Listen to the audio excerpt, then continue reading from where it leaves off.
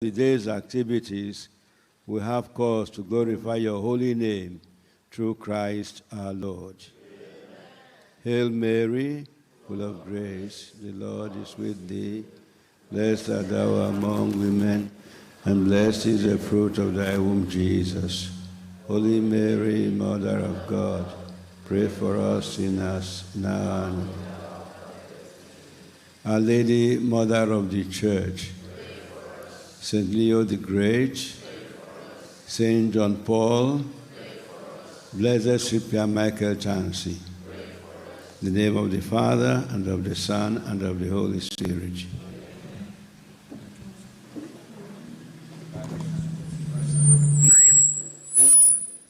Parish anthem, please let's stand up.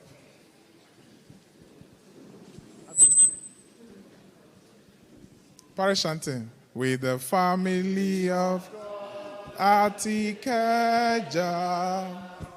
our patron, Saint Leo the Great, greatest administrator of the ancient church, pray for us all now and evermore.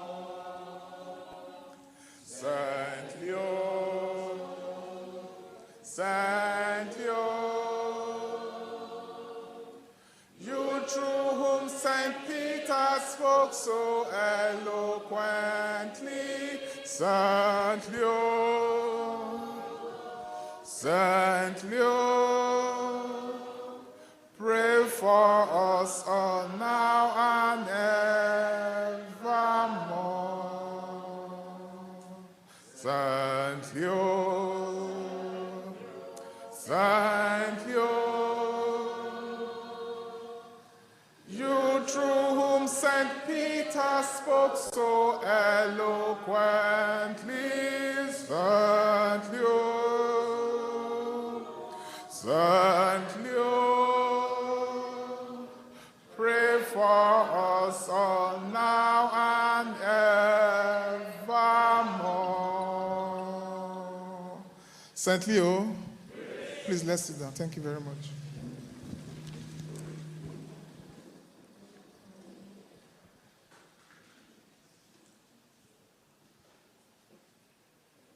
So it's now turn of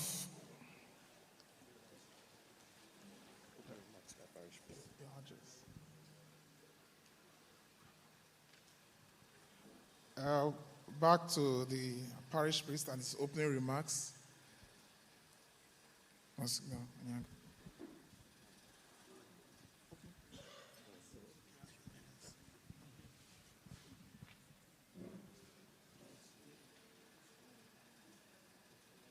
Glory to Jesus. Glory, glory, and glory to Jesus.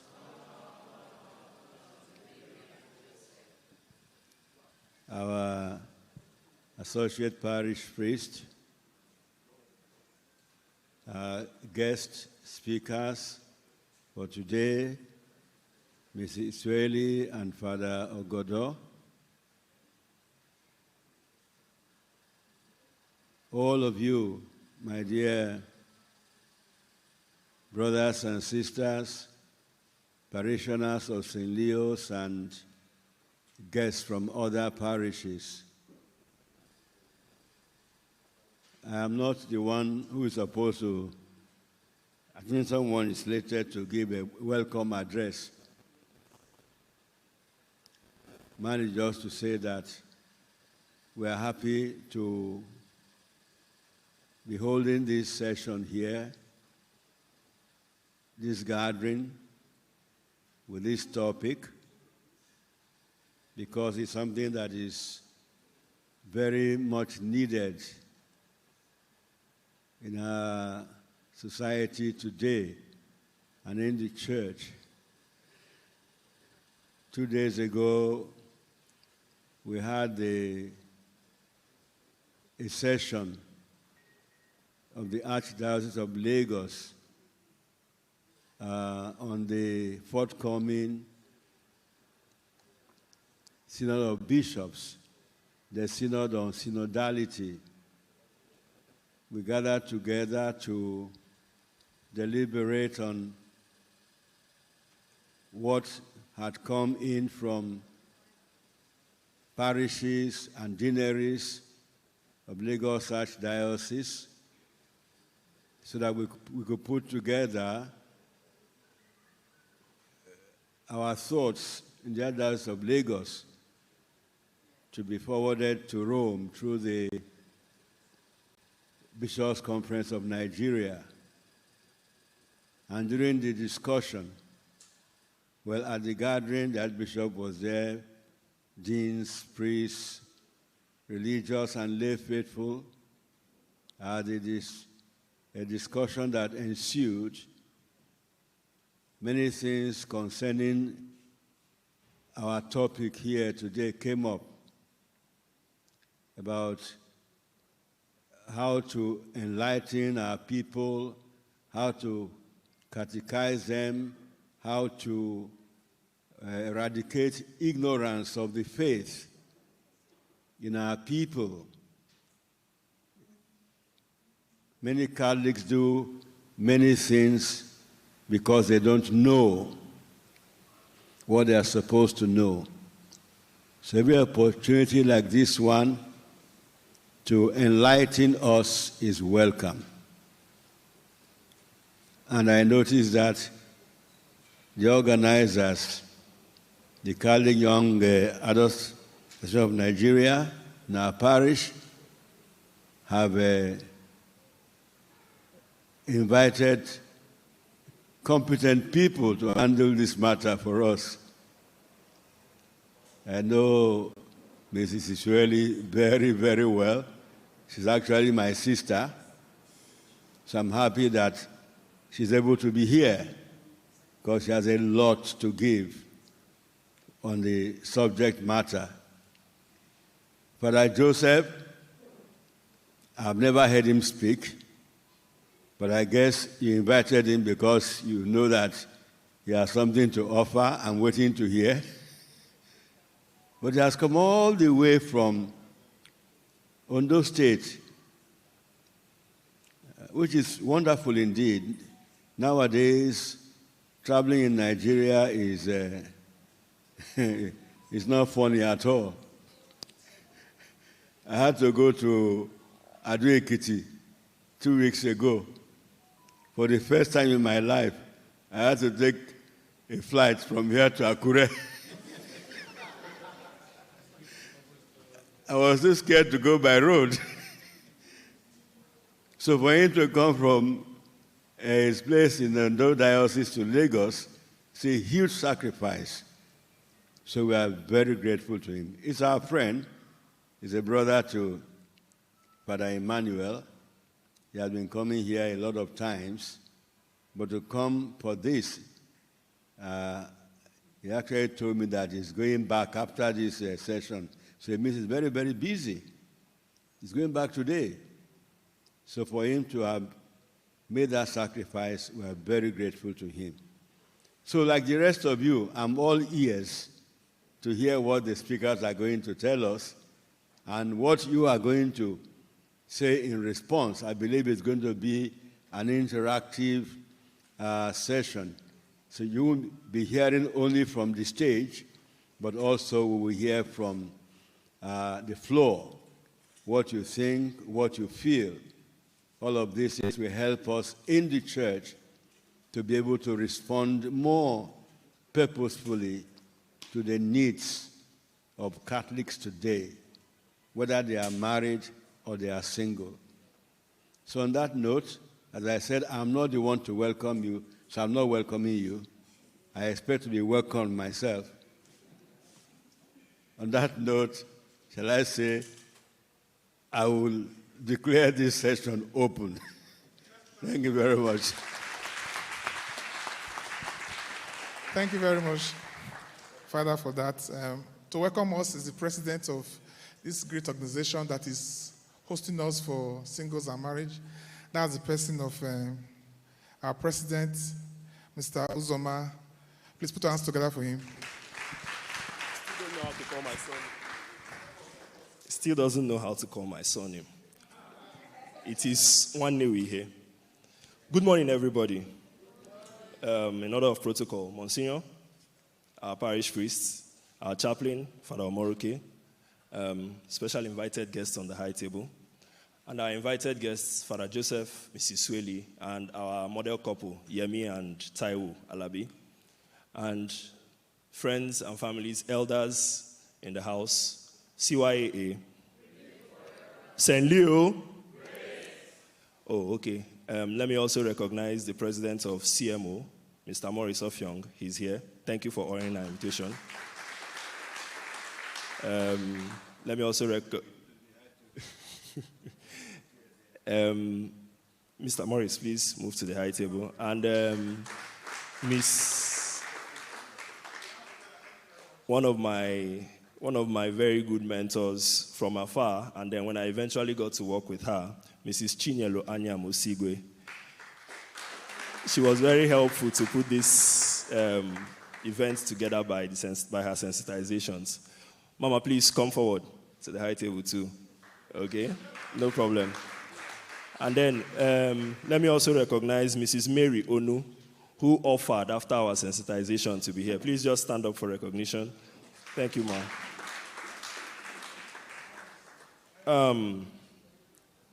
Who are we? We are a group of young persons from the age of 26 to 45 with intertwined goals and objectives. As an association, how do you become one of our members? You must be a practicing Catholic and you must be registered in the parish. And then you are aged from 26 to 45. And you can agree with me that this is an active age of young persons, not just in this parish, in Nigeria. In fact, this is the movement that we want to make a difference in the political landscape of Nigeria. However, an important thing that bedevils all of us is, how do we get married? We hear stories, like I said during the sensitization. How do I get from having butterflies in my stomach when I see a beautiful girl, or when I see a tall, dark, and handsome young man, as my friend will always call himself? He knows himself. How do I see this young man, or approach him and say, okay, be my guy, or be my man? Or how do I take that relationship to the next level?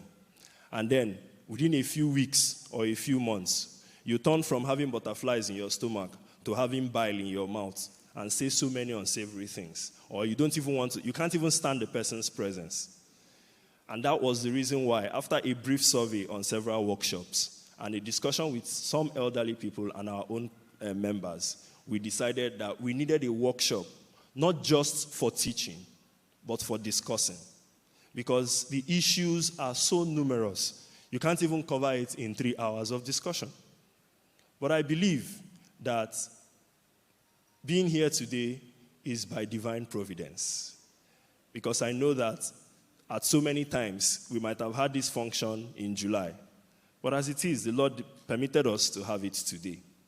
And so, Christ admonished his disciples, or when the Sadducees asked him, 7 women were married to a man. In heaven, whom will she be? And Jesus explained in categorical terms, in heaven, there is no marriage. But before heaven, we have marriage. And the Lord designed for us to be man and woman. And for that reason, a man must leave his father and mother and cleave to his wife. However, these days, I don't think a lot of us understand that cleaving, maybe it's no longer permanent for a lot of people. Divorce rates are soaring high. Domestic violence, wow. We know the popular one of Osinachi and what happened. And that is all part of what we are here to discuss. Commitments. What is it that makes you committed to a marriage? What is it that makes you even committed to a relationship, even before marriage? What is it that keeps you going, even when you are tired and you feel like, I can't take this anymore? So we are here today as part of CYAA. Look at goal number 3. Promote interaction, intermarriage, intramarriage among young Catholic adults. Not just young Catholic adults, young adults everywhere, Catholics or non-Catholics. We are here today to talk about these things, not just talk, to learn from one another and to network, to share experiences. And so, from our invited guests, from our parish priests, our guest speakers, and you, my fellow young men and women, and our mothers and fathers who have come to support us, I say welcome to this auspicious occasion. May the Lord, who in his mercy has brought us here, give us fruitful deliberations through Christ our Lord. Amen. CYAA, St. Leo.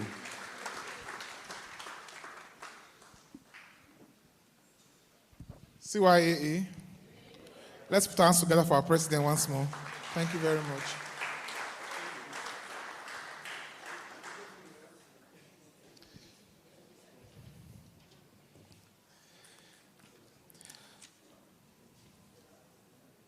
So it's now time for a brief introduction to the topic by the speakers. And I want Reverend Father Ogodo to introduce. Okay, Dr. Mrs. Isweli.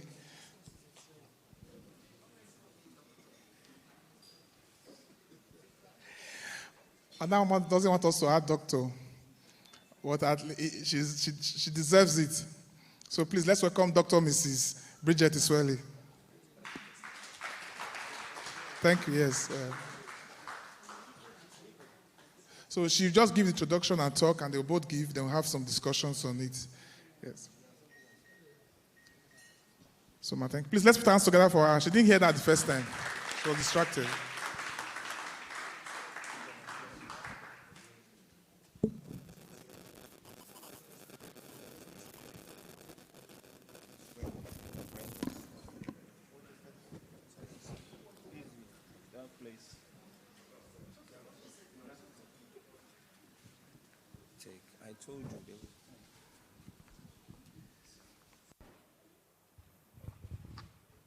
Good morning, Monsignor, and everyone on the high table.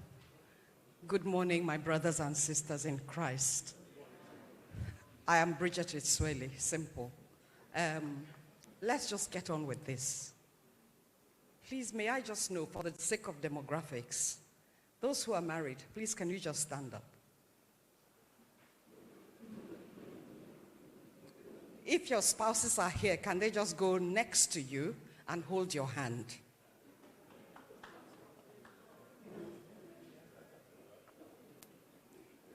So can we make sure spouses are sitting together? Okay. Thank you very much. What I'd like to suggest and what I'm pushing in the Archdiocese is that the church itself that says the family is a domestic church separates couples in literally everything that happens in the church except on the wedding day. So we have to start promoting togetherness, so that there's a psychological thing that I can't, me as a woman, I'll fight with my husband. I can't be the only one with our husband. We went to do an encounter in Olu, and many people came without their wives. And when we told them, or their husbands, cat-kissed, everybody, when we told them, sorry, this particular program, you can't do it without your wife or your spouse. And then some people called their spouses and gave them ultimatums to arrive that night. We were starting in the evening at 7. And then there were 3 women left and 2 men. And they looked at me. And one said to me, you mean everybody's spouse came except my own? No. This marriage ends today unless they are coming. And they turned up because we insisted. And so when you are having married couples, encourage your spouses to come. Beg them, kneel down and say, please, darling, please, love, I need you beside me. I'll be shamed if I'm the only one there, because I'm sure I'll be the only person without my spouse. So try it. Change that mindset of I can do it alone. Sacrament of marriage is 2 people, and that's the beginning of the separation we're seeing among couples. If couples are used to being seen together, before they can think of separating, they'll think twice. So do you promise me that? First, homework. Number 2, as a counselor, I have met issues. And what are the issues? I don't know if please can this be taken off and the first slide be put on? Research from the University of Stanford. Stanford University does a lot of research, and because there's no research in Nigeria, and we copy America, I have found that they do a lot of valuable research in the area of my competence. So I'll read you this thing. It is surprising. These are not my words. I'm quoting from a research paper. It is surprising that an unprecedented number of Americans become wealthier by the year. A lot of our young people are becoming wealthier than their parents by the year. It doesn't mean that you're as wealthy as Americans, but demographically, you are becoming better than your parents, and that's a good thing. Never mind that we're still surrounded by poverty. But there is a struggle for young people to become better than their parents, and that is commendable and should be encouraged. And this is why we must encourage government and everyone concerned to join hands to make the striving of young people even better. And it says that although Americans are becoming wealthier by the year, they are no happier mentally. They are not mentally happier. Indeed, happiness and positive mental health among young people in America and among the youth is on the decrease. Happiness is on the decrease in America among young people. As measured by trends in drug abuse, when I started in this apostolate many years ago, you hardly found a girl on weed.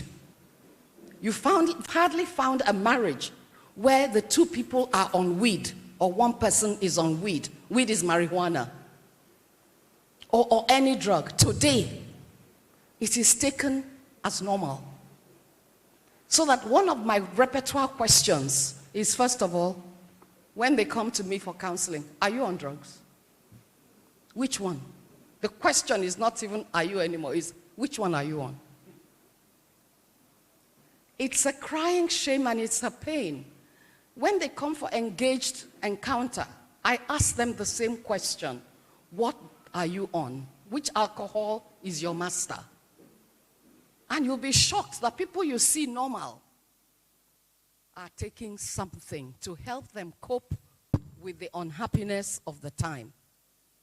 And so this research says that when we measure the trends in drug abuse, behavioral and eating disorders, and all forms of disorders, delinquency, depression, and suicide,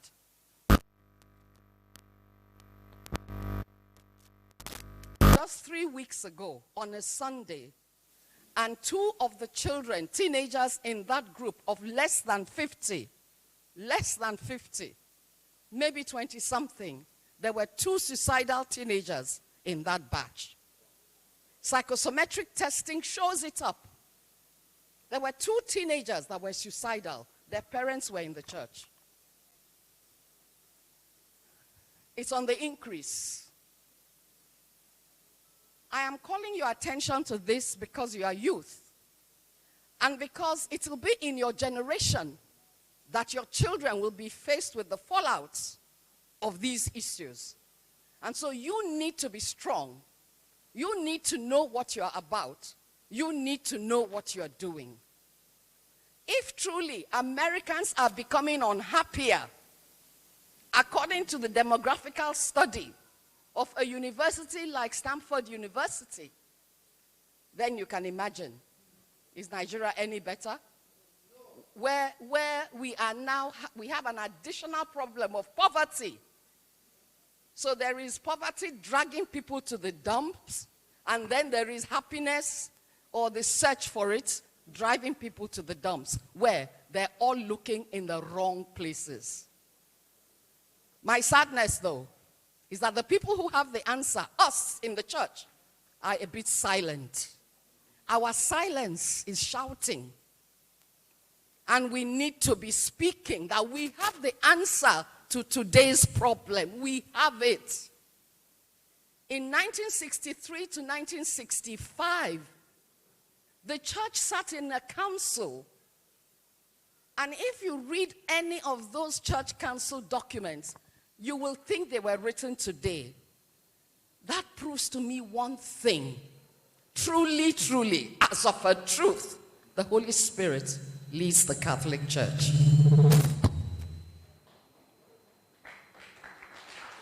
This is not a joke.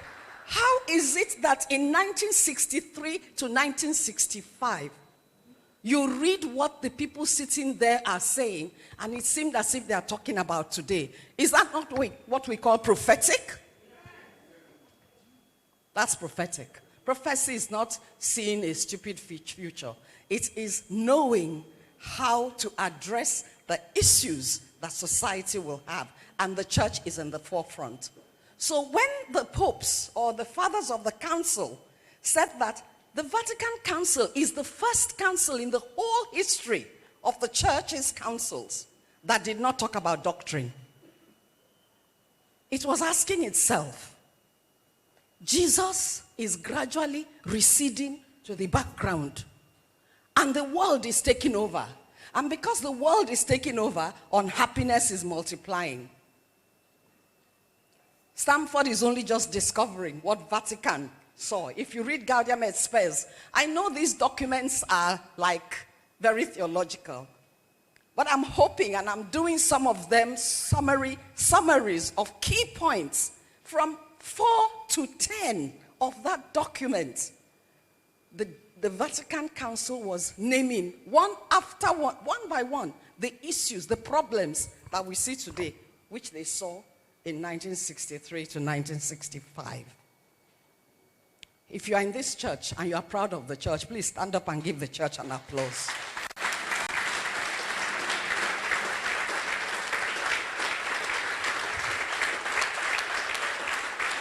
Please sit down. This is the church. When I was teaching my children church history, and one of them said to me, Mommy, don't all these people know that our Catholic Church is the church? I said, well, they know, but that's how the devil does it. And so one of my other daughters said, so it means that those churches are just second to this. I said, yes, they are. It doesn't make them bad, but this is the church. Where are you running to as young people? They've built you a mansion with everything in it. You choose to go to a hut. It also covers you from rain, doesn't it? Yeah.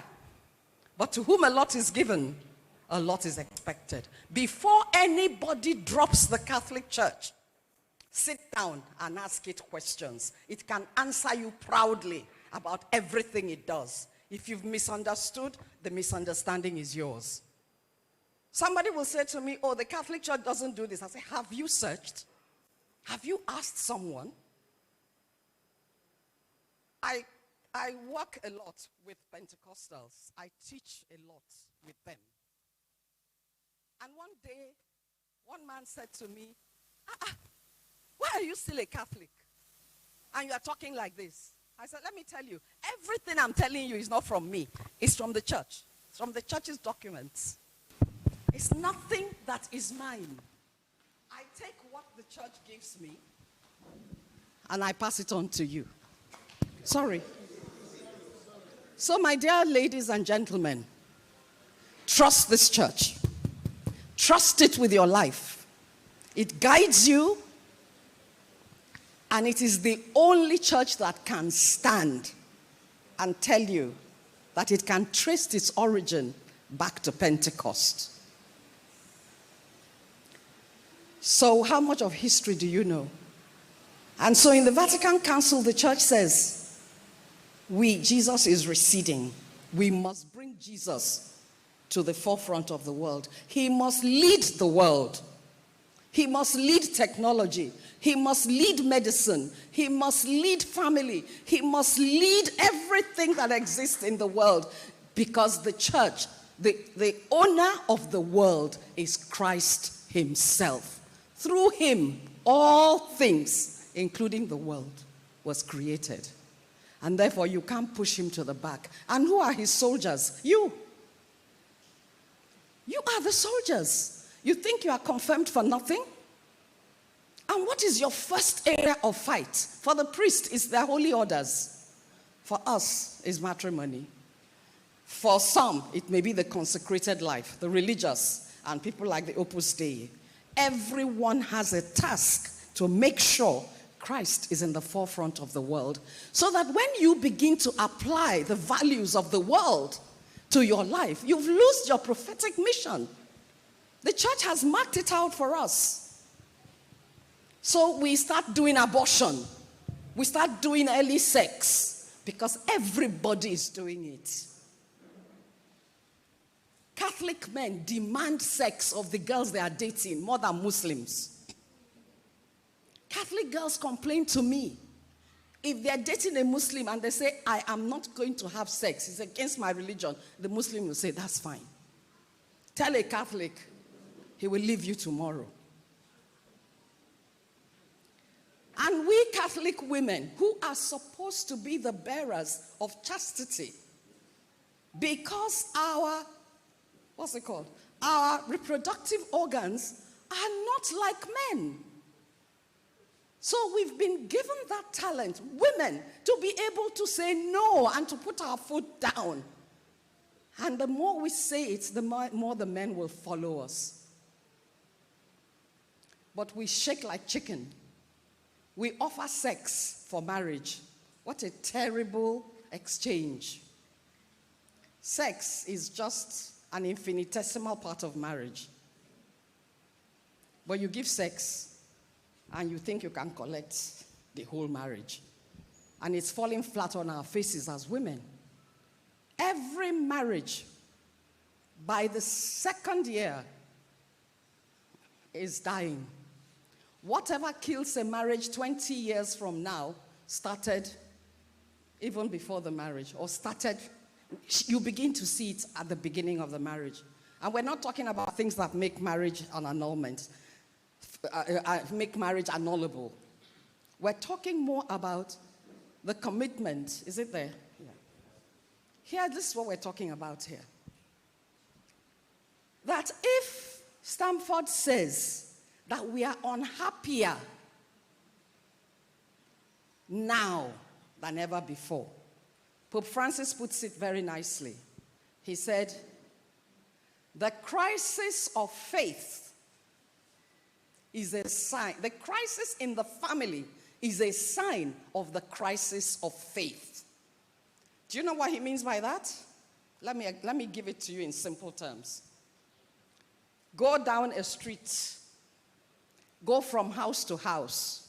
Find out how many Catholic marriages live on that house, on that street. Find out non-Catholics who live there.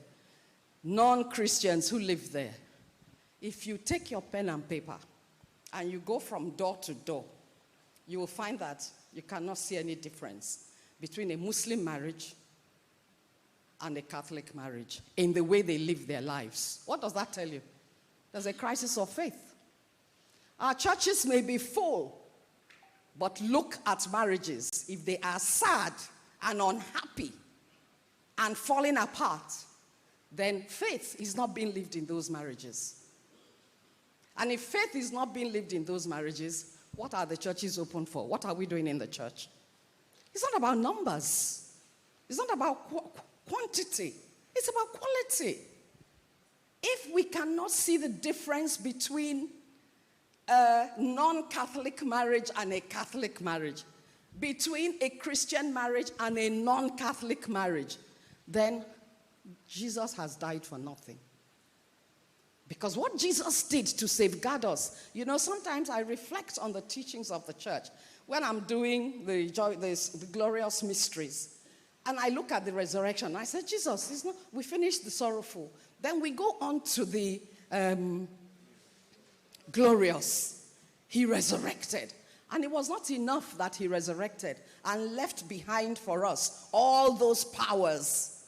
If you read Ephesians chapter 1, verses 17 to 20, it tells you the powers you receive from the resurrection. So, then after all those powers he gives us to live this our Christian life with courage, he now goes up to heaven. And he sits at the right hand of God. Please, doing what? Who knows what he's doing? What? Interceding for us. It wasn't enough. So we are surrounded by prayer. Then he gave us a church on earth with the 7 sacraments, superb things. The Catechism calls the sacrament powers that come forth from the body of Christ. You don't read the Catechism, so you won't know. Powers, the sacraments. You're just doing them like that, like that, like that. Do you know what the sacraments are?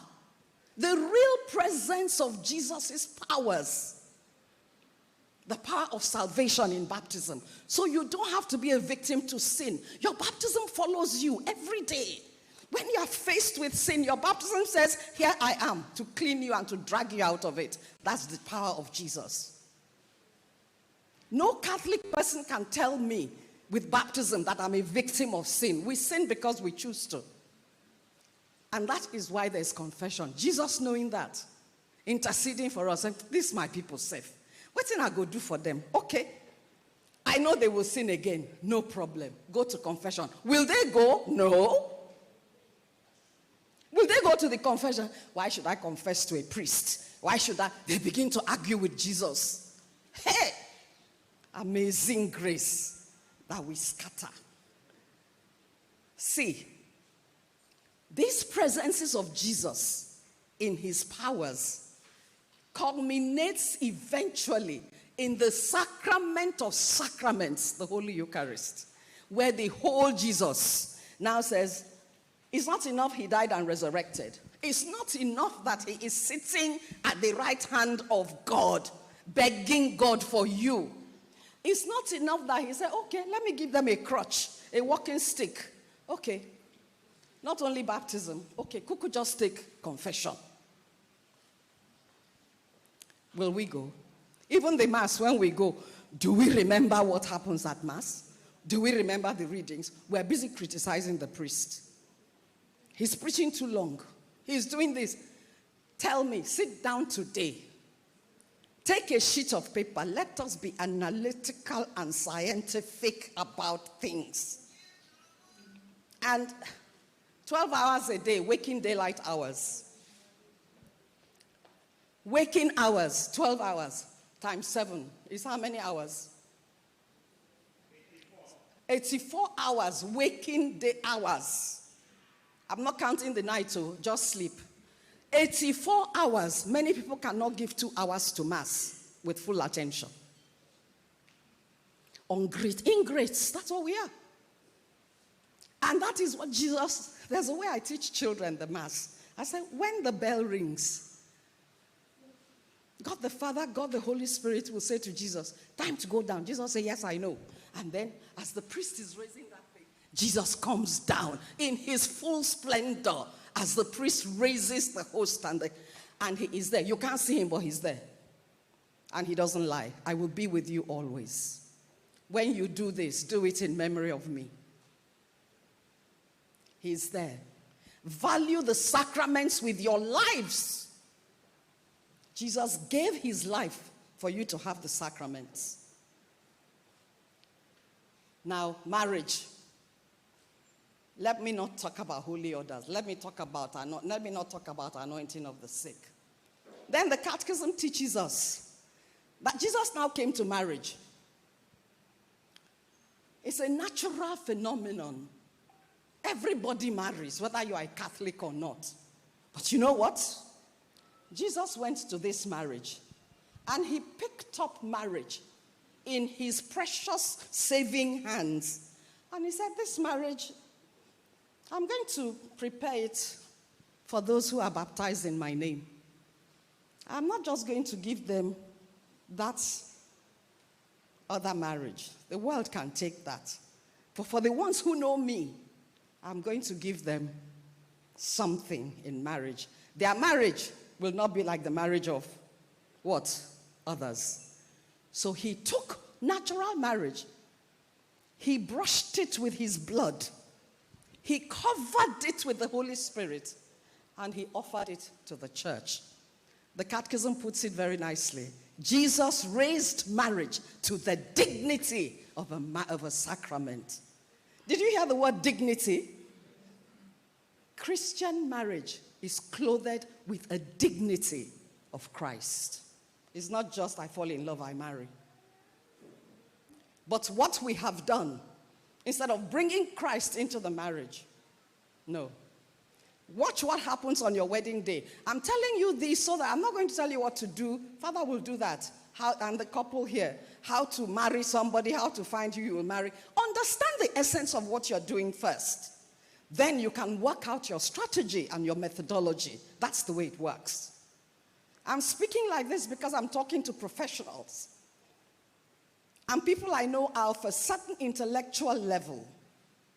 And I'm doing you the honor of explaining these things to you. Take time to note down. I don't see, they're just listening to me. Nobody is writing anything. Please, those who organize this, didn't you do exercise books for them? Something is wrong. There ought to be exercise books. I'm talking, thank you. Thank you for holding up your exercise book.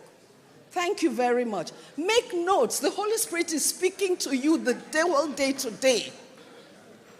You are not just here for itchy ears and you walk out. And when they ask you there, what did you hear? You say, Mrs. Israeli spoke very, very, very well. She's a very, very, very good speaker. I don't want you to tell me that. I want to see it in your lives. I'm not impressed. And so, do you understand the sacrament of matrimony? Do you understand that the Catechism teaches that Jesus did a special thing for us, husbands and wives? That he took natural marriage, he sanctified it in his blood, and he pledged the eternal presence of the Holy Spirit with us. Every sacrament is a pledge of Christ's Spirit. And it will never change. That is why the church cannot just cancel a marriage anyhow. It knows what it is saying. Unless Jesus was never in that sacrament, that is when it can be annulled. And the church has a way of checking, was Jesus in this sacrament or not? So let me explain again. So we come to the sacrament of matrimony. And you have heard how Christ prepared it for you. And then you enter the church, and the priest asks you 3 questions. And every time we clap for the people, they don't mean what they're saying. Have you come here freely and without reservations to give yourselves to each other in marriage for the rest of your life? Yes, I have. We clap with the audience. Lip service. It doesn't pass here. 2 months after. What you are saying by that is that of your own free will, nobody has forced you. And that every day, I will freely choose to remain in this marriage. I will what? I will what? To do what? Thank you. Girls enter the marriage, they come and tell me, he doesn't do this, he doesn't bring money. But you promised the church in the presence of the priest and your witnesses. Therefore, you are not serious. You know what? Ecclesiastes chapter 5, I like the way it puts it. It says, verses 1 to 7, it says, God was in his heaven. You are on earth. And then you told God, come, I want to make a vow to you. And God said, what is that vow? He said, I want to make a vow to this man. I want to make a vow to this woman. God said, fine, I'll be witness. So God comes. The priest collects your consent. The priest is not the person who does the sacrament. He collects your consent. And what does he do? Offers it to God. So your consent is sitting in heaven. No priest can cancel it unless it was never accepted by God. So don't enter marriage thinking when it breaks, I will leave. When it's not okay. That is not. The church makes sure you don't say that. Have you come here freely and without reservation, no condition? A couple came to me for marriage counseling, and I said, fine. Did you marry in the Catholic Church? Yes. Okay, tell me the circumstances of your marriage. They told me. I said, fine. I noticed that there was superficially, I couldn't see any cause for annulment. So I said, okay, fine. We will go into counseling, but on one condition. You will tell me whether you want this marriage. Truly. The man says, well, I don't think so, but since you say you want to do something for us, I said, I asked you a simple question. Do you want to remain in this marriage? Well, I said, please, don't waste my time. If you people are not ready, get out and leave my office. He said, okay, I will. Perfunctorily. Then I asked the wife. She said, on the condition that he does 1, 2, 3, 4. I said, you didn't tell the priest that on your wedding day. He would not have celebrated the wedding. If you had told the priest, I have but on these conditions, because the priest asked you, have you come here freely? Can you say what they said? Without what? Reservations. Please repeat it. Without reservation. No priest begins the marriage rite without this number one question. So check yourself when you are marrying a man or saying yes to a man and you are proposing to a girl. Is it the person you will freely choose to remain with every day? There is no way you can know that until death. When my little daughter was 5, she said, Mommy, please say yes. Please say yes. I want to ask you for something. I said, how can I say yes when I don't know what you're going to ask me? She said, please now, just say yes. I said, I can't. If you don't tell me what the thing is, I can't say yes in advance. And she looked at me and said, what can a little 5-year-old like me do to you, Seth, that you can't say yes? I was preparing for marriage course that night, that day. And in the evening, I was going to go for the marriage course at the church. And as I was going through my notes, I said, this little child is right. I was not prepared to say yes to her. For what can she do to me, really? If I say yes, she goes, can I go and take 2 more sweets? Or go and take the cake in the fridge? I said I didn't want to say yes in advance. But you know what? On my wedding day, I did just that. Do you realize? You married people, do you realize that's what you did? I said to a man that I just met 2 years before, only 2 years. Some said do only 1 year. And it doesn't matter the number of years you meet the person. When you start living with the person, that's when your eyes will open. Love is blind. Marriage is a real eye-opener. And that's the fact. And you know what? I said to myself, I sold my whole future with a yes. For better, for worse. For richer, for poorer. Until death, long. When I don't know what this man will do to me. I have already said what? Yes. But you know what? The church teaches. You are in the palm of Jesus' arms. And you will hear what the priest will say next. I find Catholic marriage so exciting.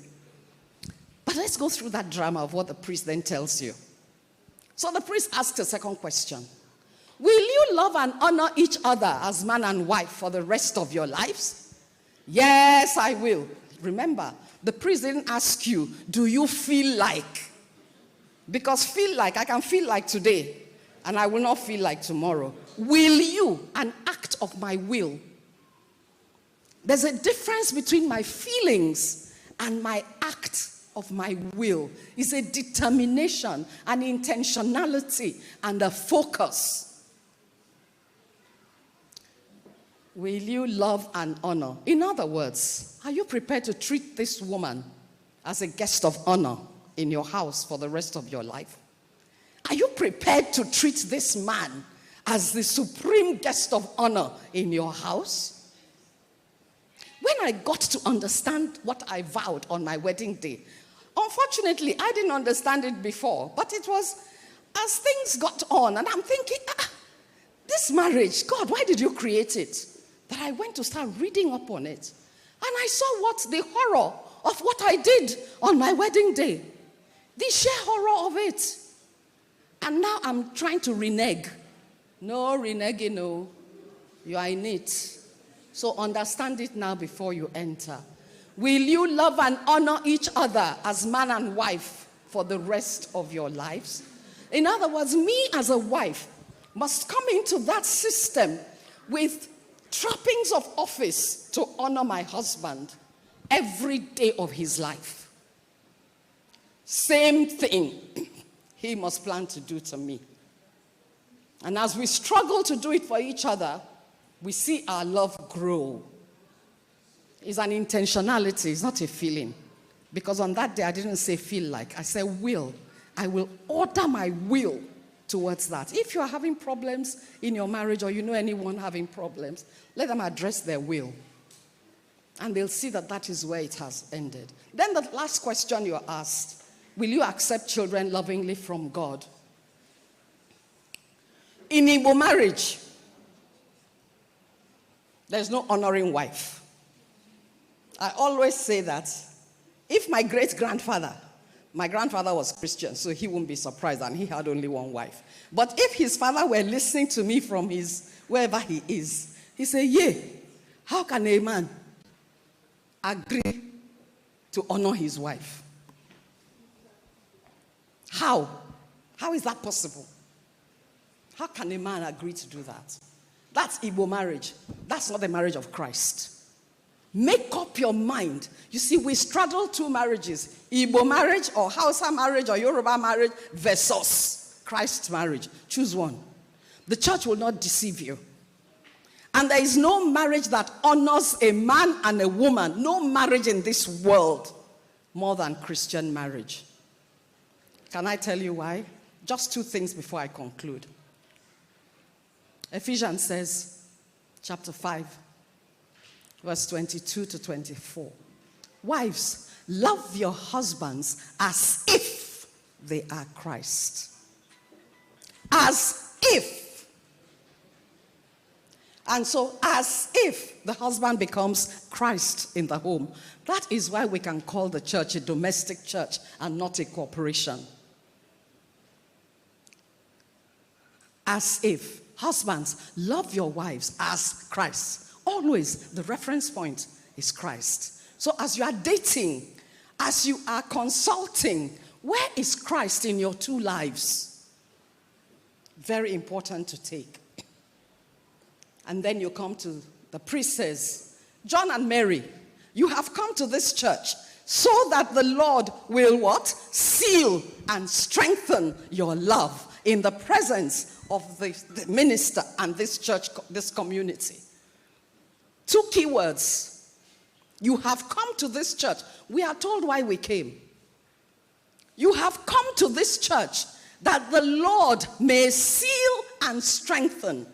And he seals and strengthens with all the benefits of the Paschal mysteries. Everything he gained from dying on the cross and the resurrection, he's sealing you your love with it. Because you have come with two licky kind of love.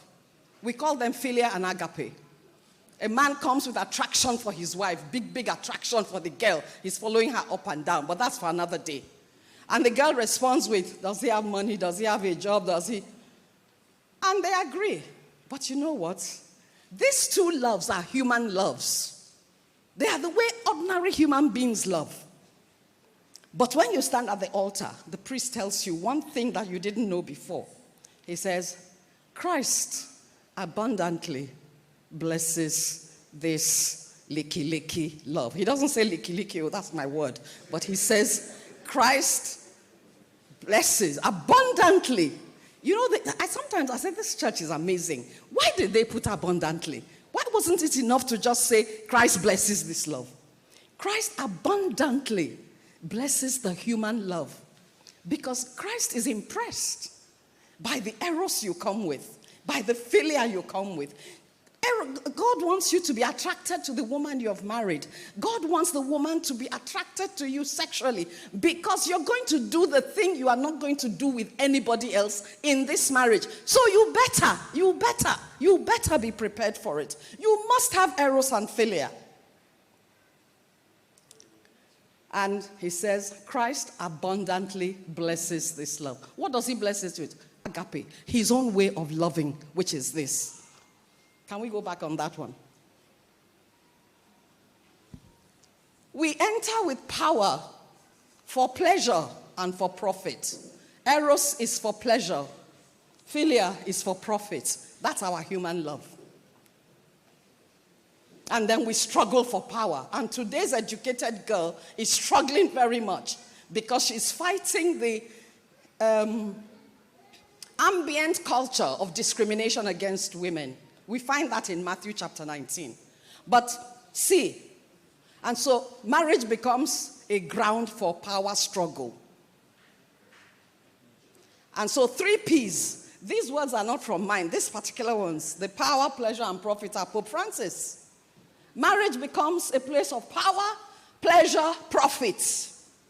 If the woman is not gaining, she wants to run out. If the man is not gaining, he's not. So women are weaponizing sex. Men are weaponizing money. They are weaponizing and carrying AK-47s to fight in the marriage. What Jesus wants is communication, connectedness, and commitment. Father will take you people through that. I saw a bit of his slides. He will take you through this. How do I then enter? I've been blessed on my wedding day with agape does this. This is agape.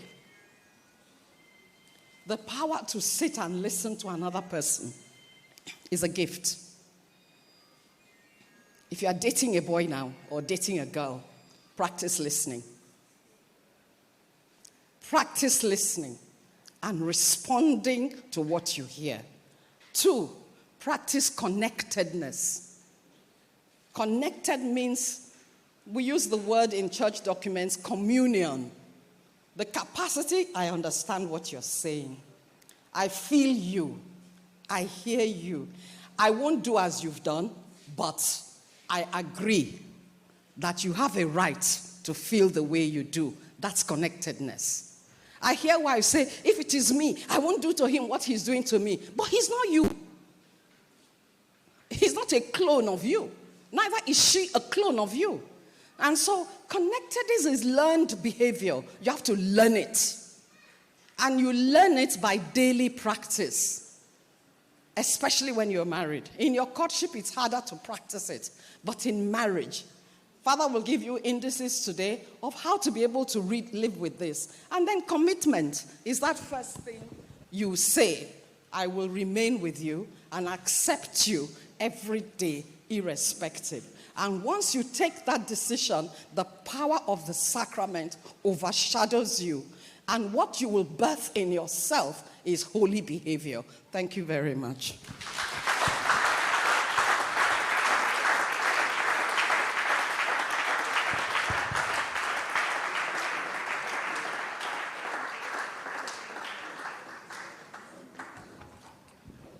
Thank you, Mrs. Isueli, for this wonderful presentation. I hope we all received valuable lessons from what she has said. Did we? Are you sure we did? All right, thank you so much. So right now, we are going to ask her some few questions, and then we hope she gets to answer. All right, ma'am.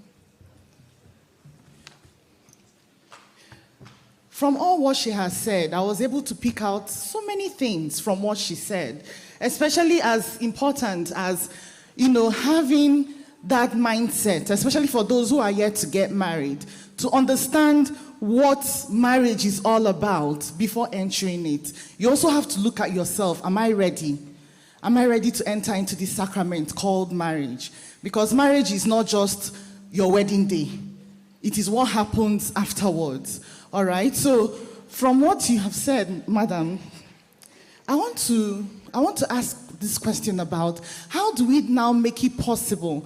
We understand that to be ready for this marriage, the preparations towards marriage, there has to be this remote preparation and the proximate and also the immediate. If we have these things, I think it would help the youths, the singles, to be more prepared when it comes to marriage. Because even though the remote is about the home, okay, in the family, where the mother and the father would help the children to understand what marriage is by living their own marriage well. But you will see that in today's world, even the family is dysfunctional. We don't have proper fathers and mothers anymore. They are outside working. Everybody's fending for themselves, just bringing in the money. That's what they are all about. So how do we begin to help the singles and the youth to understand this preparation, that it is very important? Because marriage can make or mar you. So it's not about wearing fancy clothes on your wedding day, looking all beautiful with your ashebi and all whatnot. It is what happens afterwards. For us to understand that we need this preparation right from when our children are still kids, up to their teenage years, and then marriage classes. Because what we see is that it's only during marriage classes that some people are hearing anything about marriage for the first time. And by that time, they're already formed. They already have a level of formation. You cannot change certain things. So please, can you throw more light on that, please? Thank you. Thank you very much. Thank you very much. What the church documents, what the church and the popes have said is that there are 3 levels of marriage preparation. One is the remote, where parents are the teachers of marriage to their children. Second is the proximate, where parents and teachers collaborate and catechise. This time, the children are probably teenagers. And so our confirmation classes should have something about marriage, something about holy orders, something about the vocations. We cannot just teach confirmation, which is a sacrament of service, without the services in the church for which those young people are open to. They'll just be roaming about with no focus, blowing in the wind. So we need to focus on proximate marriage education and proximate vocational education. Then finally, the immediate which we have. If the church says we need 3 forms of preparation and they are not done, we only have 1. We have 1/3, so we have failed. What do we do?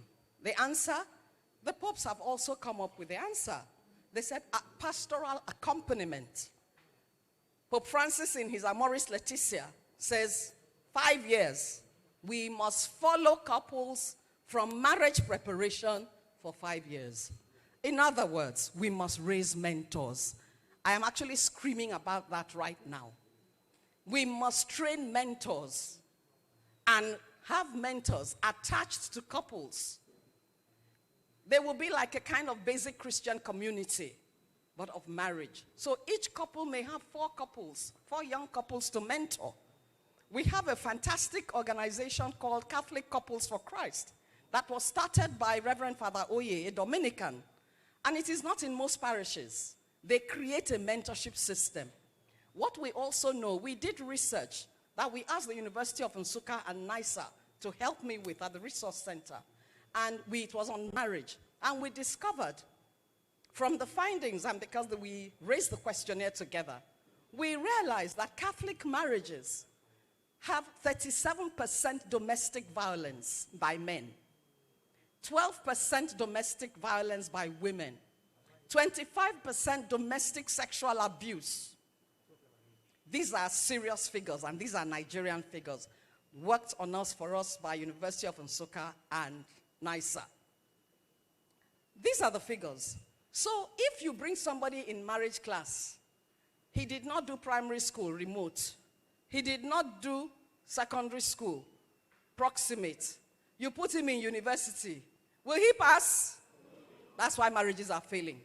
We're very satisfied with immediate preparation. It is the tip of the iceberg, because we have recognized that the marriages that work well are those where their parents started teaching them what marriage means from an early age.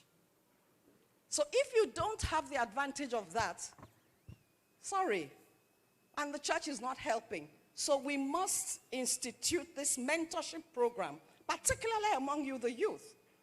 Come and be trained in the marriage theology, in the theology of marriage. Raise 12 people among the youth here to come and be mentors. Joseph is here. Joseph, stand up. Let them see you. He's my right-hand man.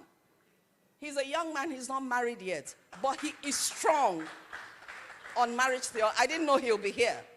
But he works with the Family and Human Life Unit. And there are other young people like him. And we need many more like them.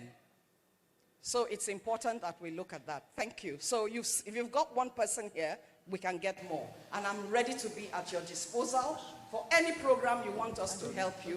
But it has to be systemic and systematic. Not a one-day wonder. We just have one seminar and we think it's okay. We clap for ourselves. Consistent, churning out people year in, year out. Before you know it, we have a whole army of people capable of working in the marriage apostolate. Thank you. Thank you. Thank you, ma'am. All right, so we've been giving out papers. Let us all write our questions down for Mrs. CYAA so that she could quickly go through them. Sorry? Or if you want to ask a question, you could also raise up your hand. Yes?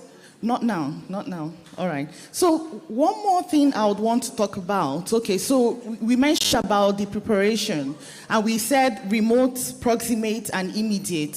For most of us that may not know what this means, when we talk about remote preparation for marriage, it means preparation done within the family home by the parents. Okay. By the parents. Like what Mrs. CYAA said, you know, the first marriage class,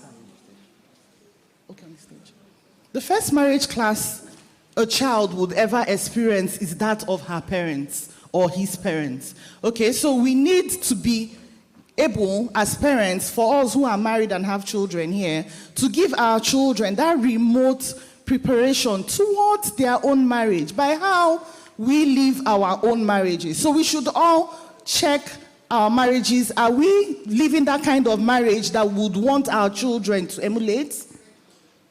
What kind of marriages do we have?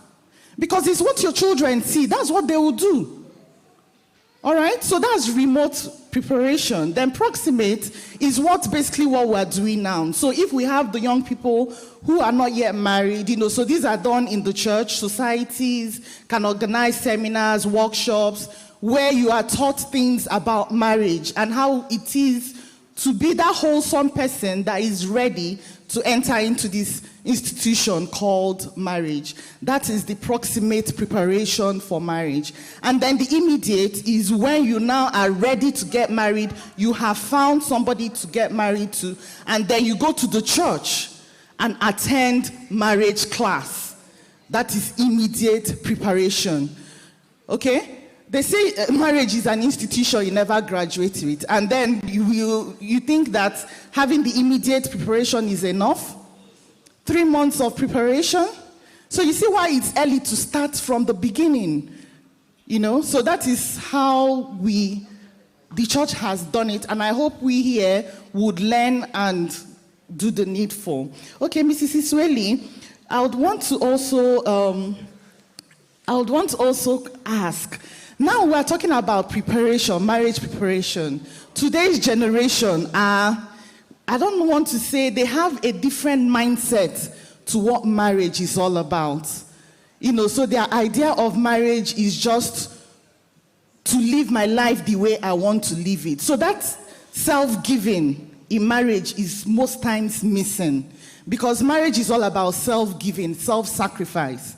But we find that in today's generation, that self-sacrifice is missing, which boils down to the lack of commitment most times in marriages. How do we begin to help the youth to understand that marriage is something that has been ordained by God and it never changes? We cannot live our lives based on the marriage of the world. We base our marriages on the marriage ordained by God. So that is a challenge. And Mrs. Isweli, I don't know if you got my question. Sorting out some questions. Can I ask you again that today's youth, they are confused. I don't want to say confused, but I think it's just the way the world is moving.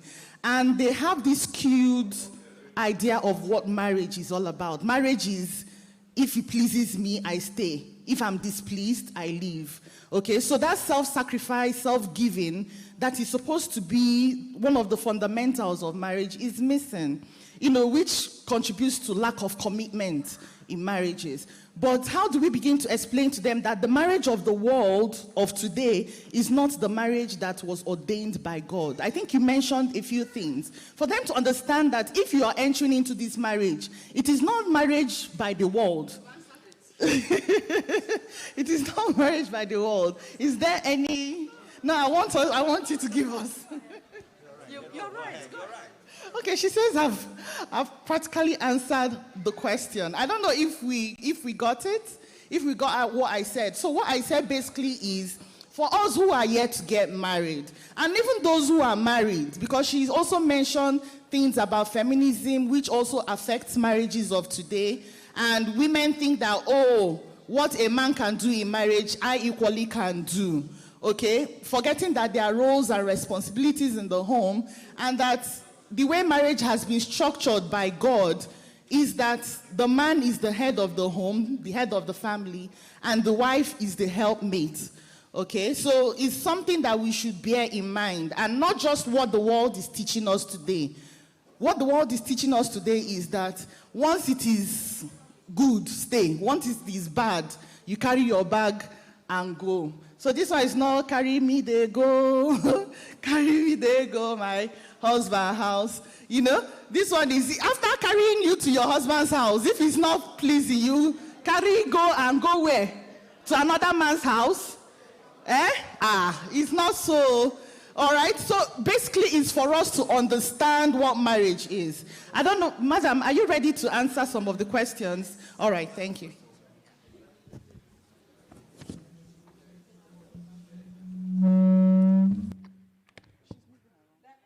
Questions. What I've done is shared some of the questions with Father, because some questions he will be addressing those, and I think he has the time to address that. But I'm taking some psychological issues as well as domestic violence issues that are seen today. Are there psychological issues? Are psychological issues one of the reasons for the annulment for marriage? Depends. Depends if that situation existed prior and you did not know. So that is it. It's an annulment, the declaration of nullity. The church does not annul marriages. And I want you to use the words very carefully.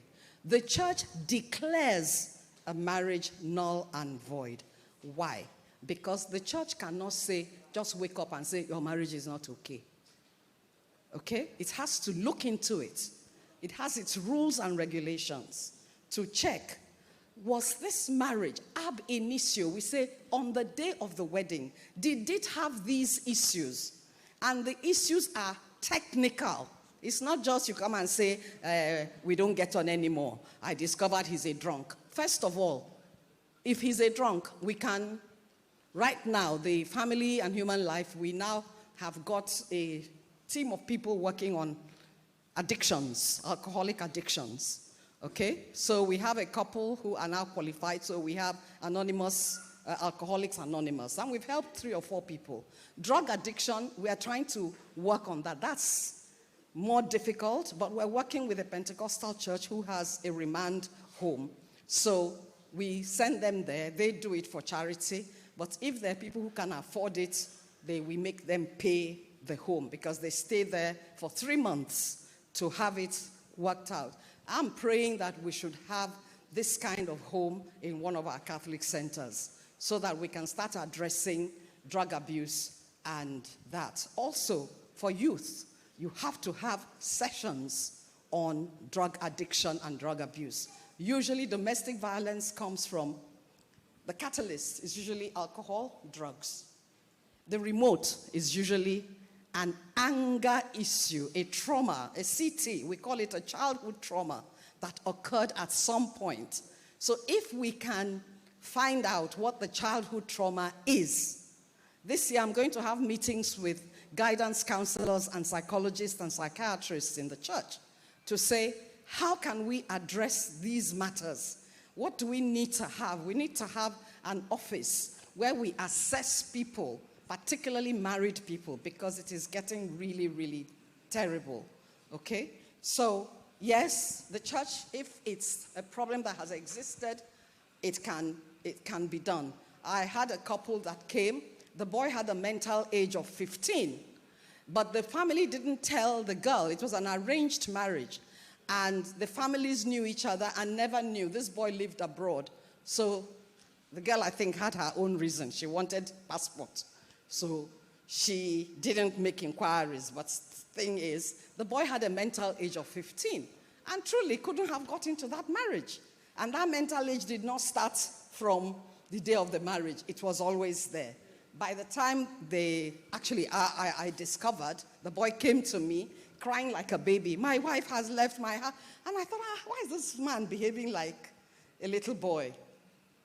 So I called the parents, and then we had a discussion, and they told me. So I said, you shouldn't have allowed this boy to get married. They sort of engineered it. But this is an extreme case. The marriage was annulled, was declared null and void, because that boy had no capacity to go into Catholic marriage. So that's it. You need to check that it is not you that caused the problem, because sometimes they say a person is mad, but the madness started with cruel behavior in the house. So the church will look at it very, very carefully. The church is not careless with marriages that it has already celebrated. What do you suggest someone should do in case of physical abuse in marriage? There are 7 signs of domestic violence, of someone capable of being domestically violent. The first sign is possessiveness. And the possessiveness begins with, you don't love me. If you love me, you won't go back home. You'll come and stay with me until we get married. We go out to a wedding. You are talking to somebody. You left me and you are talking to somebody after I love you so much. Possessiveness. Abnormal possessiveness. Control. No, you can't work. If you work, you have to give me your... All these 7 signs have to be there before clinically we can say there is domestic violence, where there's a controller and there's a victim. Okay? The beating is usually the last. The beating, but the others, if you're talking to someone and the person is banging on table, if you don't do it, they can throw their phone away. They can, there are many signs. And let me tell you something. Every woman that marries an aggressor has seen the signs. It's never hidden. Trust me. You keep hoping that it will improve. It will not improve. It's an abnormality. It's a disorder. It is, what did I say? It is disorder. And disorders have to be medically, it's a mental illness. It's a mental illness.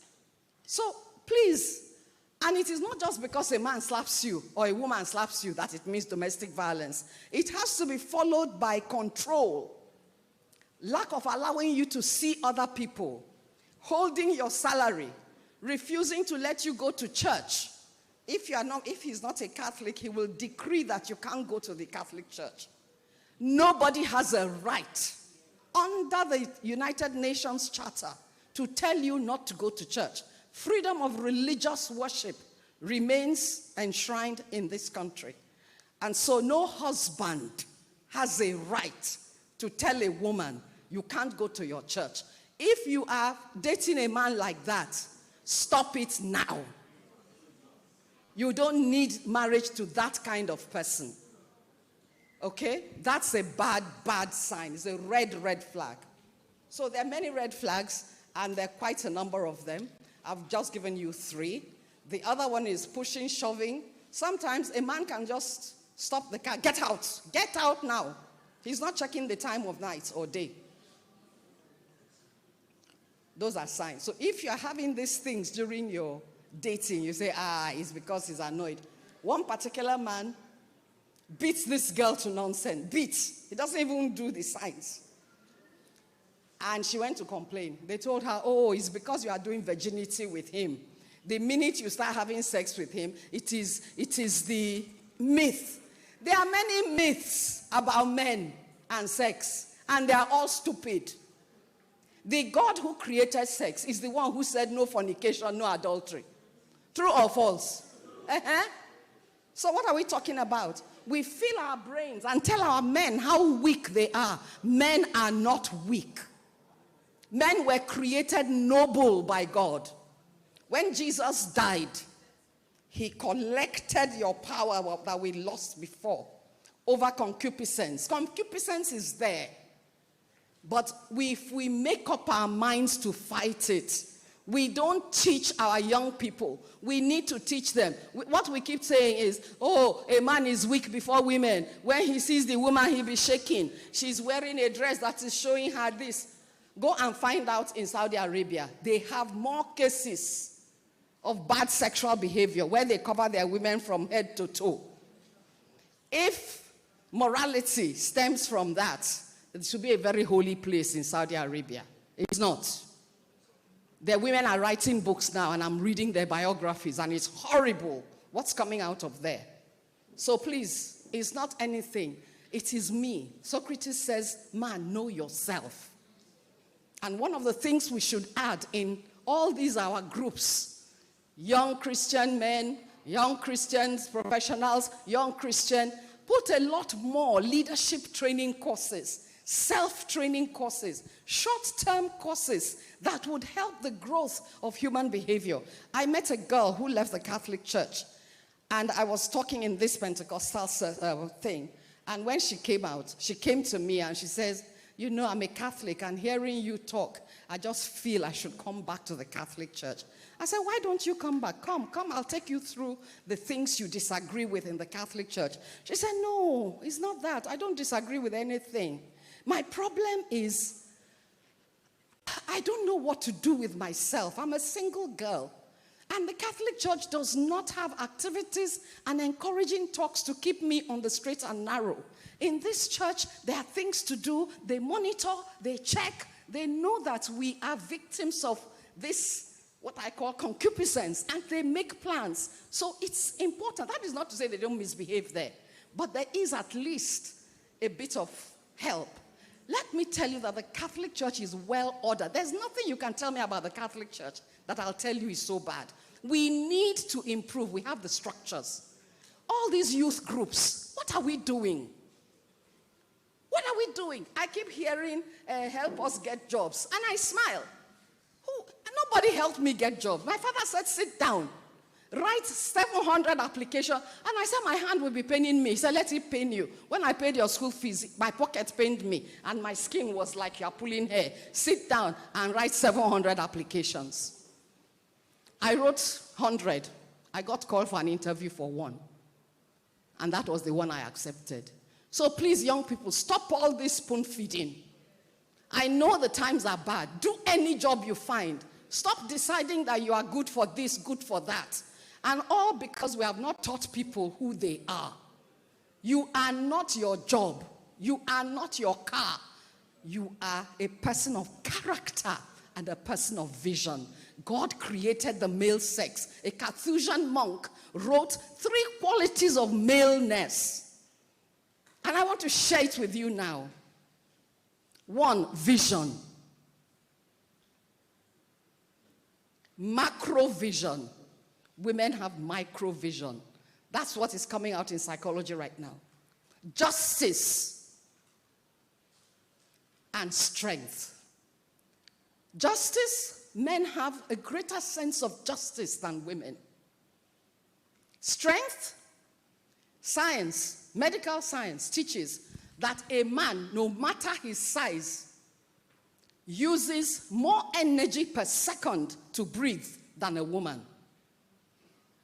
That tells you the strength, the natural strength that is reposed in maleness. A man needs more energy per second to ordinarily breathe. just breathe, than a woman. So a man is stronger than a woman. What does he use his strength to do? I only want to work in a bank. Come on. So please, let us sit down. Have these courses, leadership, visionary, and then teach the women. Who is a woman? This monk says gentleness, tenderness, and self-control. We've lost all three. We're in fight. Jesus has won back our female, and I don't know why this monk says these things, but I looked at it and I agreed with him.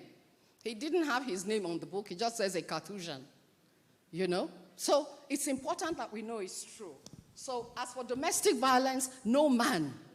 If your male quality is strength, and you breathe more energy per second than this woman, just beating her per second is more powerful than her beating you. True or false? And the church says love and honor, and you turn and you beat her. So domestic violence is anathema.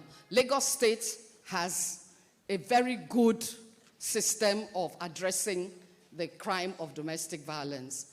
Another thing about domestic violence is exclusion. It excludes you from your family. It's part of possessiveness, so you can't tell anybody, and there's a lot of shame in being beaten. So please, as young men, if you've heard nothing today, hear one thing. You are noble. You are made for vision, men, and you are made for strength. Use it positively, not for violence. Women, tenderness, gentleness, and self-control. Not for slapping men and pushing men and beating them now. If men keep requesting sex as a condition to get married, that man is a fake. Simple and short. He's a fake. One girl came to me and said, oh, they told me that since I've not found a husband and he's asking for sex, that it is God who brought him. So if he's asking for sex, I should give him. I said, okay, you want to go to the church and do Thanksgiving on Sunday, that you have found a man. But that man has asked you to disobey God. I don't understand it. God found you a man who will make you disobey him. Does that make sense to you? Yeah? You people don't agree with that. God found a man for you. Ladies, answer me. God found you a good man, but the man puts sex as a condition, so you are just going to give him. I ask men, I ask them one question. You want to test whether you are sexually compatible. Okay, great. How does she test that you'll be a good husband? And how many women have you tested and found wanting? What are the rules of this exam? No, it's an exam now, but only you, the examiner, know the exam. You will mark the exam. You will declare fail or pass. Nobody knows the syllabus, only you. I want to test you whether you are good enough for me. But me that you are examining, I don't have the syllabus. I don't know the mark scheme. What kind of exam is that? That is foul. It's a fake thing. I want to test whether we are compatible. You are the person, you are the examiner, you are the person with the syllabus, you are the person who is going to mark it. Ha. Is that not cheating? Please, if women, you can't see sense, then we need to look at it again. Somebody is now making this fuss about Osina Chinwachukwu. Part of it is this thing we tell women, oh, you can't divorce. Let me tell you, I've been talking to a few priests about this. Those three goods of marriage, will you love and honor each other? Domestic violence does not honor anybody, true or false. So the man took a vow he didn't understand. And now I'm asking all marriage preparation facilitators, domestic violence must form part of the package of explaining the wedding mass. When that question is asked, it includes domestic violence. It includes forcing a woman to have sex with you when she doesn't want to. It includes women weaponizing sex. You are not allowed to weaponize, and you are not allowed to force. Catholic marriage is a place of love. As you leave your wedding on that wedding day, the first person to give you wedding gifts is God himself. As you leave the altar, God covers you with agape, and with agape comes all the qualities you need to tolerate this your spouse. It's for you to start praying. But what happens when we get home? We leave Jesus at the gate and we enter. The man says he doesn't pray. One boy told me, age 8, he just refuses to pass his Holy Communion test. He was 9, he was 10, still coming for communion class. So when they called me, the catechist called me and asked me, this boy has been having, I said, but I've been seeing this boy. I thought maybe he's coming with his younger people. They said, no. So I called him. I said, why do you not want to receive communion? He said, I don't want to. No, I said, why do you fail your catechism exam? Don't you go and read easy questions? He said, I don't want to pass. And I said, why? I said, men don't do mass. Men don't do mass. I said, what do you mean men don't do? He said, my dad doesn't go to mass. Just drops the children and our mom. So when I grow up, me too, I will do the same thing. Your sons are looking at you. You are the role models. What character are you behaving now? And we women that are making you fathers of children, what kind of role models will you be? And you men that are making us mothers of your children, do we have the qualities you want in womanhood to pass on to your daughters? These are the things. Father will talk about these things because it's a great mystery, this marriage. Somebody asked a question here that's a bit, I don't understand it. I think it's a key question. I would like the man to please call me, take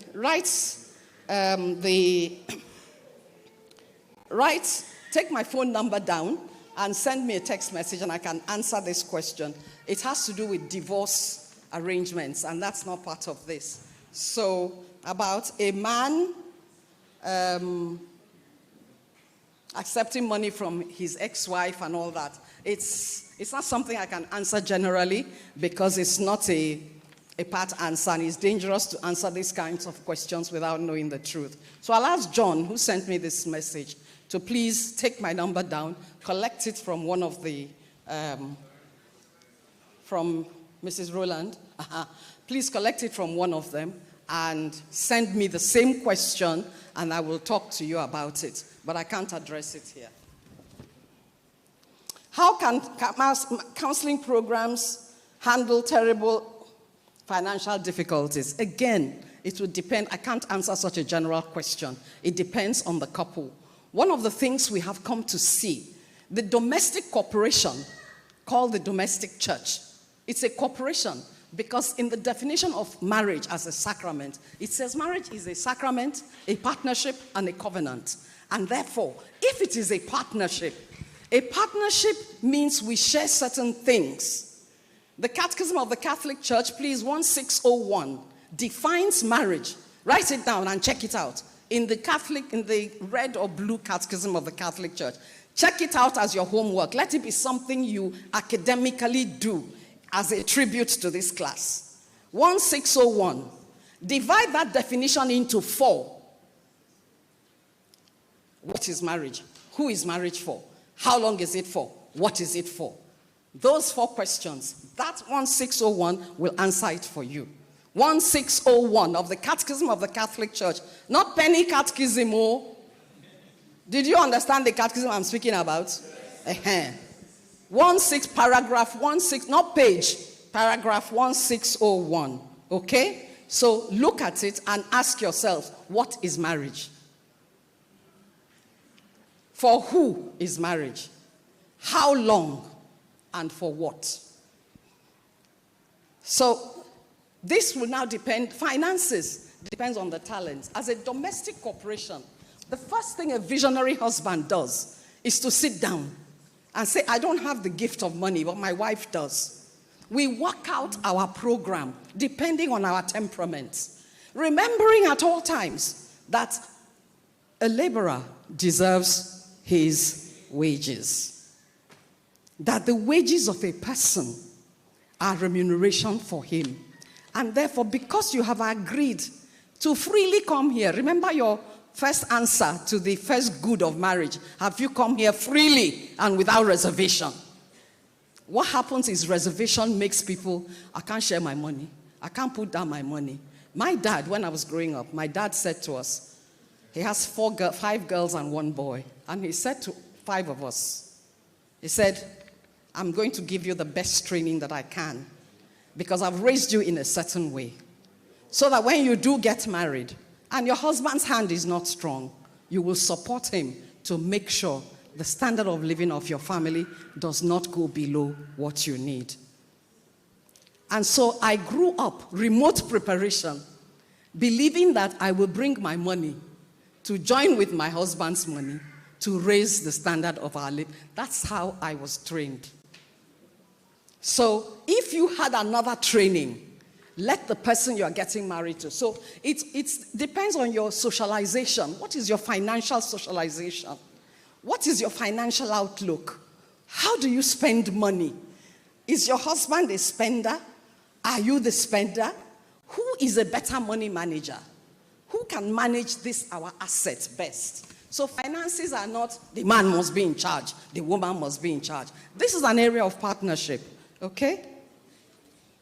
So you need a lot of discussion with your marriage mentors. And the marriage course have insisted that we should be looking at 4 things that cause problem in marriages. Communication, but Father will tell you about the Worldwide Marriage Encounter, which sorts out your communication problems. If you're married, try and register for that. We have one coming up here next weekend at St. Leo's here. Then in-laws, finance, and sex. These are the 4 things that kill marriages. But we can't discuss everybody's problem here. Just know that these are the 4 key ones. There are others, but these are the key ones. When you are married, how? Okay, Father can answer this. Father, I think I'll give you this to answer. It has to do with you. This is yours, Father, as well. I'm married, but my marriage is crashing because of insecurity. My husband, who is abroad, sometimes says I'm cheating on him. Now, this is a question again of negative socialization.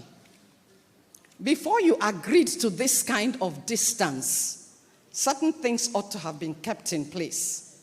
Again, those things need to be discussed with you personally, depending on him. Not every man would have done this. Therefore, there are issues in his socialization that makes mistrust and distrust possible. You need to see a counselor. Nowadays, I'm counseling on Zoom. So if you're here and you wrote this question and you would like, again, just the 2 of you I expect phone calls from because you have problems that actually I think are psychological and we need to deal with it. Thank you very much.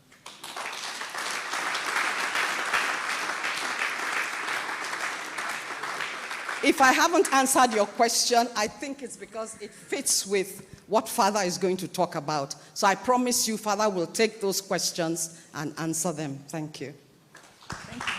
Thank you so much. Please, can we give her a resounding clap? Thank you so much. So, thank you, ma'am. Right now, we'll be going for our break. Okay, we'll have a 10 minutes, 15 minutes break, and then we'll have some words from our sponsors during the break. Okay? All right, thank you.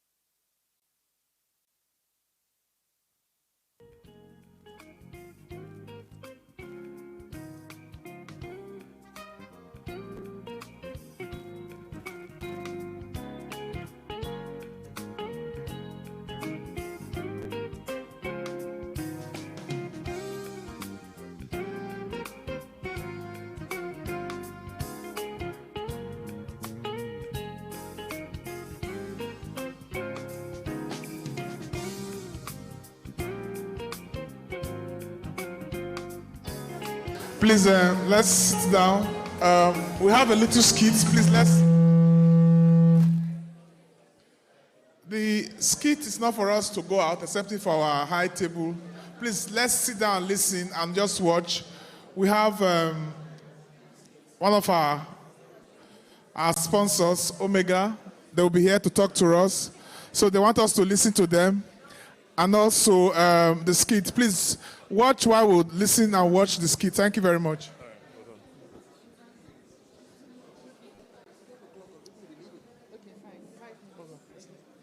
He says 5 minutes.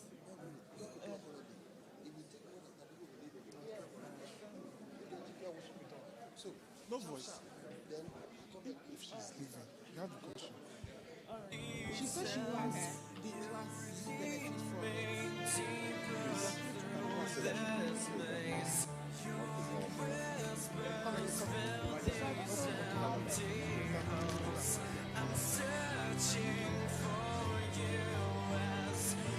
Hello.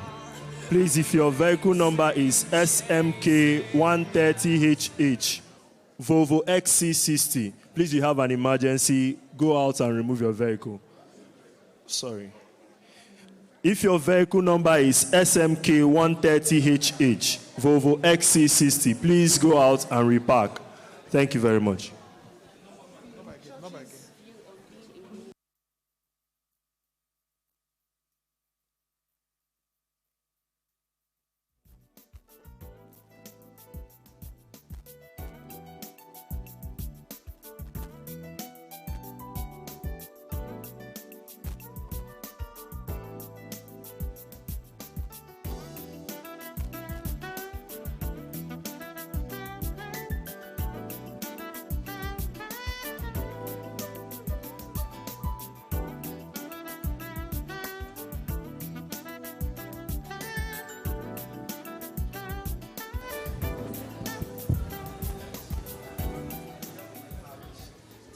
Good afternoon, everybody.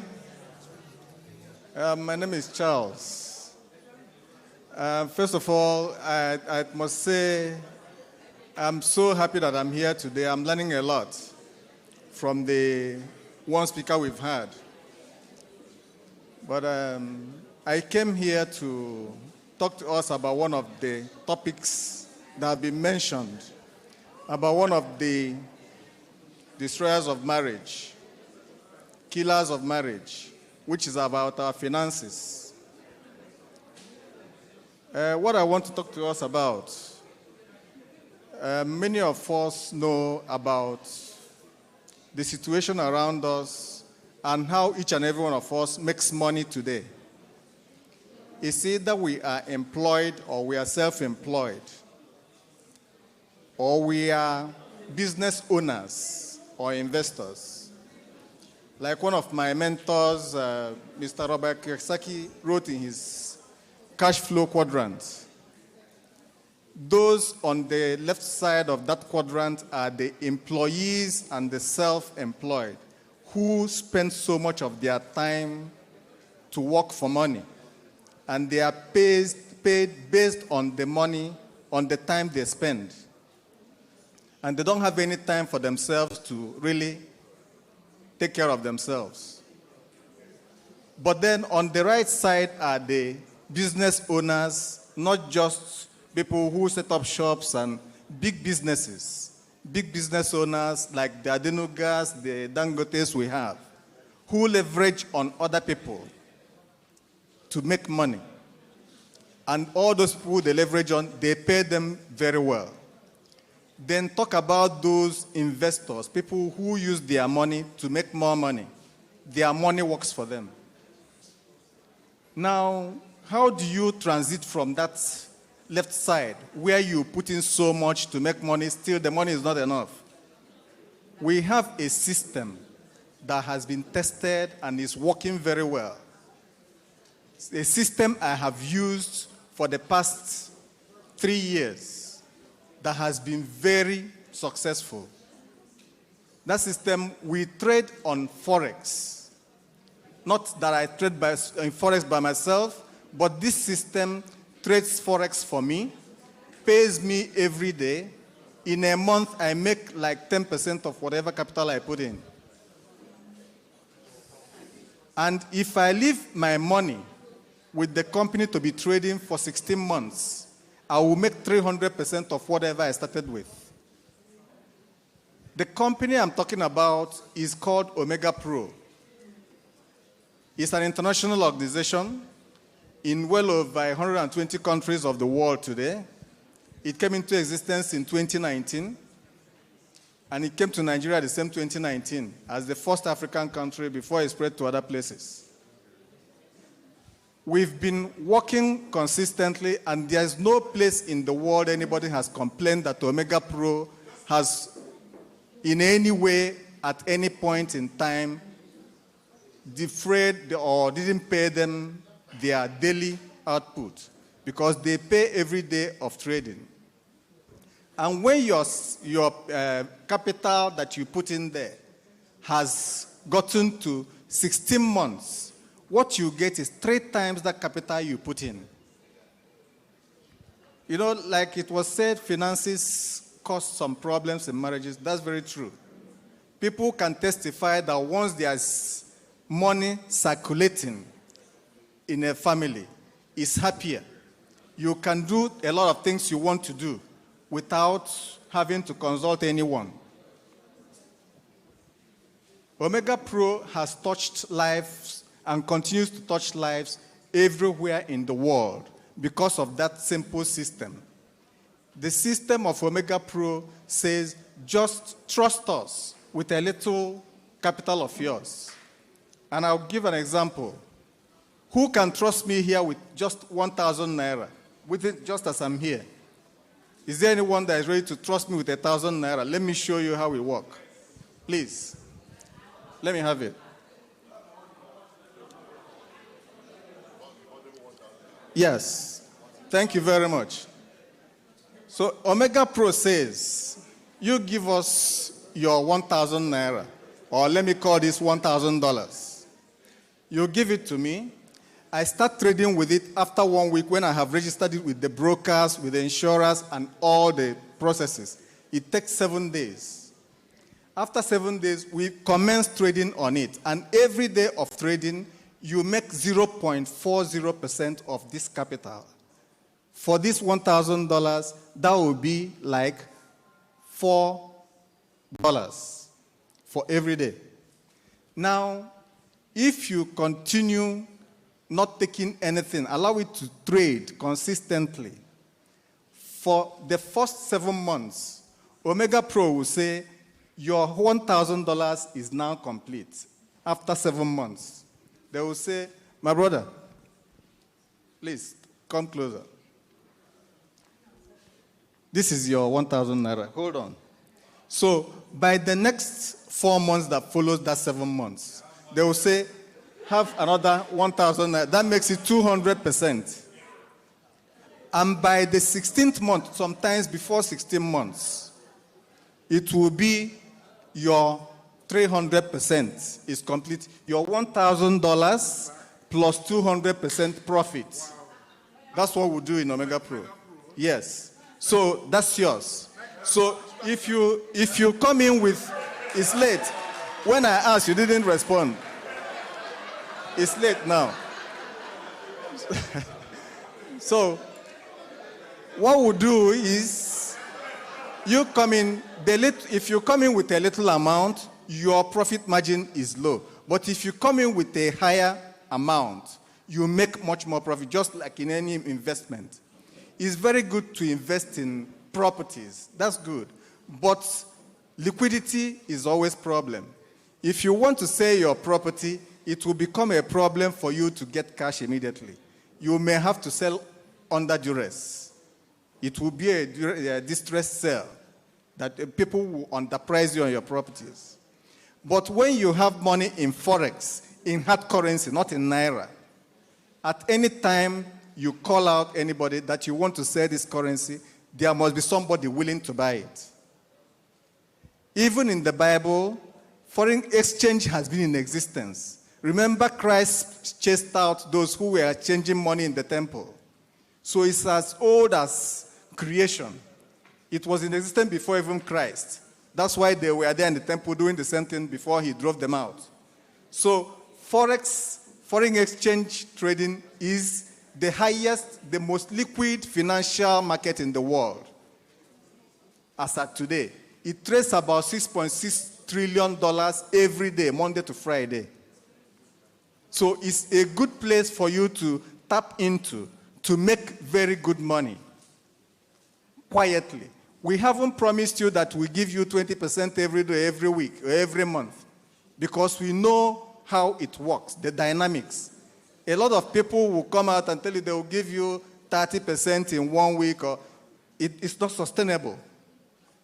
Because when you see it happen for 6 months, that company will fizzle out. But Omega Pro has been built strongly. Since 2019, it's been going from strength to strength.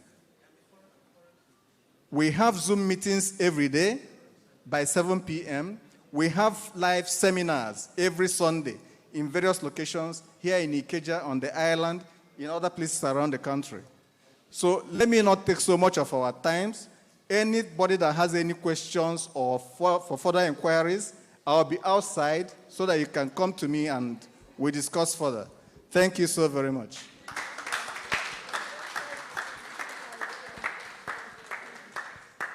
Thank you so much, Omega Pro. I was about to give you my own 1,000. No, you didn't collect my own. Okay. Yes, please. All right.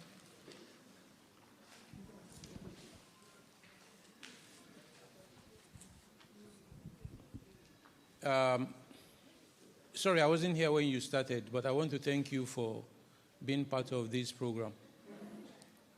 But I also think it's important, given the role and background of some of us, to also mention to you that Forex trading is the second most complex product when it comes to financial instruments.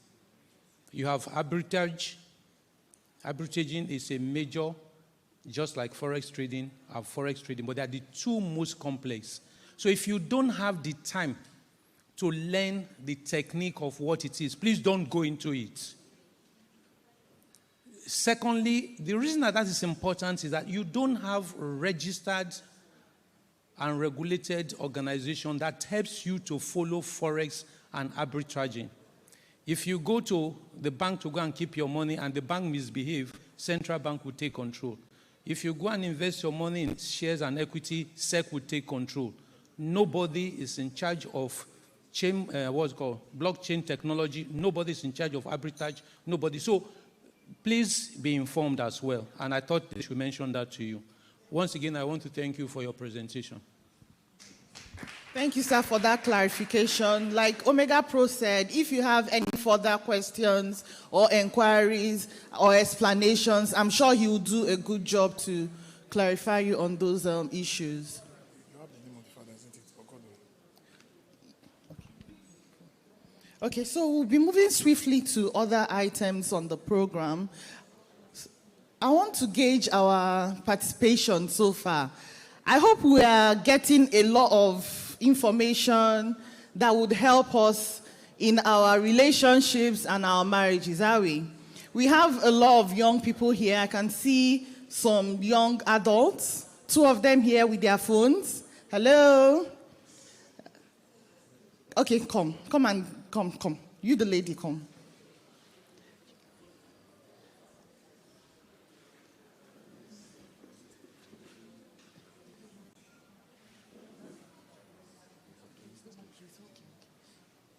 All right, so I want to ask you a question. You've been here in the session. What have you learned so far that would help you, going forward in relationships that you will enter, and then hopefully in marriage? I came a little bit late. Okay, but you heard part of what was said. Okay, just give us your idea of what an ideal marriage should be. Ideal marriage, okay. Commitment, communication skills, love, teamwork. Can you hear her? Commitment, communication skills, teamwork. Okay, sorry. Commitment, communication skills, teamwork. There should be love. There should be care, support, trust, everything in it. Yeah. So I think she's basically mentioned it. At least we should begin to embody all these virtues, because that's what's going to help us in our relationships and in our marriages. Okay, right now we'll be moving ahead to our next speaker, Reverend Father Joseph Ogodo. Ogodo. Please, sir, Father, please can you come forward?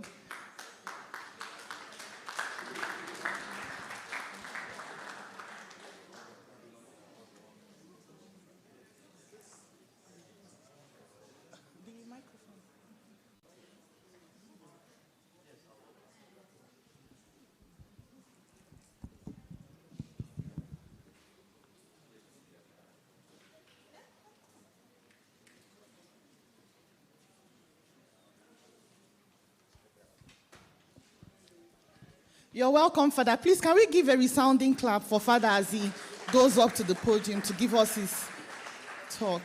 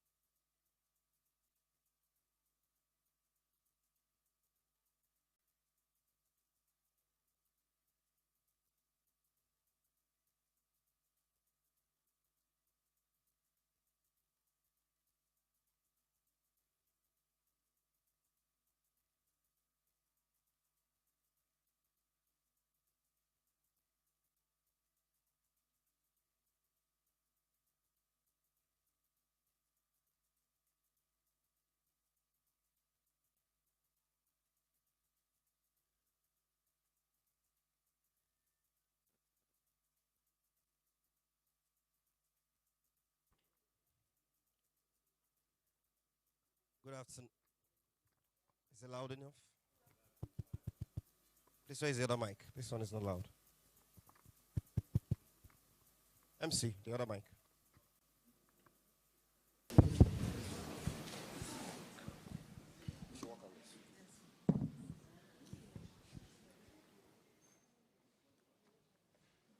Good afternoon, everyone.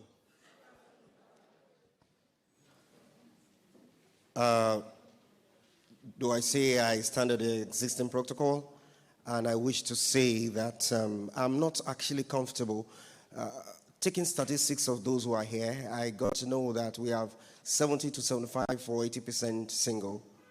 If you are male, can I see you up, please? Male, single, male. Can you stand? Can you rise? Single male, please. Don't. Single male, please. Can you rise?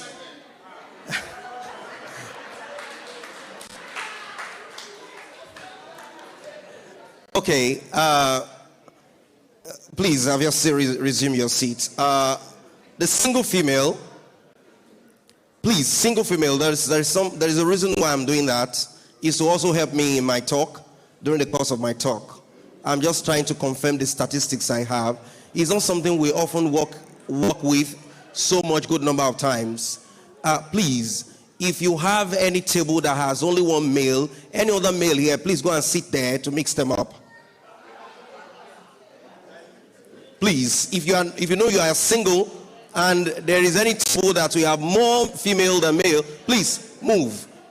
Can you please reshuffle? Please reshuffle, please reshuffle. Please, please, please reshuffle.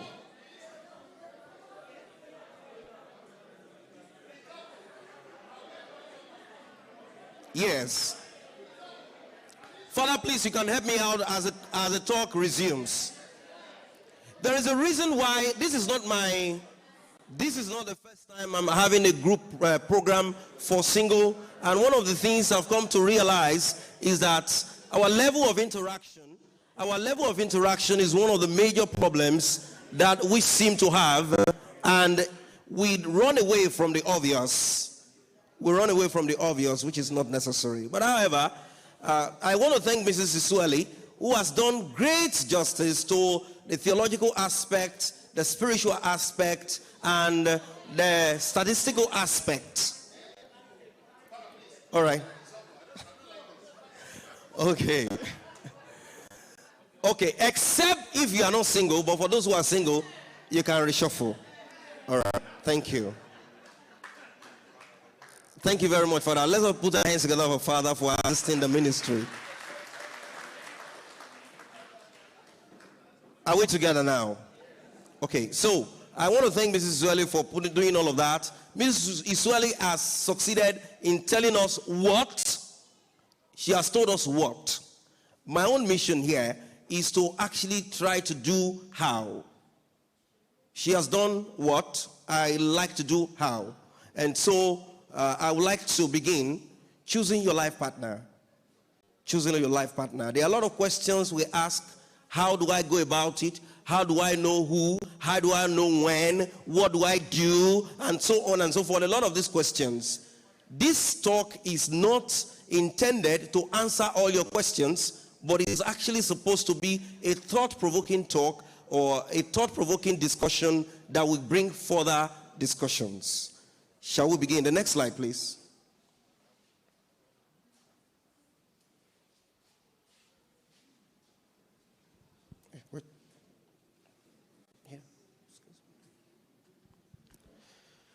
Please, can the lights be off?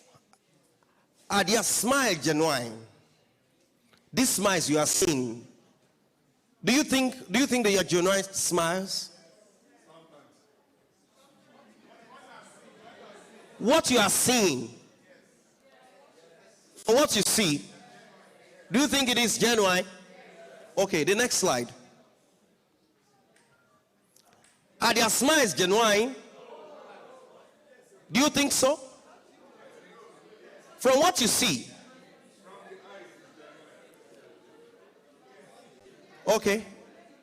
The next slide, please. Are their smiles genuine?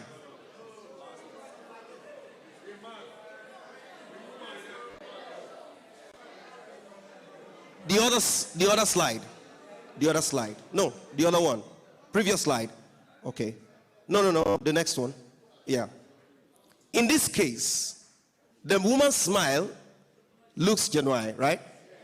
But the man's smile seems to be otherwise. Okay. Next. The man is smiling but looking away. Who knows whether he's looking at somebody else and smiling? But the woman is giving attention to him and smiling. Okay. You know, photo speaks. Photo speak. And at this point, what do I want to make out of these pictures? What I want to make about these pictures is that we have three categories of those who are in relationship. Those who are interested in that relationship, not minding whether the other party is interested. There are those, it is on the side of man or on the side of the woman. There are those who are committed. The two, you know, it takes two to tango.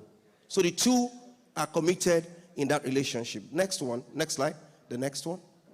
How to choose a life partner. How to choose a life partner. Yes, let's go.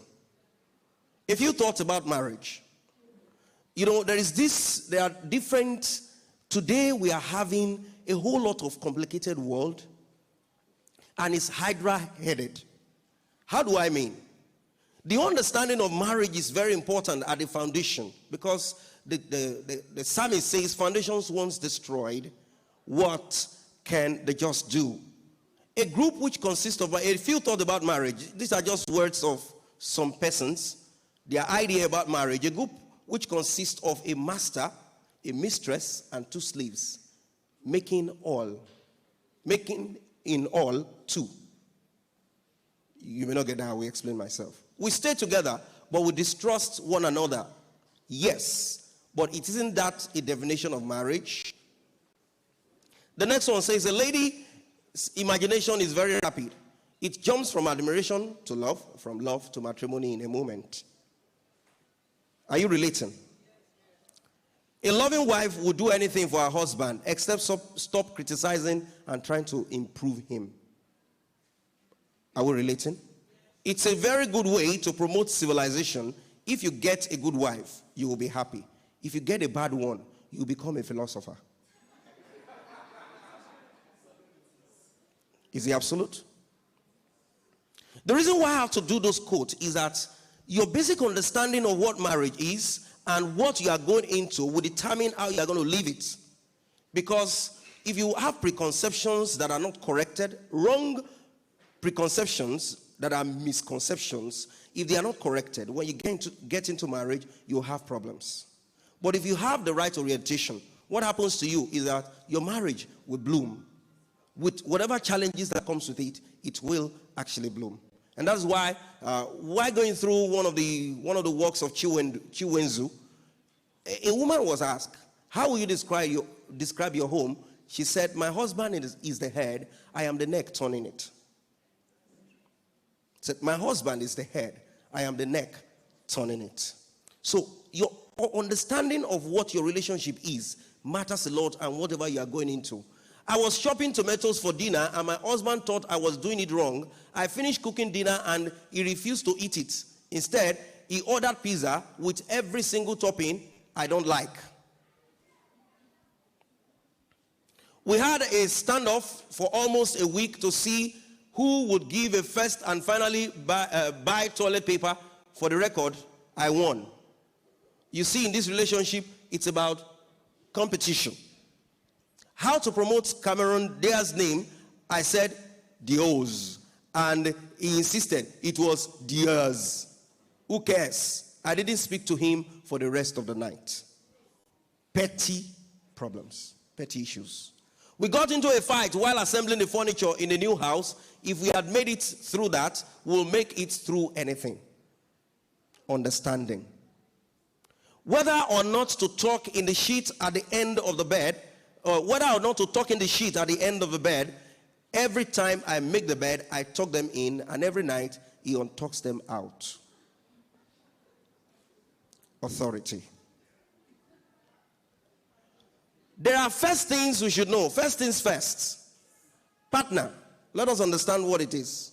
A partner, for the purpose of this talk, a partner is an associate in an activity or endeavor or sphere of common interest. Can we accept that as a definition for this discussion? Okay. What is life? Life, the cause of existence of an individual, the actions and events that occur in living.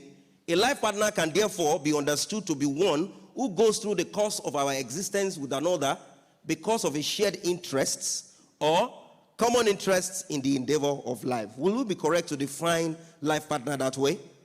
Okay, thank you. The next slide. Families and their role, because when we are going into marriage, we know that a lot of people are responsible. The church plays a role, the individual partners in that relationship plays a role, and we know that the society plays a role. We also know that the families has a role to play. So, instrumental role is the traditional views emphasize the role of the family as an institution whose functions was to meet the need of the society. And that is why today there is so much crisis in the society, because there is so much crisis in the home. Expressive role. Modern views of the family tend to emphasize its role in the fulfilling personal needs of emotional security and companionship. And that is why today a lot of marriages are crashing, a lot of relationships are crashing, because it is not just about, please, the other slide, the previous slide. It is not just about taking relationship and marriage as a whole, but choosing and trying to cut corners. Next slide. Divinely instituted. That is marriage. In Genesis chapter 2, verse 24, the scripture says, therefore shall a man leave his father and his mother, and shall cleave unto his wife, and they shall be one flesh. And that is why in that same catechism of the Catholic Church, 1601, as Mrs. Zueli earlier said, if you go through it, maybe we should just define a little. It says it's a partnership of a whole life between a man and a woman, not between a man and a man, not between a woman and a woman, not between a boy and a girl, but between a man and a woman. Partnership of whole life for the good of the spouse, for procreation and upbringing of children. And the union is said to be indissoluble, unitive, indissoluble, and it is till death do us part. The next slide.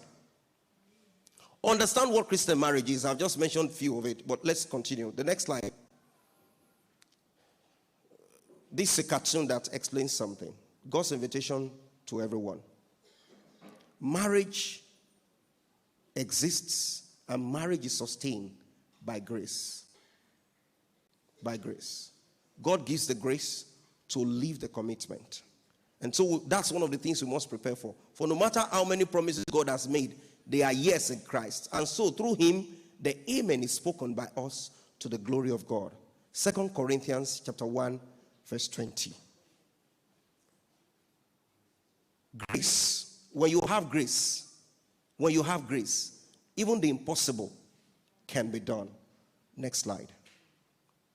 Marriage ordained by God. According to the scriptures, marriage is ordained by God as an intimate and permanent partnership between a man and a woman in which the two become one in the whole life. The ideal is an active, long-life, monogamous,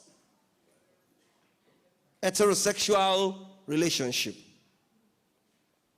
Sexual, emotion, physical, and spiritual fulfillment are important goals of a marriage relationship that place God at its center. Any relationship, any marital relationship that removes God, who is the author of it, becomes a problem. And that seems to be the problem we are having today. Christian marriages is the ideal foundation for the birth and raising of children. Some key biblical passages on marriage. You can have them, Genesis, Matthew, and all of that. Ephesians chapter 5, all of these emphasize the fact that God is the ultimate author of marriage, and marriage is a vision, because God gave us that marriage out of the love he shared. That was why yesterday when we were celebrating the Trinity, I was asking people, what do you think God was busy doing before he created heaven and earth? Was he sitting down, sipping some palm wine, with Afro-apartheid, sitting on armchair and rocking himself with a chewing stick in his mouth? What was he busy doing? God was busy loving his community, the community of the Trinity. And so out of that love, he gave creation so that they can proceed to give us that same love. Next slide. What is marriage? It is ordained by God. Most unconditional. It is most unconditional. And that is why some of the questions that people were asking the other time, marriage is unconditional. And why there is exchange of consent, because when it comes to exchange of consent, like Mrs. Zueli earlier explained, when you come, I was telling a couple on Saturday that when you say, I take you, you do all the commitment.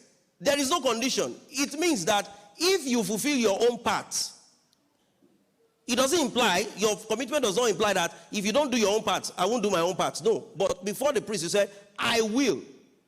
So you fulfill your own part, even if the other part is not doing so. So it's most unconditional to be given time for enjoyment and nurture. True marriage attracts God's favor, indispensable for preservation of human race. Jesus sees breaking marriages as criminal act. Yes. Because you came before him and said, I do. And afterward, you are saying, I don't, by your very action. Jesus sees breaking marriages as a criminal act. Marriage is an antidote, like some will feel, is an antidote for sexual temptation. That's what some people will feel but to an extent it's true. To an extent, but not fully. Marriage is not a sin. Marriage is the only thing that expresses complete oneness. Complete oneness. Forbidding marriage is an act of the devil. No one should remain unmarried without a biblical acceptable reason. Desecrating marriage is tantamount to God's judgment. Next slide. Biblical perspective of marriage. In the biblical perspective, the framework is biblical framework for a God-pleasing marriage relationship. When these principles are chosen by a husband or a wife in harmony with their relationship as born-again believers, this brings about a biblical marriage. This is not a lopsided relationship. A relationship where one is more important than the other, but one that is balanced with concept of Christ as the head of the man and the wife together with him. Therefore, the biblical concept of marriage is a oneness between two individuals that is a picture of oneness relationship of Christ and his church. And so that is why marriage becomes the inward sign as a sacrament, the outward sign of the inward grace, meaning that you are the outward sign of that grace you have been given. So when you live your marital life accordingly and faithfully, what actually happens is that you are showing forth that inward grace by your very action. So you are living the sacrament. So that is what it is. God has placed men in the world, and it is their privilege to eat, to drink, to trade, to marry, and to be given in marriage. But it is safe to do these things only in the fear of God. We should live in this world with reference to the eternal world. Many take upon themselves the sacred vows as thoughtlessly as they would enter into business transaction. True love is not motive for the alliance.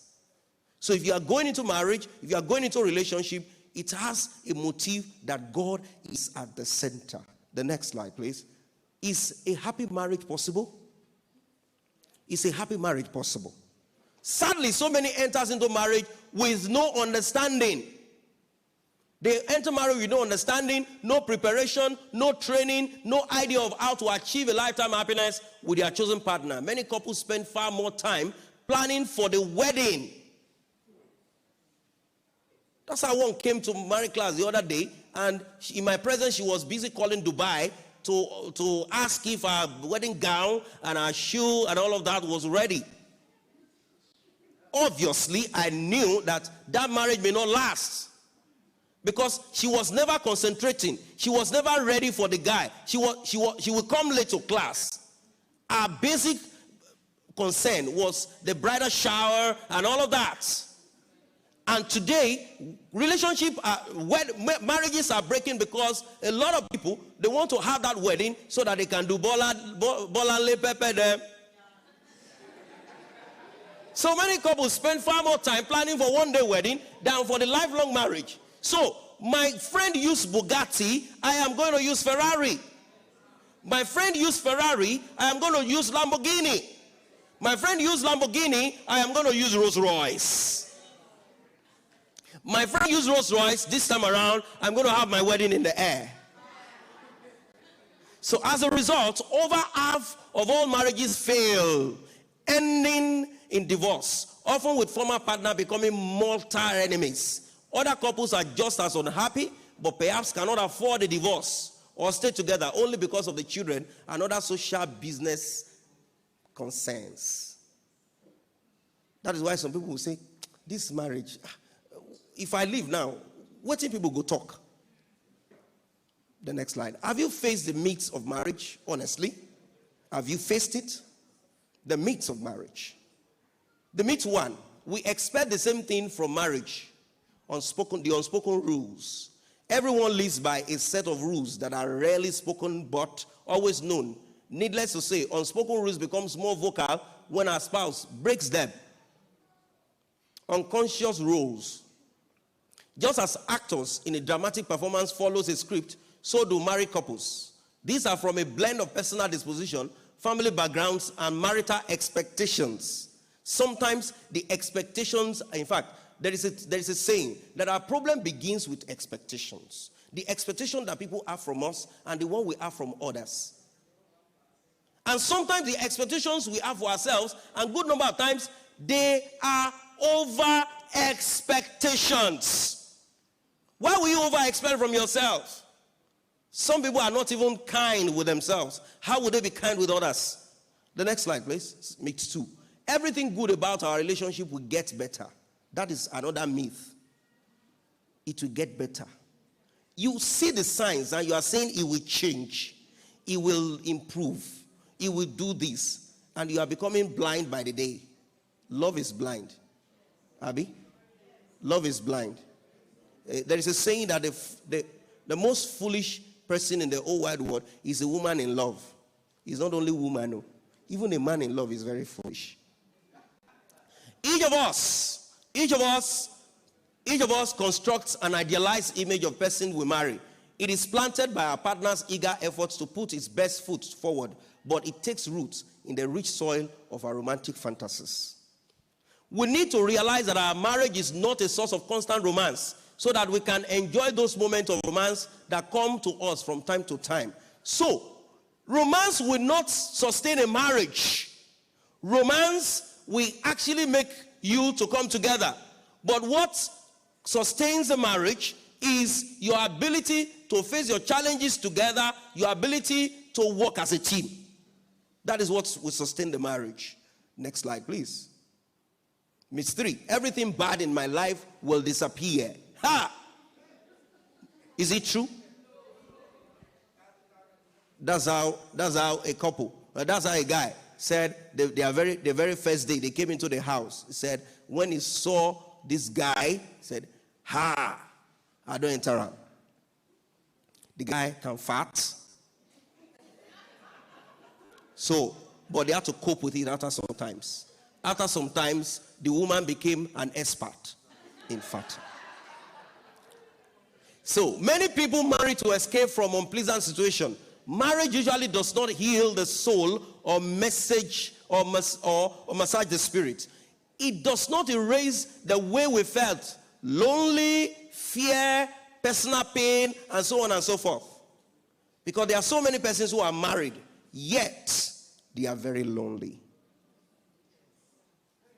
You can be married and be lonely. You can be in the midst of crowd and be lonely. But you can be alone and not be lonely. So we need to learn the skills. And we need to understand ourselves. Okay, marriage, however, can become a powerful healing agent or environment for uncovering and resolving issues. Next slide, please. Myth 4. My spouse will make me whole. A meshed relationship, a frame, characterized by a general reliance on the spouse for continual support, assurance, and wholeness. And that is why some people, they feel that, hey, there's no need for me to get certificate. There's no need for me to do this one. Once I marry, my problem, my financial problem, settled. Foul. Disengaged relationship, H-frame, where partners attempt to end sense of wholeness by relying on no one, not even their spouses. You want to be independent, yet you are married. You want to have your cake and still eat it. Interdependent relationships, where two people with self-respect and dignity commit themselves to nurture their own spiritual growth as well as their spouses. Perfect. Whew. Top notch. Next slide. Know what love is and what love is not. I love him. I love you. I love you. I love you. I love you. There is love song everywhere. There is so much love song in the air. Yet people don't seem to understand it anymore. They don't even understand love. Please, that slide, please. The previous slide. The previous slide. 30 billion for your accounts. Abby? Okay. Yeah. Love is what love is that love is what makes a rainy day fun. When there is love, any condition, any situation, you are happy. Even if you nas Gary, you dey soak, you are happy. Your friend go dey ask you, what is the secret of your beauty? My brother, my sister, na God, oh. Love is there. Next slide, please. What is love? A strong positive emotion of regard and affection, a deep feeling of sexual desire and attraction. Their love left them indifferent to their surrounding. Do you understand that? When you are in deep love, you will be indifferent. You may be indifferent to your surrounding because your attention is not about your surrounding, but your attention is your partner, your spouse. But for some, it is the other way around. They are indifferent to their partner and they are distracted actually, to their surrounding. Any object of warm affection and devotion. Let's go. Next slide. The very basic difference in real love and what is passed for love in our society is the truth that love is not a feeling. Love is a decision. It is not a feeling. So that is the difference why love is not infatuation. It is a decision. And so a commitment to a person. The idea that love is an emotion misleads many young people, and adults too, for that matter. It is not emotional. Love is not emotion. Love is a decision.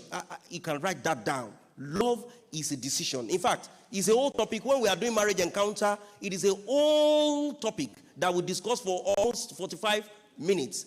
Decision. Love is a decision. Okay, there is a feeling associated with this commitment to another person. That feeling is often called love. However, love is a commitment and remains established through whatever life throws at it. The emotion, on the other hand, may come and go depending upon the immediate circumstances, but love remains. Emotion can fizzle out, but love remains.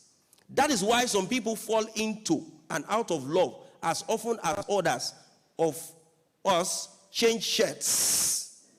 Hopefully, this will become more clear as you read and understand what the Bible calls love. Can you move to the next slide, please? Love versus infatuation. Infatuation. What is the difference? Next slide. There is a big difference between love and infatuation. Consider this contrast between the two and determine if the feeling you have is love or infatuation. Remember to keep the focus of your heart on the Lord Jesus and keep often to see that the focus has not shifted or become blurred. Infatuation leaps into bloom. Love usually takes root slowly. Love is slow.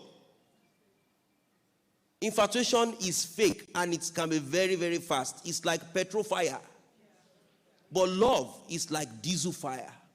You know they catch fast, but it go they catch small, from level 0 to level 0.1 to level 0.2 and loading D. Okay, infatuation leaps into bloom. Love usually takes root slowly and grow with time. Infatuation is accompanied by a sense of uncertainty. You are thrilled and stimulated, but not really happy. And that is why today, a lot of people are looking not for happiness, but for pleasure. And pleasure does not give you anything but sorrow afterwards. And that is why today, everybody is looking for fast money, and sorrow comes after. I told some set of young people, I said, you will always work for money. I hope you are aware. You will always work for money. The only thing that is different is the time you work for it. Some will work before they get the money. Some will have to work after they have spent the money. Infatuation is accompanied by a sense of uncertainty. Okay, the next slide, please. Infatuation says we must get married right now. Do you know, I want to give you a principle. When a guy begins to tell you, let us marry, slow down. There is a problem somewhere. That's how I told my cousin. This lady, my cousin was in the UK. He was to come back in 3 years. We told her, we said, calm down. People will tell you a lot of stories, but calm down. I know my cousin. He will come back to marry you. The lady was busy calculating how old she was. I'm already 35. I'm getting old. I'm this, I'm that, and all of that. I told my cousin, I said, this girl that is rushing you, slow down. Oh. There is a red signal. Slow down. So the guy came back eventually and met her, discovered that he was already dating one guy secretly and all of that. And the lady said, no, I'm no longer interested. Called the relationship off. My cousin is married now with 3 kids. The lady is still single. Don't rush into anything. You are sure of one another and you can plan your future with confidence. Infatuation has an element of sexual excitement. Nah. If you are honest, you will discover that it is difficult to enjoy one another unless you end in intimacy. Mrs. Isuele mentioned it. You see, those who are married, they will know that good number of times, you don't even have sex. What you do is you just cuddle and you just have somebody you can lean on. Lean on me. When you're not strong, I'll be your friend, Abby. I'll help you carry on. Okay, we'll sing that later. So, you must be friends before you can be lovers. But what happened is a good number of times people start, how can you be climbing the ladder from the top? You climb the ladder from below to the top. But when you want to climb it from the top, we'll see how you're going to do it. So what happened is that you mingle first. When you mingle, you will have friends. When you have friends, you will fall in love. And when you fall in love, you marry. And one of the problems that I also see with my work with youth so far for over 15 years that I've been working with young people, one of the things I've come to also realize is that we become so close that we become too familiar, and we don't see that those who are friends should be our partners. We just feel that, okay, I'm too close to this person that knows me too well. The person that knows you too well is better for you, because the person will accept you with all your weaknesses and with all your shortcomings. Okay. Next slide, please. I hope we are together. Okay. The next slide. There's a big difference between love and infatuation. Infatuation says we must get married now. No, next slide, Goga. Next slide. There is a big difference between love and infatuation. Infatuation lacks confidence. Infatuation lacks confidence. When he's away, you wonder if he's with another girl. If you have that kind of life, I don't think you're in love, because you are not trusting him. Although some people cannot be trusted. Love means trust. You may fall into infatuation, but you never fall into love. You don't fall in love. You only fall into infatuation. But you never fall into love. Infatuation may lead you into doing things for which you might be sorry, but love will never. Whatever you do for love, you are never sorry for it. You take and bear the consequence. Love leads you up. It makes you look up, think up. It makes you a better person than you were before. Be sure to learn the difference between love and infatuation. Thank you. Next slide. These thoughts on love are quite different from what the world says love is. Many times in the scripture, what God says is quite the opposite of what the world is saying. God never yet has approved wrong in inaccurate, nor will he ever be. So it seems a better risk to believe God than to believe the lie that the world is giving to us. Where is the focus of your heart? Is it on the Lord Jesus, or it is on popularity? Is it on acceptance by the crowd, or well done of the Lord Jesus? Examine your own heart carefully, and in the light of the scripture, where is the focus of your heart? Are you trying to please the whole world, or you are trying to please God? The world we are today is trying to tell God, step aside.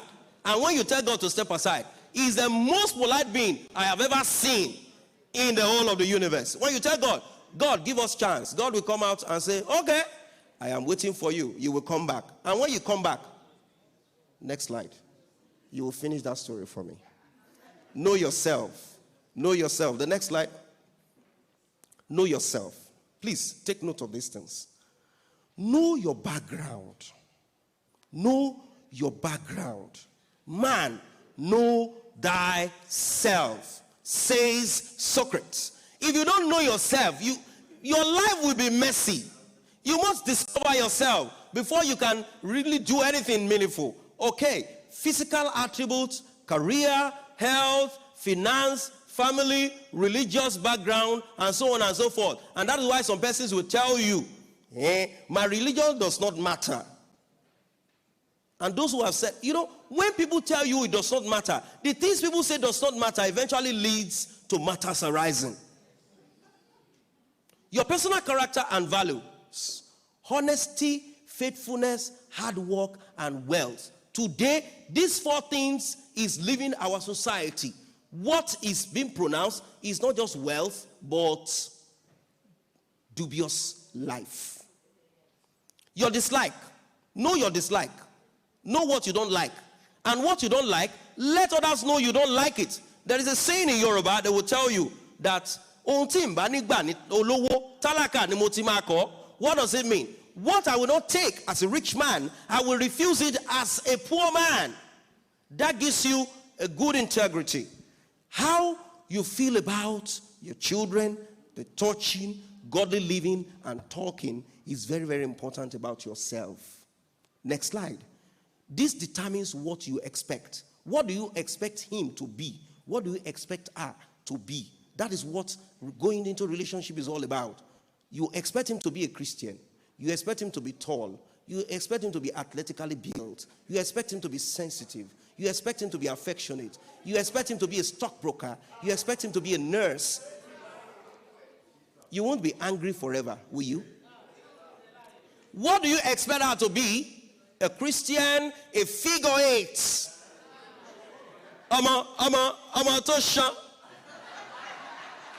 Gentle. And some people, when they want a gentle girl, they want a girl that when you say, sit down there, she'll say, yes, sir. When you tell a girl to sit down there and she say, yes, sir, you are planning for big trouble. How productive will she be? Now, artists, empathic, hardworking, homemaker, considerate. These things are the ideal. But the truth is that you will never see all of these things complete in anyone. Next slide, please. Your pasts. Any past relationships, ask yourself, what lesson have you learned from it? What made you appreciate them? What are your strengths and what are your weaknesses in your last relationship? Any role model of opposite sex, what do you admire about them? What have you learned from them? And what about the people you dislike? And so, Mrs. Sueli was talking about mentoring. And that's one of the things we are missing today. Even in the priesthood, I'm beginning to say it, that in the seminaries, we are losing mentoring. Before the Council of Trent, what the priesthood training was about is mentoring. Father can go to Father Adnet and sit down and he will teach him the rudiments, just like they did. But now, the seminary teach everything. When you come back to come and learn and how to become a very good parish priest, you say you are coming to take over. That's how somebody said how he came to a parish. He met a monsignor in that parish, a priest that was just ordained some few months. He told the parishioners he has come to take over.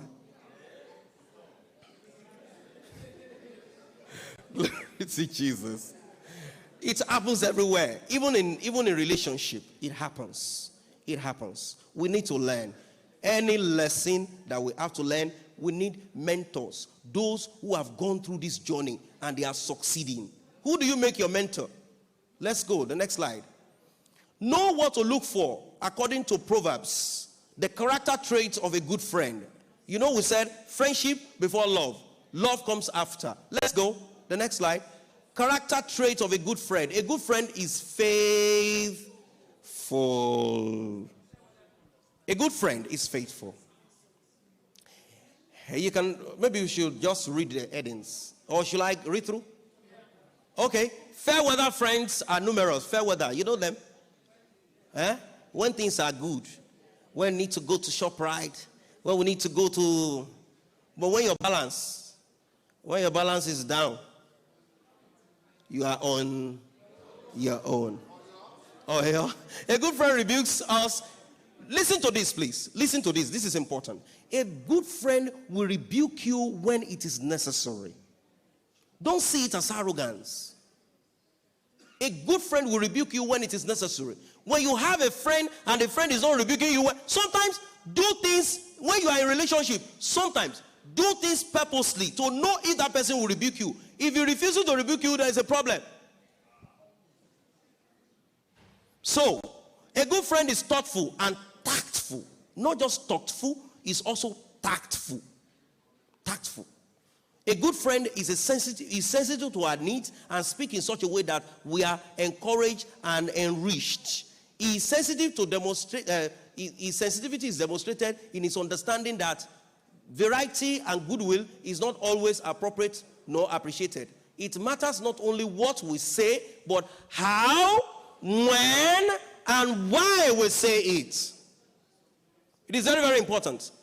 Are you taking note of that? It matters not only what we say, but how, when, and where, and why we are saying it. The next slide, please. Time is not on our side. Character traits of a good friend. A good friend sharpens us. A good friend does what? Iron sharpens iron. If you have a friend that cannot challenge you to be better, you are in for it.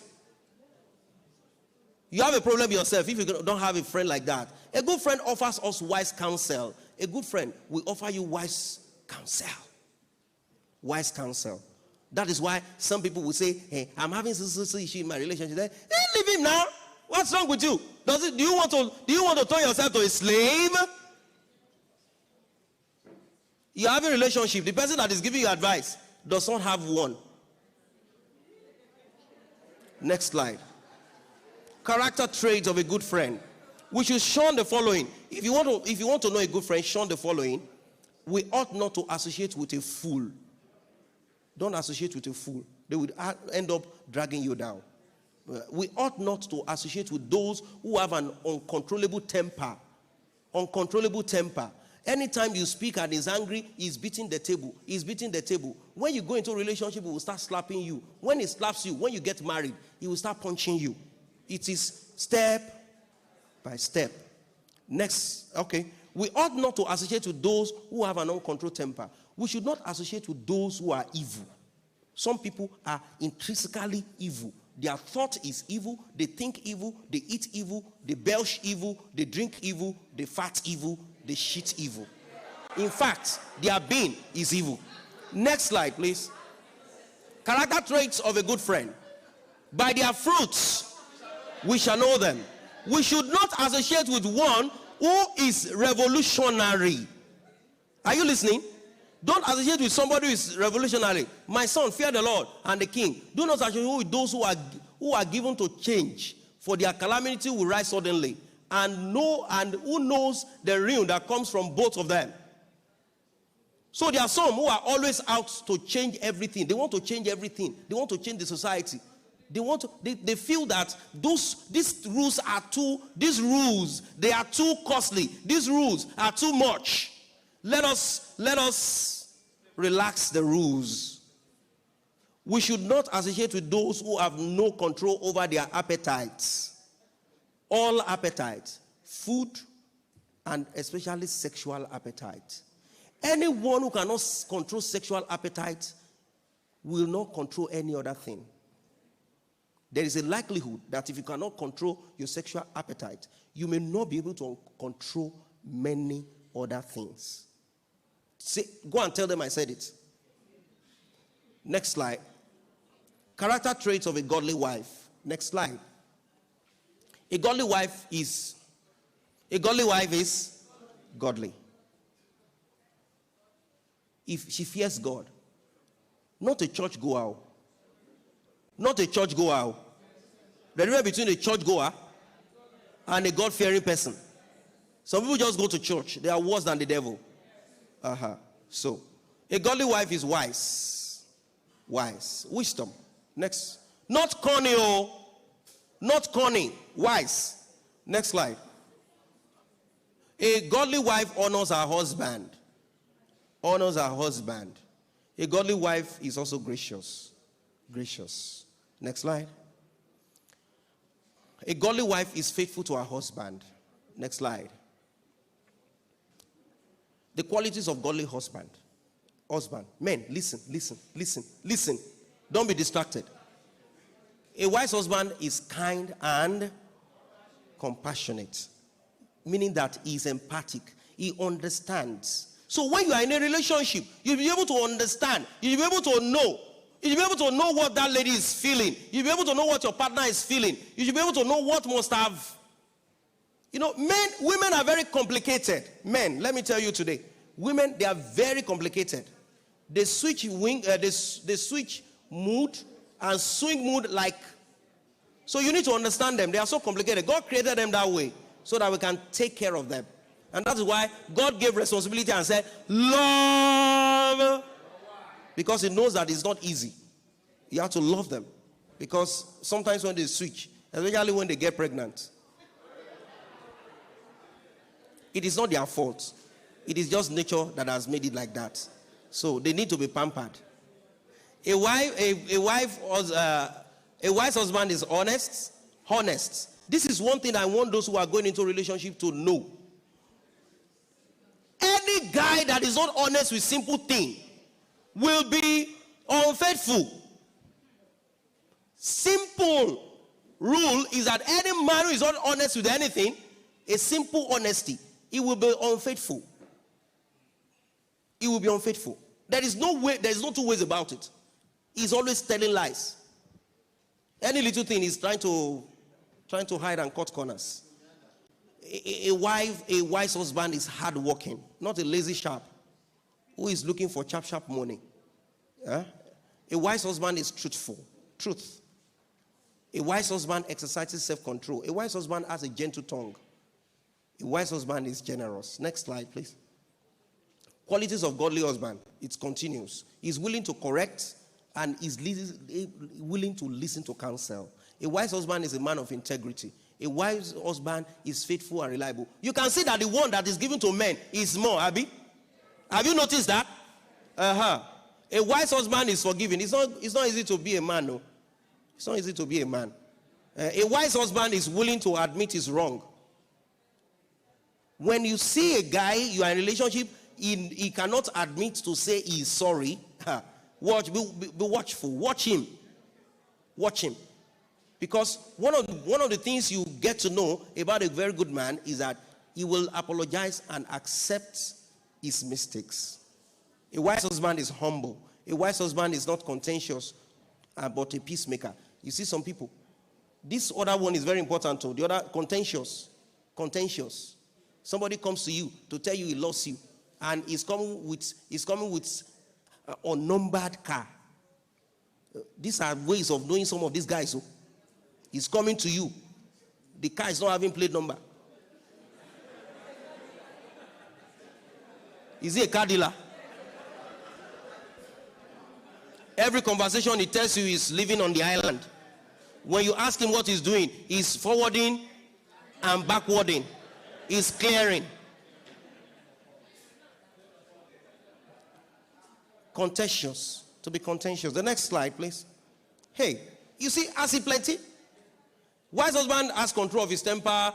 He avoids excesses. He is concerned for others. He keeps confident. He fears God. Not a man that talks ta ta ta ta ta ta ta ta ta ta ta ta. He's always talking. Basket mouth. He's obedient to his word, to God's word. He's not jealous. A husband has a positive outlook of life. For every situation, he sees the positive side of it. You know, there are some individuals, they are always negative. In everything they see, whatever happens, they are always seeing the negative aspect of it. Okay, please, let us be positive. The next one. A few other important things. A person who is hardworking and persistent is likely to be financially well off or well on their way to it. A guy may not have money now, but the way he's struggling can give you a signal that he's gonna make it. And that's why some people, they will say, he doesn't have money. You want to go with somebody who has money. The money you don't even know the foundation. And now when something happens, it throws you out. And sometimes you don't even know that some of these guys who are big are living on bank loan debt. A person who has strong moral values is likely to be spiritual. Morality and spirituality goes hand in hand. You cannot be spiritual without morality. Somebody tells you he's a very good Christian, he's a pastor, and yet he has 2-3 girlfriends, and he said he's spiritual. A person who is dogmatic and traditional may be religious. Dogmatic and traditional. You want the traditional way. You say you want to tint your hair. He tells you, not that you cannot, but let us look for a very good color. I don't want you to look like You know, when you look hot, hot people will carry you. A person who is hardworking and persistent. Oh, is it the other? Okay, the other slide. A few other important things. What qualities should your partner have? What qualities? Can you please read together with me on this side? Can you read, please? Persistence, yes. Industrious. Compassionate. Affection. Determination. Honesty. High integrity. Sensuality. Sexuality. Self-discipline. Which of these is most important to you? To you as a person. Vivacious, outgoing, intelligent, wit, worldliness, knowledge, conversant, sociable, entertaining, loyal. Which of these is most important to you in the order of importance? That determines where your relationship is going to lead you. Next slide. Consider what he or she must not have. Dishonesty, lack of integrity, laziness, social ineptitude.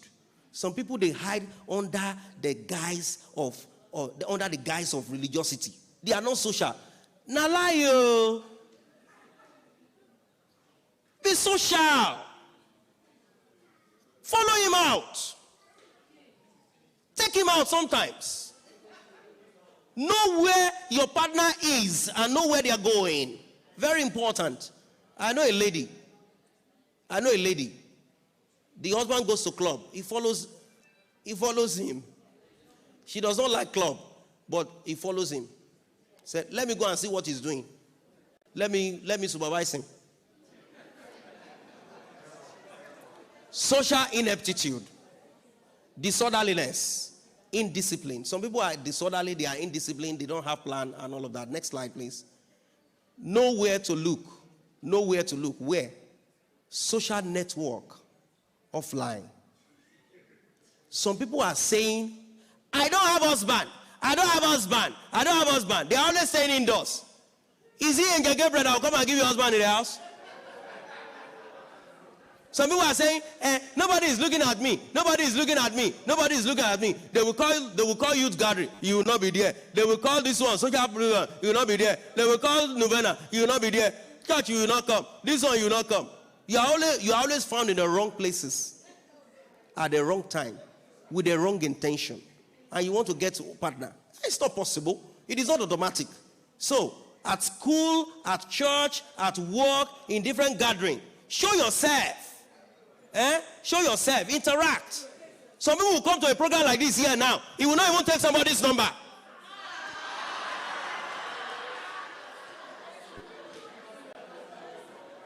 She will be forming. She is a good girl. Take somebody's number.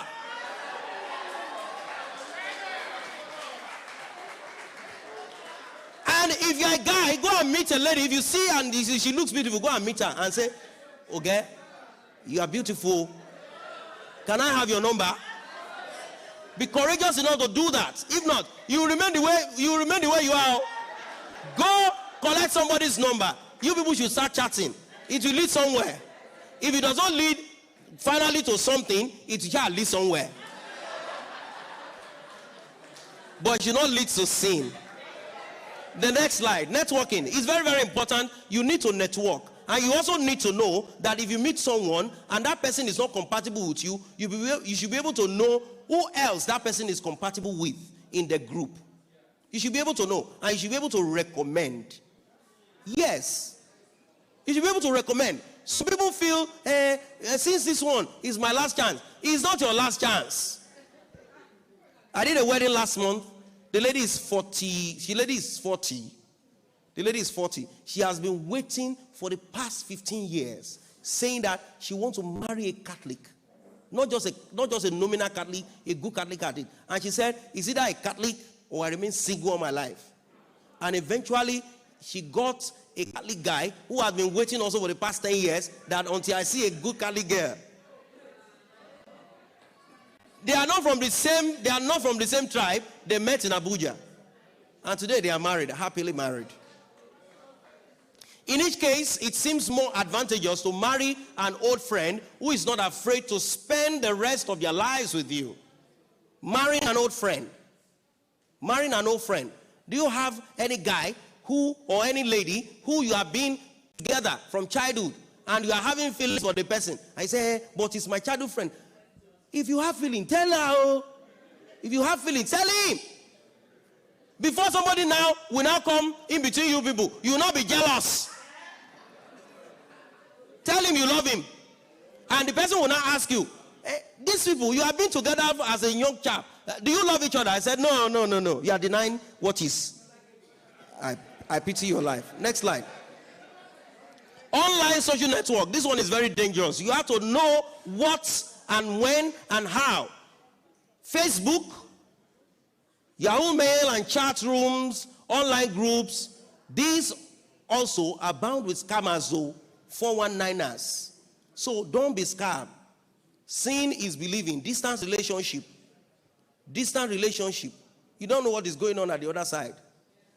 Distant relationship works, but good number of times you have to monitor it and go there yourself to see for yourself. Your kuro eyes. Next slide, please. God, can you trust your judgment? God, yourself, your loving concerned parents. These are people who will help you in the judgment. God, yourself, your loving concerned parents, and wise adults, learned and trustworthy that you have trust over the years, age mates who worship with you and who can be trusted. Thank you. Next slide. Please, that slide. Return to that slide. God first. You see, he's the first on the list. He's the first on the list. Trust him first. I will tell you the story of my brother. My brother was the last to get married in our house. My elder brother. He was the last. And what happened? He told me a story. He did a novena, a 9 days novena. He was so confused. Nobody was coming. All the people that were coming, they were. One almost killed him. I know it's men that demand for sex very often. This one, she's overloaded. Her libido is so high. And what actually happened was that my brother got fed up and said, I beg, don't kill me, get out. So she did a novena, and in doing that novena, in the course of that novena, on the 9th day of the novena, as he was finishing the novena, I did novena to Divine Mercy. On the 9th day of the novena, I was coming out, he saw two friends. I'm just telling you this story to let you know sometimes how God works that we don't understand. He saw these two friends, and he said his mind was telling him, one of these people is your wife. Well, sorry, one of these two persons is your wife. So he saw the one that is more beautiful. And he said, okay. He collected the number of the two of them. But his mind was attracted to the beautiful one. Anytime he wants to call the beautiful one, in fact, when he was saving the number, God won't catch him. He interchanged the names. So anytime he calls the beautiful one, it is the other one that picks. Anytime he calls the beautiful one, the other one that picks. Eventually he forgot the beautiful one and discovered that this one has substance and something to offer more. And they started their relationship. Today they have 3 kids. Putting God first and knowing your ways, knowing yourself and all of that. Next slide, please.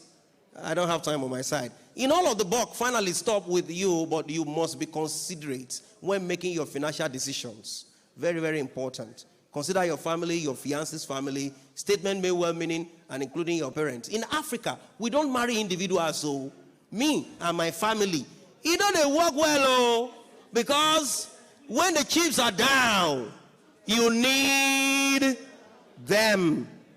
Let's go. The next slide, please. Finally, there must be an urge on the verge of a marriage. Can you read it together with me?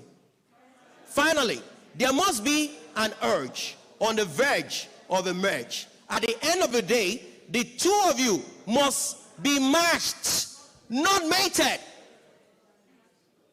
Matched, not mated. At the end of this talk, I will give you an exercise to do if you are available for it. It is Dr. Laura's test. It is it love tests? Is it love tests for you to know? And before I round up, I would like to tell you that for those who are here who are not married and you are having challenges because you have not seen a Catholic guy to marry, or you have not seen a Catholic lady to marry, they are here now. They are here now. But some we ask and say, how do we go about it when I love a guy who is not a Catholic? There is a way you go about it. But I tell you most solemnly, mixed marriage is not encouraged because it comes with a lot of complications. It comes with a lot of complications, mixed marriage. Can you give me that form, please? Where is that form? That form. Where is that form? Where is that form, please? Because there is a lot of things we don't seem to know, which of course we need to let you know. There is a form you will have to fill if you are going into mixed marriage. And what is mixed marriage? Mixed marriage is a marriage between a baptized Catholic and a baptized non-Catholic. Either an Anglican, a Methodist, or a Baptist. Yes. All right. No, the Pentecostals are not included. The other churches that we now call the Pentecostal fellowships, they are not included.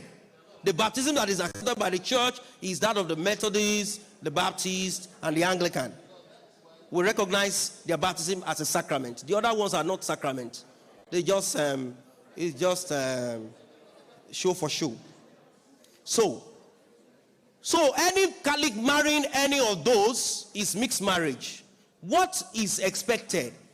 We often get it wrong. It is not the responsibility of the non-Catholic party, although individual of them has their responsibility. Declaration of the Catholic party before marriage. It is found in Canon 1126. Are you sharing it?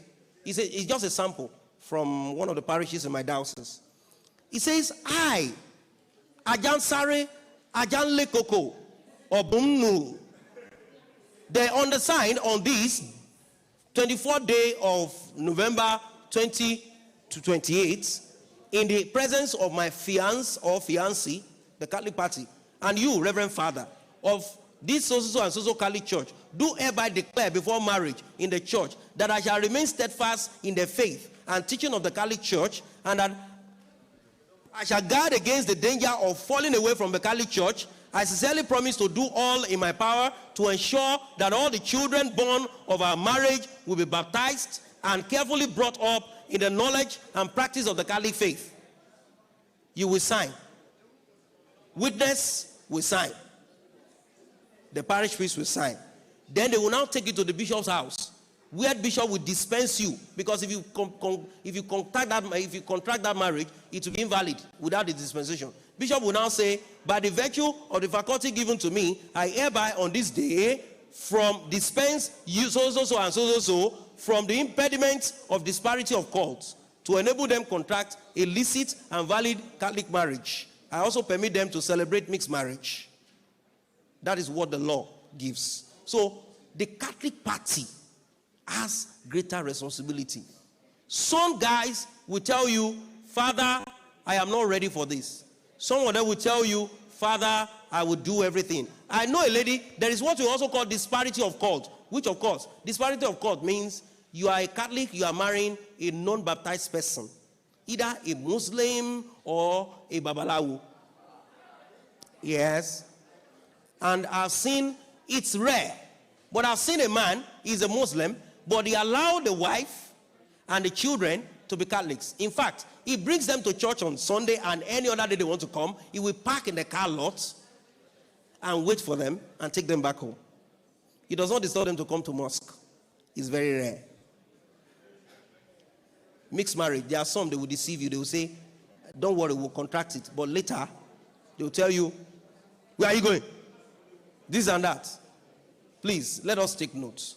In the midst of all of these things, my dear friends in Christ, as we plan to get into relationship, I pray that the Lord in His infinite goodness will answer our prayers. Our days of grace will come, so that, please, don't ever have that belief that you cannot get married.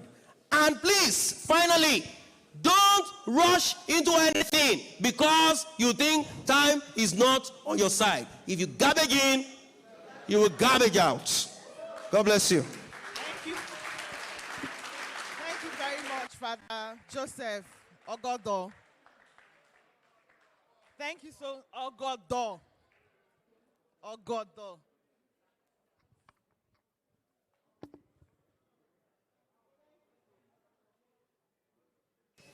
Okay. I hope we are having a nice time. And we really enjoyed Father's presentation. It was full of laughs and full of so much learning.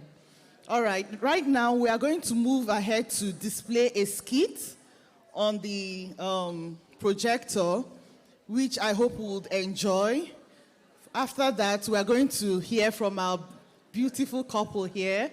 They are going to tell us one thing or two things about their experiences being married, how long they've been married, and how it's been so far. All right, thank you so much.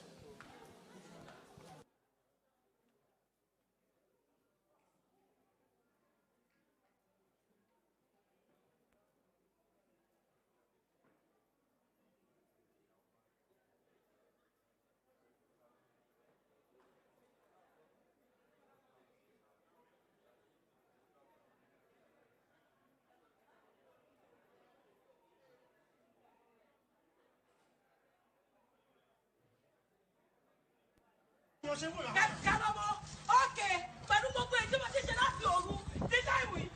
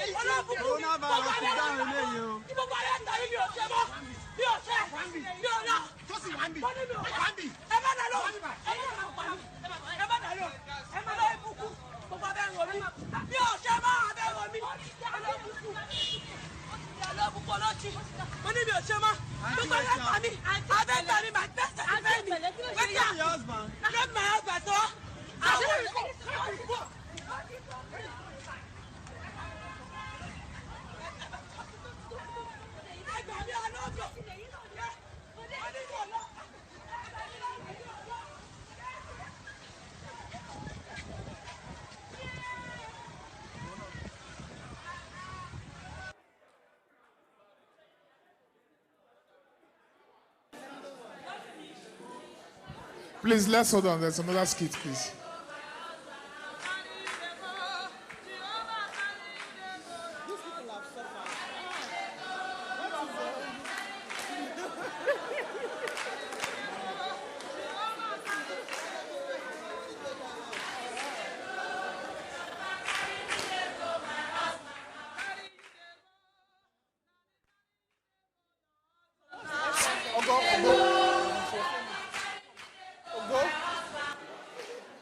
Play it again.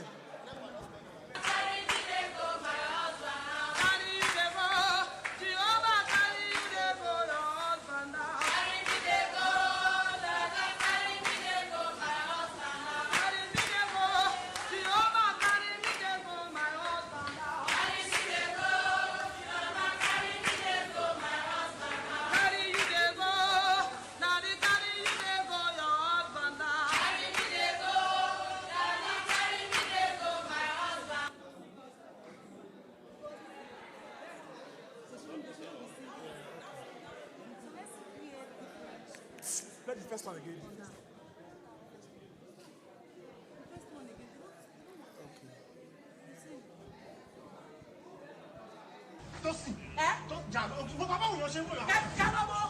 Okay, pẹ̀lú gbogbo èyí tí wọ́n ti ṣe láti òru ní táìmù yìí ṣé bẹ́ẹ̀ gbẹ̀mí mi ní tí wọ́n lè ṣe bá pa mí mi ò lọ because wọ́n ṣe wá ṣẹlẹ̀ mi ò lọ báwo ni báyìí mo lọ ó gbọ́ mi mi ní mi lọ.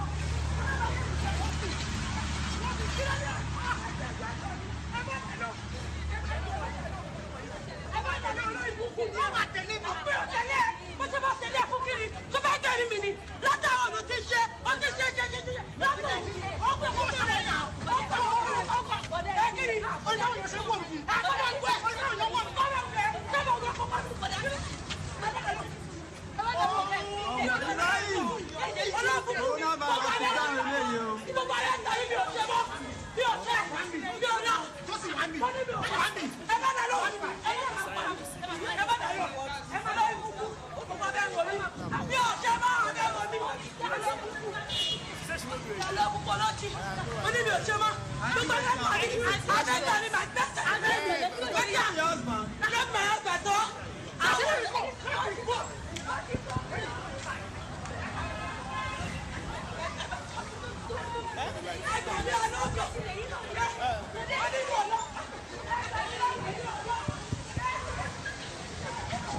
Okay, you can cut it off now. You can put it off. Put on the lights. All right, so we've seen this video. We've seen the first one and the second one. For those who don't understand the one of the lady that is running up and down, she said she don't do again. This man, since morning, no one gree make he rest. And the man is still chasing her, come back. Meanwhile, the second video, people are saying, carry me there, go my husband's house. This is what you see in husband's house, oh. If you see it, what will you do? Will you say you're not doing it again? That this one wants to kill me? Remember what Mrs. Israeli said, is what you signed for. If you know that this man is like this, why did you marry him? How will you know? No, you will know. That's it. No, listen. You will know. You will know. The man that will not allow you rest, he wants to touch your hair. He wants to touch this one. They will know. See, let me tell you something. I've been a marriage counselor for going to 10 years now. You will know. Yes, aren't you going to have courtship? Do you understand? There's courtship. Okay, madam, you're married. Are you married? Okay. Please, who is married here? Okay, this table. Let me ask from this table. Yes. Please, how long was your courtship, madam? Mine is 3 months. Yours was 3 months. 3 months. No, but okay, yours was more than 4 years. Please, can you explain to us what you experienced during that courtship? It gave you so much time to get to know who this man was before you said, I will marry you. Glory to Jesus. I courted my husband for so many years. And he came as a friend. We were friends before lovers. So he saw my bad side, my anger point and everything, and I saw his own. So in terms of sex, his understanding. Do you understand? So you can't compare carry me, they go my husband's house with that thing, the first slide, you know, and because that man probably has taken some, you know, maybe has taken a lot of things, and he's now over, he's energetic, yes, so you can't compare the two. Do you understand what I'm saying? You can't compare the two. Okay, so please, from the high table, Mrs. Ayamo Osigwe, I would want you to please answer this question. Is it possible to somehow find out that this man or this woman can be excessive? It could be sexual, it could be other things. But this one, okay, you want to know about the sexual one. So please, can you help us answer this question? Just say your own experience. Glory to Jesus. I personally believe that when two people are courting or dating, whatever word you choose for it, there are some very important discussions you must have before you sign your life away. Yes, because that's what it is. You must have that discussion. When it comes to issues like sex, the church advocates that you abstain. But in reality, how many of you really abstain? Really? Very few. In fact, hardly. Let's call a spade a spade. You see, I've heard a lot today, and I think it's all theory, all very hypothetical. In reality, it doesn't work. You know? You must have that discussion with your partner. Sit down with him. And I have a relation. For instance, I'm just going to digress a bit from sex. We'll come back to that. That's a very important issue, that one. For instance, like you meet a girl, you're a devout Catholic, okay? And she's not. Maybe she's Anglican or Protestant, right? But she's agreed to convert to Catholicism.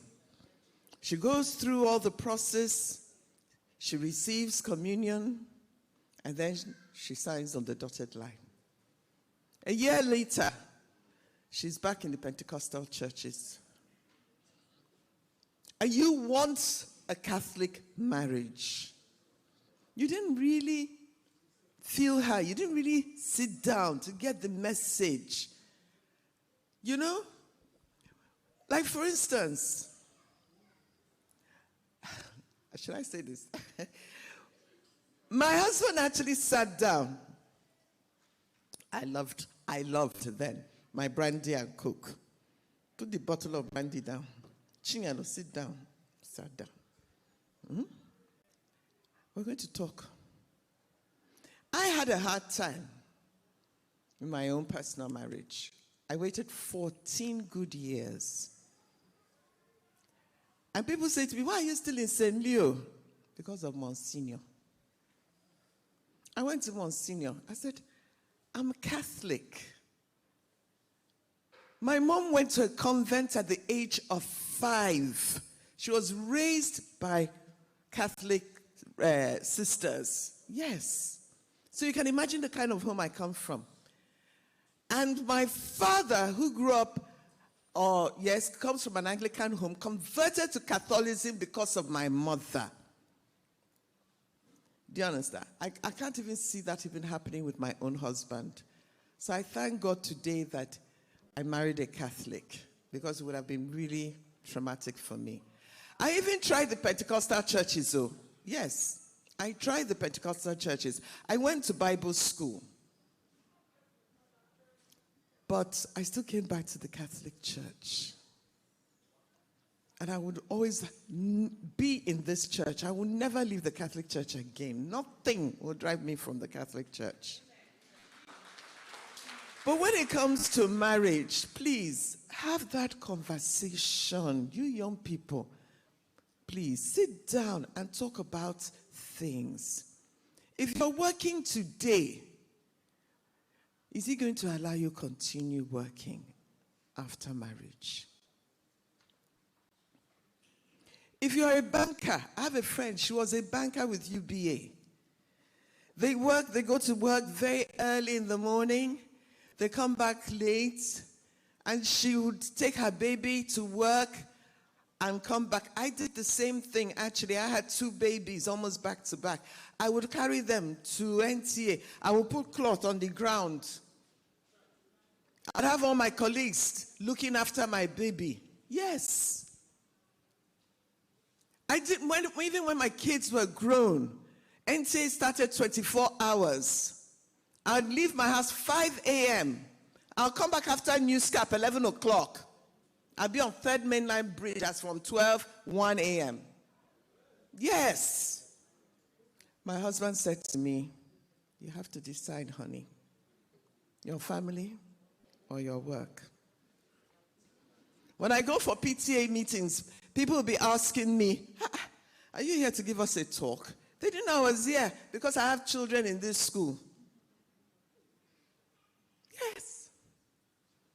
So these are the things you need to discuss. Are you going to let me continue working? And if I'm not going to go to work, what can I do to contribute to this marriage for a partnership? Yes.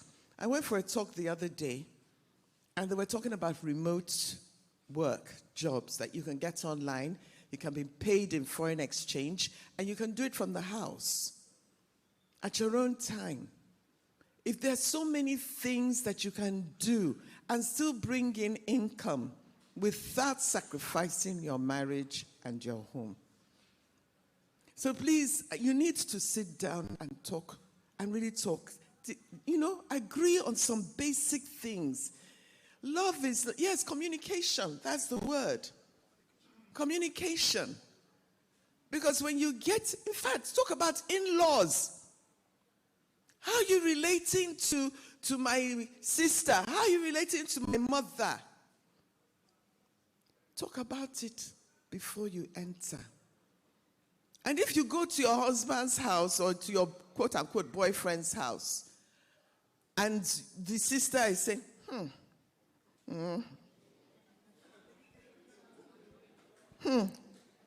okay, Chuku, who is this person? Yes.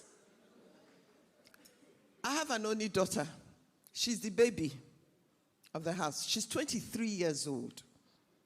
Her brothers are much older than her, except for the one immediately her senior. She insists, and I tell her, sweetheart, it's none of your business. She insists, Mommy, I have to know who my brothers are going out with. What is your business? She insists. She will sit down, she will call it. Chigozie, who is that one? Who?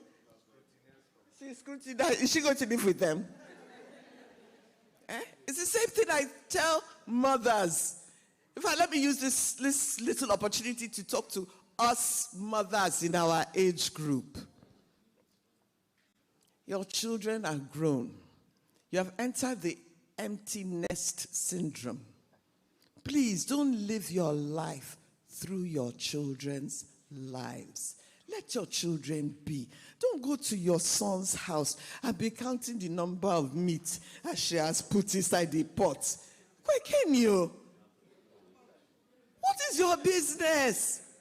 When your own mother-in-law was doing it to you, you were quarreling. Now you're doing it to your own children. This is the time to get alive. This is the time to live. Rekindle whatever you lost with your husband while you were busy raising your children. This is the time to start that business you've always wanted to do, but you didn't have the time to do it. This is the time to impact on the young people's lives, not to is it monetary spirit they call it? Please get a life. What are you going to do Amugwa for? For 3 months, 6 months? Why? Yeah, exactly. What are you looking for? Yes, thank you. You see, these are the things, Also, a very important thing. I think it's Father that touched on it, or Mrs. Isweli. The home you come from. The home you come from is so important because that is what you are bringing into the marriage. If your mother has been going through a tough time, If your mother has been going, I know time is against me, please. Let me just say this very quickly. If your mother has been going through a very hard time in her own marriage, it is not your portion. You won't say because my mother did this or she went through this, then you now build walls around you. Do you understand? And that man is not your father. He probably comes from a different upbringing, a different environment from your father. So please, I wish I could talk more because I'm very passionate about this, but please, have that discussion before you sign your life away. Thank you. Thank you so much. Have that discussion. During courtship, that's what you do. During courtship, that is what you do. All those questions, you have to sit down and talk about them. He will tell you his, and you will tell him yours. There has to be deal breakers. If there are deal breakers, then you quit the relationship. If there are things you cannot handle that the guy does, you quit the relationship. Don't go ahead like what the speaker says and say, oh, he will get better with time. Let me just marry first. Let me just enter first. When I enter, let me just marry. No. If there are red flags that you have seen during courtship, please call it quits. It is better than entering a marriage that you go and suffer in. All right, so we're going to call our beautiful couple.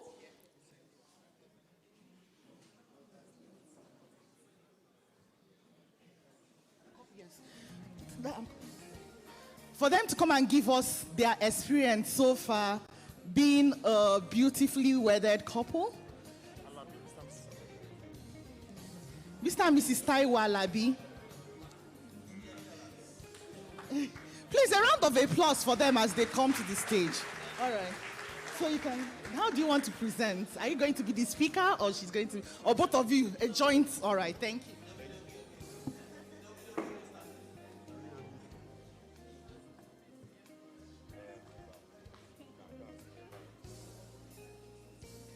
CYAA, redeemed forever.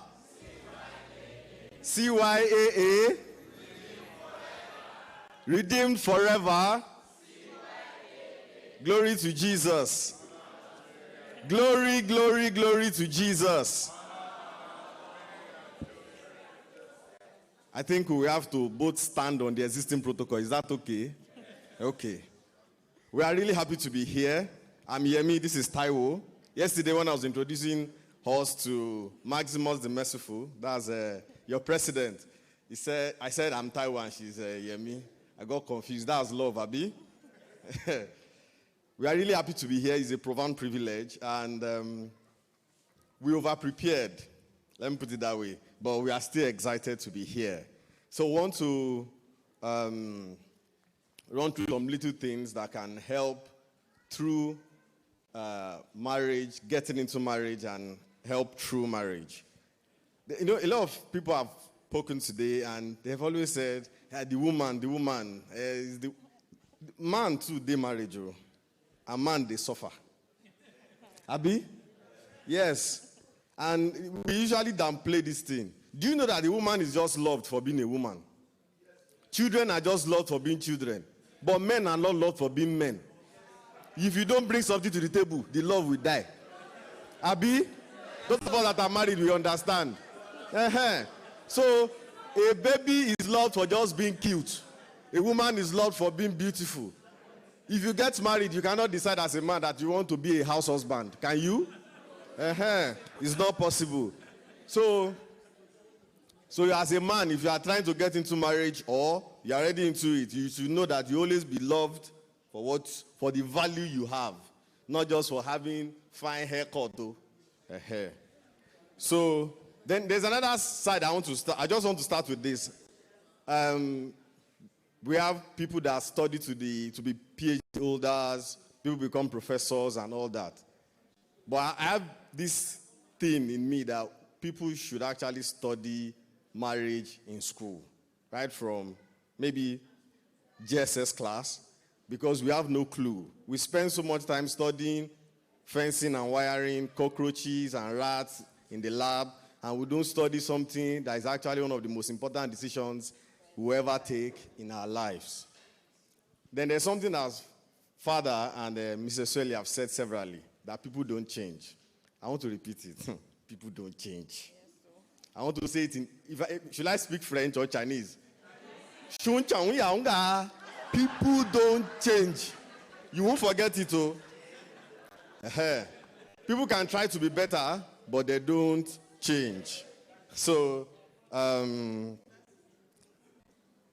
we are supposed to have our slide. Okay. So we are actually going to work together like this. Yes, so you see I'm trying. You see, she's a fine girl, I'm trying, Abi. She came to collect my number for the first time. Actually, we've been together since 2012 as friends. We got married in 2015 after a tug of war, but we thank God we are here today. So Father was involved when the love was growing. Father was involved. So we are going to just run through this quickly so that, because time is fast spent. So she will take a topic I'll take and then we'll share it through. Thank you. CYAA. Okay. So you can use this mic. CYAA. I'm so happy to be here. In fact, I'm really so glad because of this turnout. You know, when we have this kind of event, people don't usually turn up. You understand? Especially the Catholics. But when I got here and I saw the turnout, I was like, yes, this is what we are talking about. And this is the first time I'm hearing about CYAA. In fact, I've been crucifying Father there that why didn't we have this in our own parish? Because it's very difficult to separate the teenagers and, you know, the adults from when we want to have this event. So quickly, before we start anything at all, we have to talk about God, intimacy with God. I will be sharing my story here because I'm a Catholic from birth. And thank God I married a Catholic. But it was not that easy before I got my man here. Yes, I was a Catholic from birth, and let me just say I was just a church goer. I just go to church. I am a Catholic. We receive communion, come back home. But I don't know anything about my doctrine. I know everything. In fact, I can sing. I'm a choir mistress. Yes, a lector. Everything. I'm a commissioned lector. But I don't know much about my doctrine. That is how bad it was. And when I started the relationship journey, you know, you have boyfriend and all that in school. I had boyfriends. In fact, the most serious boyfriend I had was the Celestian. Yes. I didn't know that he was a Celestian because he was going to redeem in school. But he had a roommate then who was the Celestian. I used to see all the hymn books and all that, and their sultana. But he never went to a select church, you know. I never saw that coming. So one day, we were from the same hometown, like the same city, Akure. So one day I went to visit him at home, and all of a sudden, he wore the clothes. I was like, what is happening? Are you not a redeemer? He said, no, that is a Celestian. And during the relationship, let me just put it like that, I've always said it, that I cannot get married to a Celestian because I know his roommate is a Celestian. He didn't say anything. So when I saw that the relationship is getting serious, so this is a committed relationship, because I was in that relationship for like 7 years. Yes. I was in that relationship for like 7 years, and when I was thinking that, okay, this is something serious, that was a committed relationship, I had to tell him, me, my love is not blind, though. Yes, I love you from head to toe. I can't marry a Celestian. And he said, I know now, we work things out, blah, blah, blah. But because I don't know my doctrine, I wanted to go with anybody that just comes, yes. Then he said, we can go to any church now. I said, okay, let's choose a church. I cannot use my bare feet to be walking around. And I said, he said, yes, okay. We choose a church. I said, okay, no problem. So I said, if you not go to my church, I won't go to your church. We'll find somewhere. He said, okay. He wasn't serious about it. He thought that probably because the journey has been so long and he's a committed one. We know each other very well. I know his family members. He knows we have been to so many events together. I even know some of his family members are dead. So he said, so I told him, I said, this is not going to work. I don't want to waste most of our time. This is not going to work. He thought I was joking. I said, no, I cannot do this. At a point in time, he told me, I'm the firstborn, and I cannot leave my church. I cannot do this. I said, so you're telling me I will be a Celestial? He said, but there will be car now. I said, so my own faith now will be tied to a car. What if it's raining? What if we are going to church and something happens to the car? Will I turn back? The family members, the father is one, I don't know, I want to know this big man in church. Will I turn back? I cannot use he said, no, there will always be a way out. I said, see, there's no way out in this. And I left the guy. What am I trying to say in essence is, I went back to my church. And I wanted to know more. I met the priest. I met Father Ogodo. And I met our parish priest then. And they told me that if you want to know more about the church doctrine, I need to be attending some events. I need to ask questions. And that was what I started doing. There were Bible study, there was Bible study, there was events like this, and then you can just go and meet the priest and start asking them questions. This is what we Catholics don't do. We feel that Catholics, I know everything. I go to church, they talk about there's gospel and all that. But you don't know most of the things you have to know as a Catholic. Then I got all that knowledge. And I was so grateful for being a Catholic. I said, this is what I have. And I want to go to a Celestial church.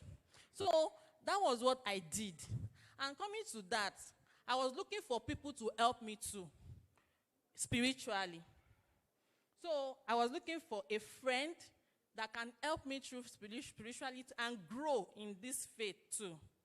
And that was what led me to my man here.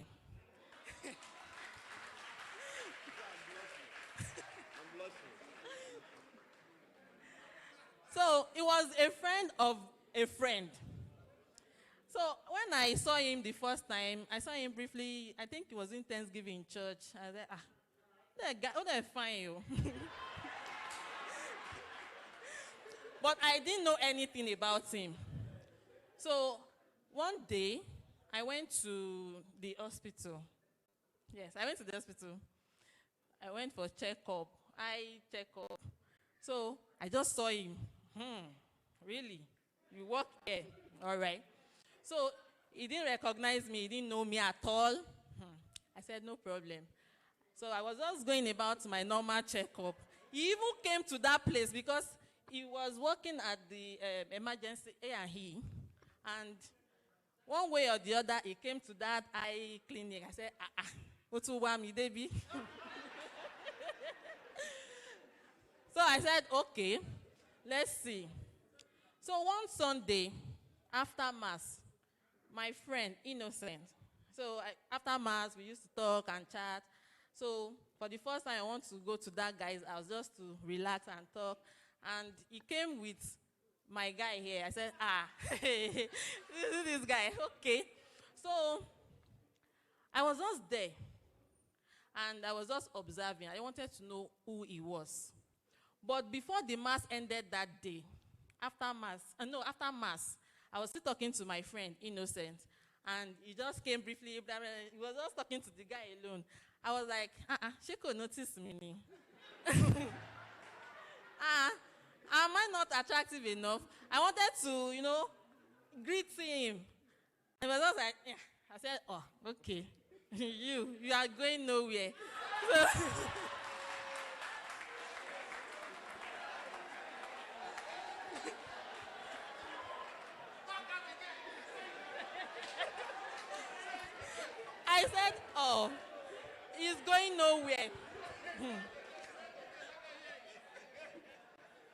So after when we left the church and I got to that guy's house, he came with him and a few friends too. I was like, okay, this is where I will know who this guy is.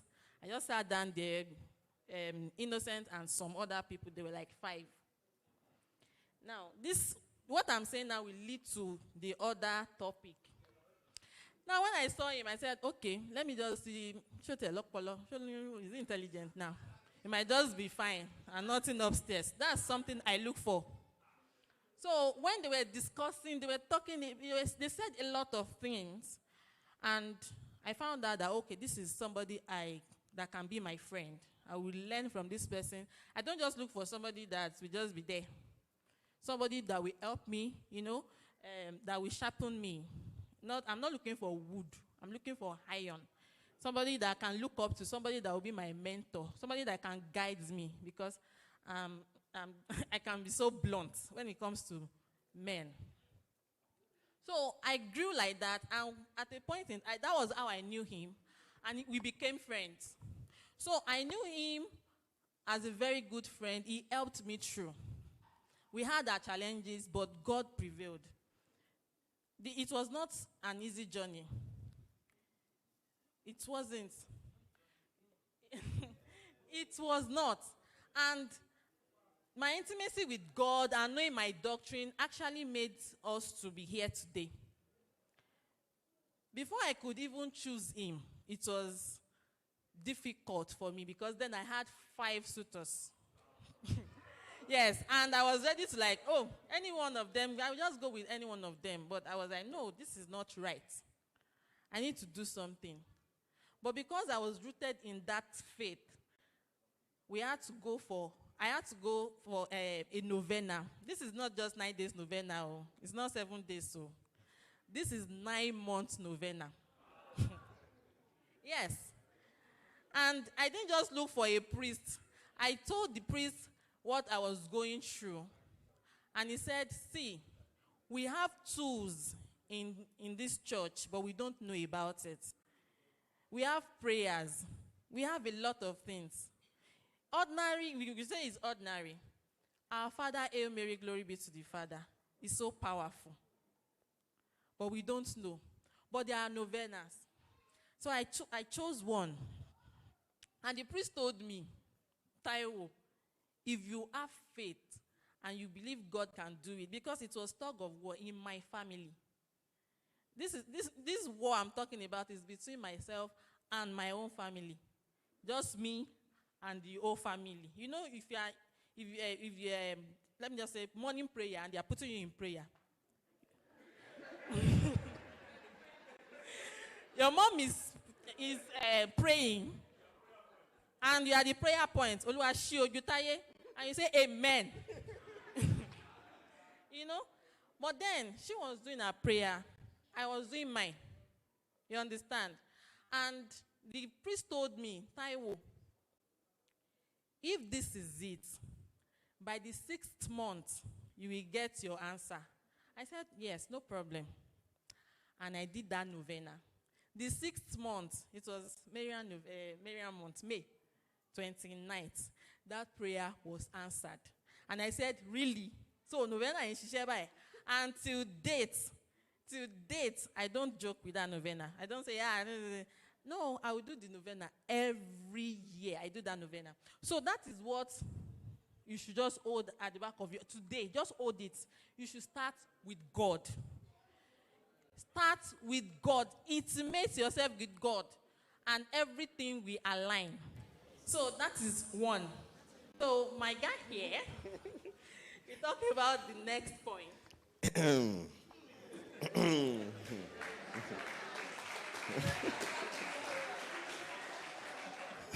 Thank you. So I want to run through it quickly. The second one is know yourself. You know, if you don't know yourself, you can't actually take care of someone else. You can't go into a relationship. So I have 2 questions. The first one is,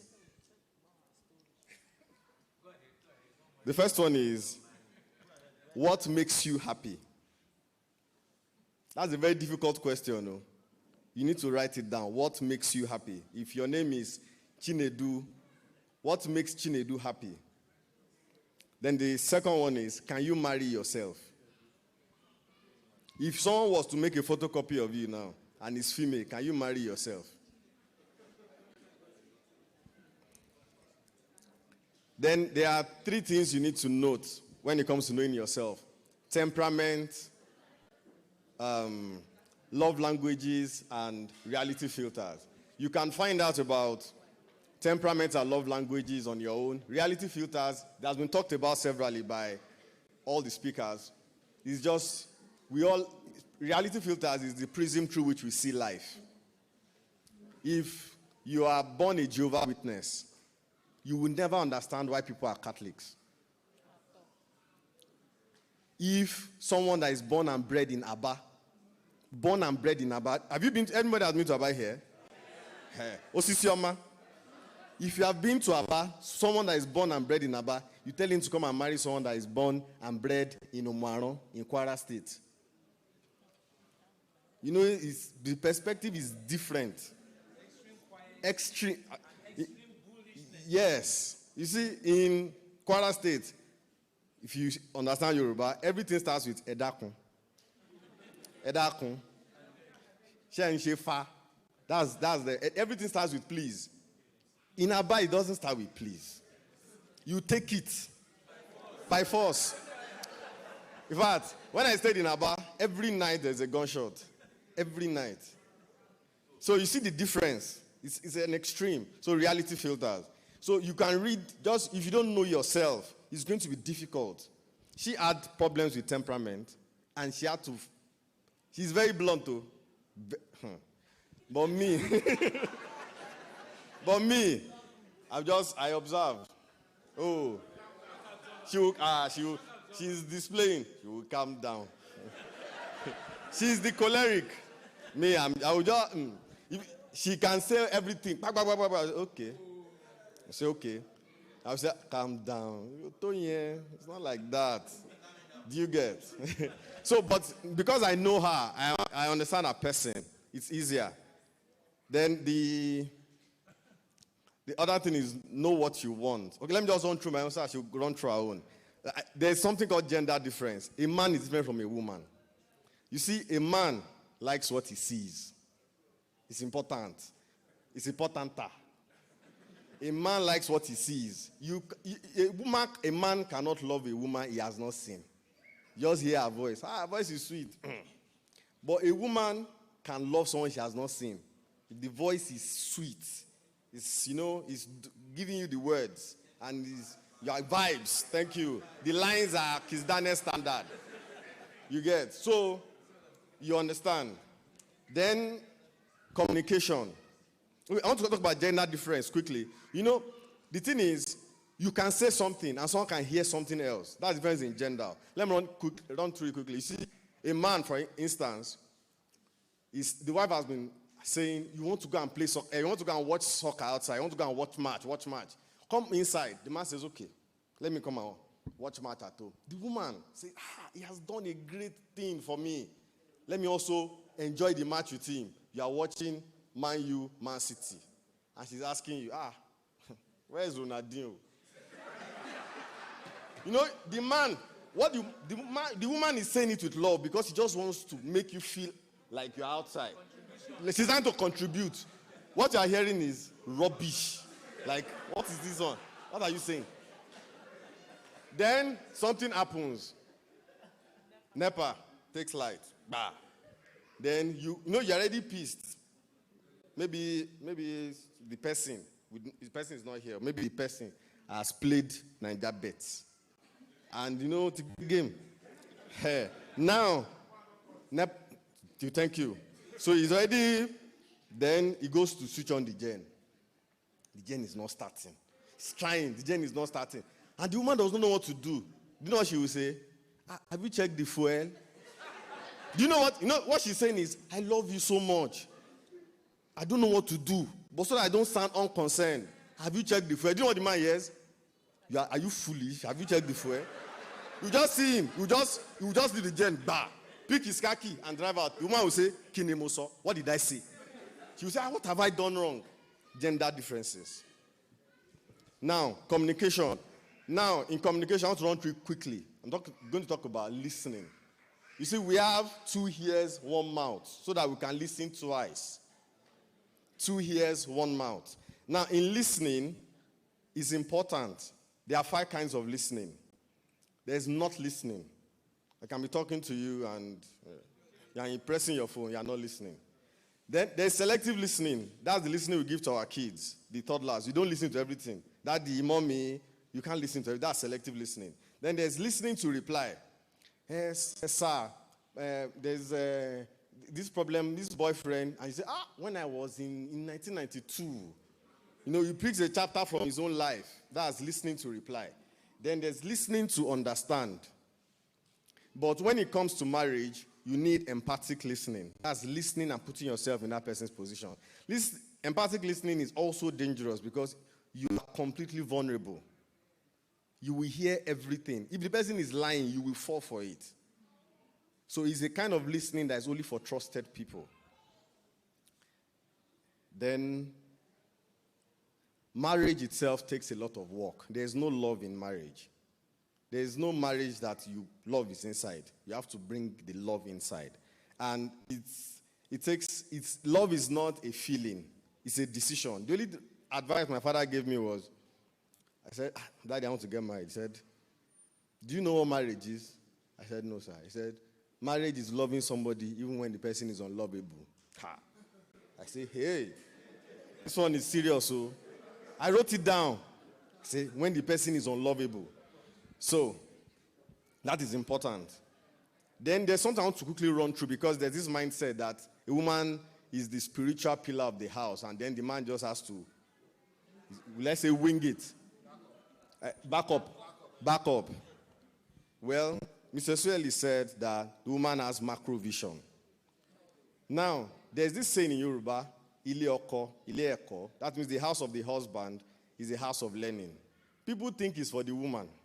It's actually for the man. If you don't have anything to teach, your house is not the house of learning. You need to also continue to grow spiritually and every aspect of your life for you to teach your wife, for you to teach the family. Then the last one I want to talk about is love, trust, and understanding. Now, I want to use this analogy. Science, gas, solid, and liquid. Now, love is the gas. It's always there. Now, trust is very important. If I love this chair that I sat down here now, if I was to use it next week and it fell me down, I will be wary of using that chair again. Trust is solid, it's like glass. The moment it cracks, it's difficult to fix it. And then understanding is the smoothness. That's the liquid, the flow. It gives flow. When she's displaying, I say, yeah. When she's saying, hey, okay, she will calm down. I understand her. The first fight we had was when I didn't have understanding. We'll go to church. Church is 7 a.m. I wake up 5, take care of the kids, do everything. All she had to do was bathe and get ready. I wash the car, take care of the kids, bathe myself, bathe the kids, do everything, and we'll still go late. There was a day I was in rage. I was like, how? Why? How can I wake up 5 a.m. and be late for mass by 7? Then I didn't understand, and now I understand. I don't bet her, sir. Okay, now I should bet her. Okay, I think I will add that to it. I will bet her now. So that rounds off my own aspect to it, so you can quickly run to our own aspect. Thank you.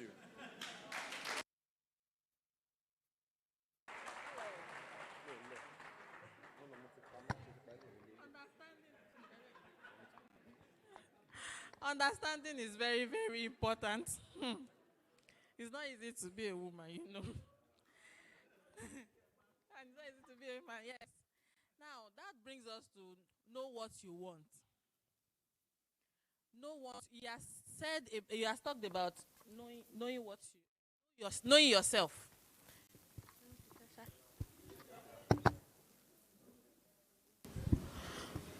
When you know yourself, it is easier for you to know what you want. You know who you are. Then every other thing is very, very easy.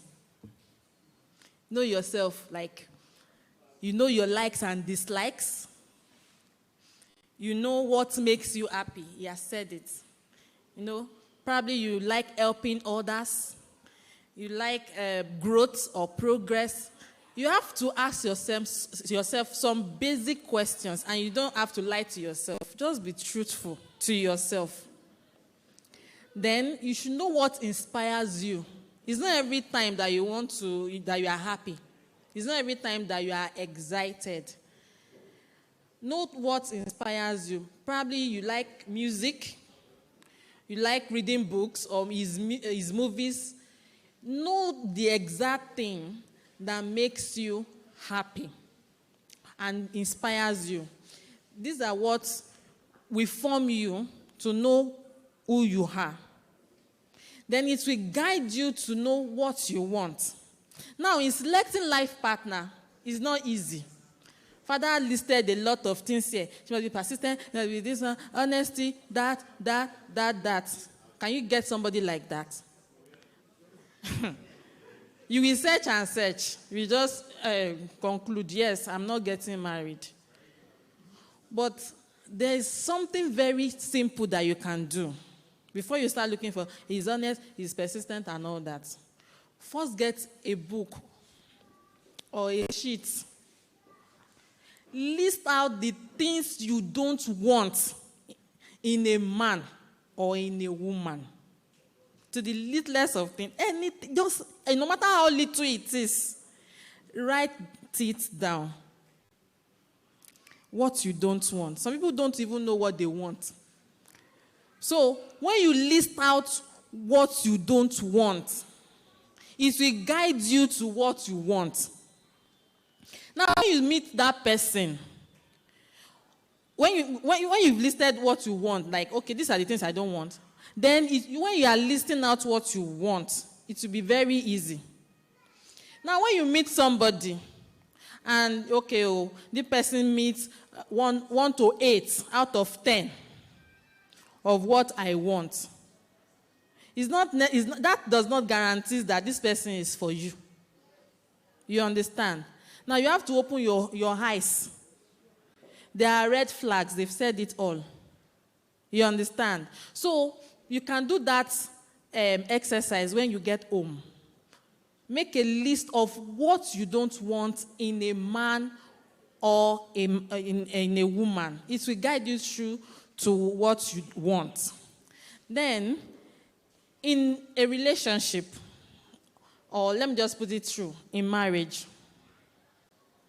don't entertain third party. Third party. And it starts from your relationship, even before you get married. Because during your relationship, during your courtship, and we have misunderstandings and all that. Try to talk things out. Sit down. You know your man. It's not when it's odd like that you call the person, oh, Sheba. No. It can't work. When you know that person, you know when he or she will listen to you. You know when this person will actually hear what you are saying. It's not like mungbo, and the person is pressing his phone or is pressing her phone too. So please, these are things that you have to note. No third party. And that is why when you are preparing for marriage, they tell you to get sponsors. The sponsors are not there for financial background or financial, what should I call it? Financial support.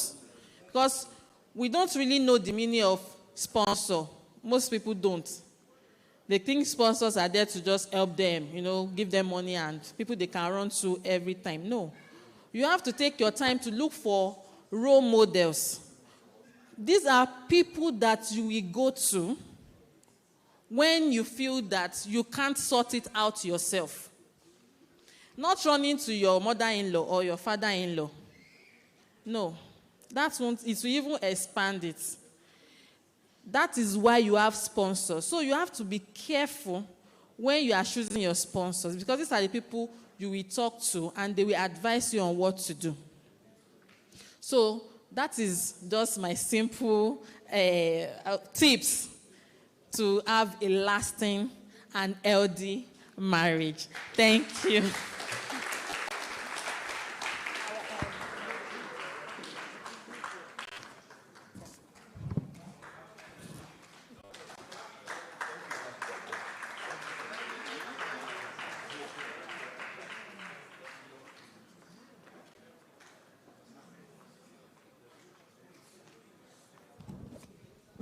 Thank you so much.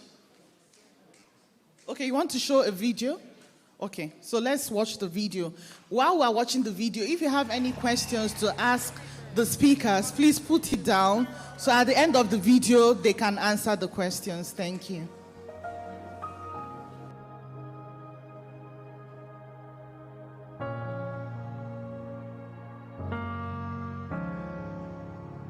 You 103 years old? Yeah. And you 103 years old? Yeah. And you 100.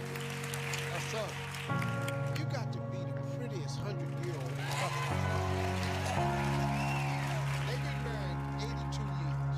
So now, Miss Willie, you said that the secret to a happy marriage is being nice to each other. Yeah. Any other advice you have? Just sit down and talk things over. Talk things over? Oh yeah, get a good understanding of what you're doing and where you're going.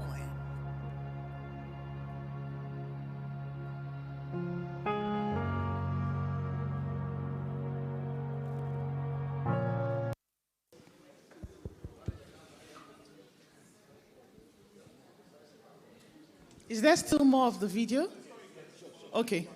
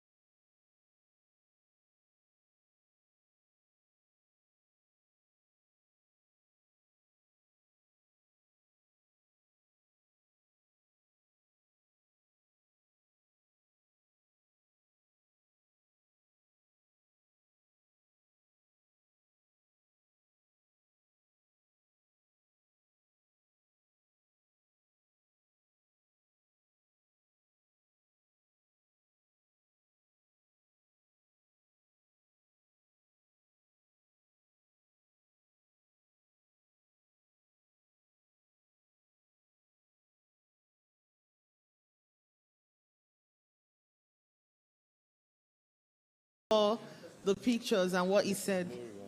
Yes, okay. So what I got from Mr. and Mrs. Alabi's presentation is that they both have the same value system. That's why it could work, and that's why they're happily married. You could see them all lovey-dovey up there.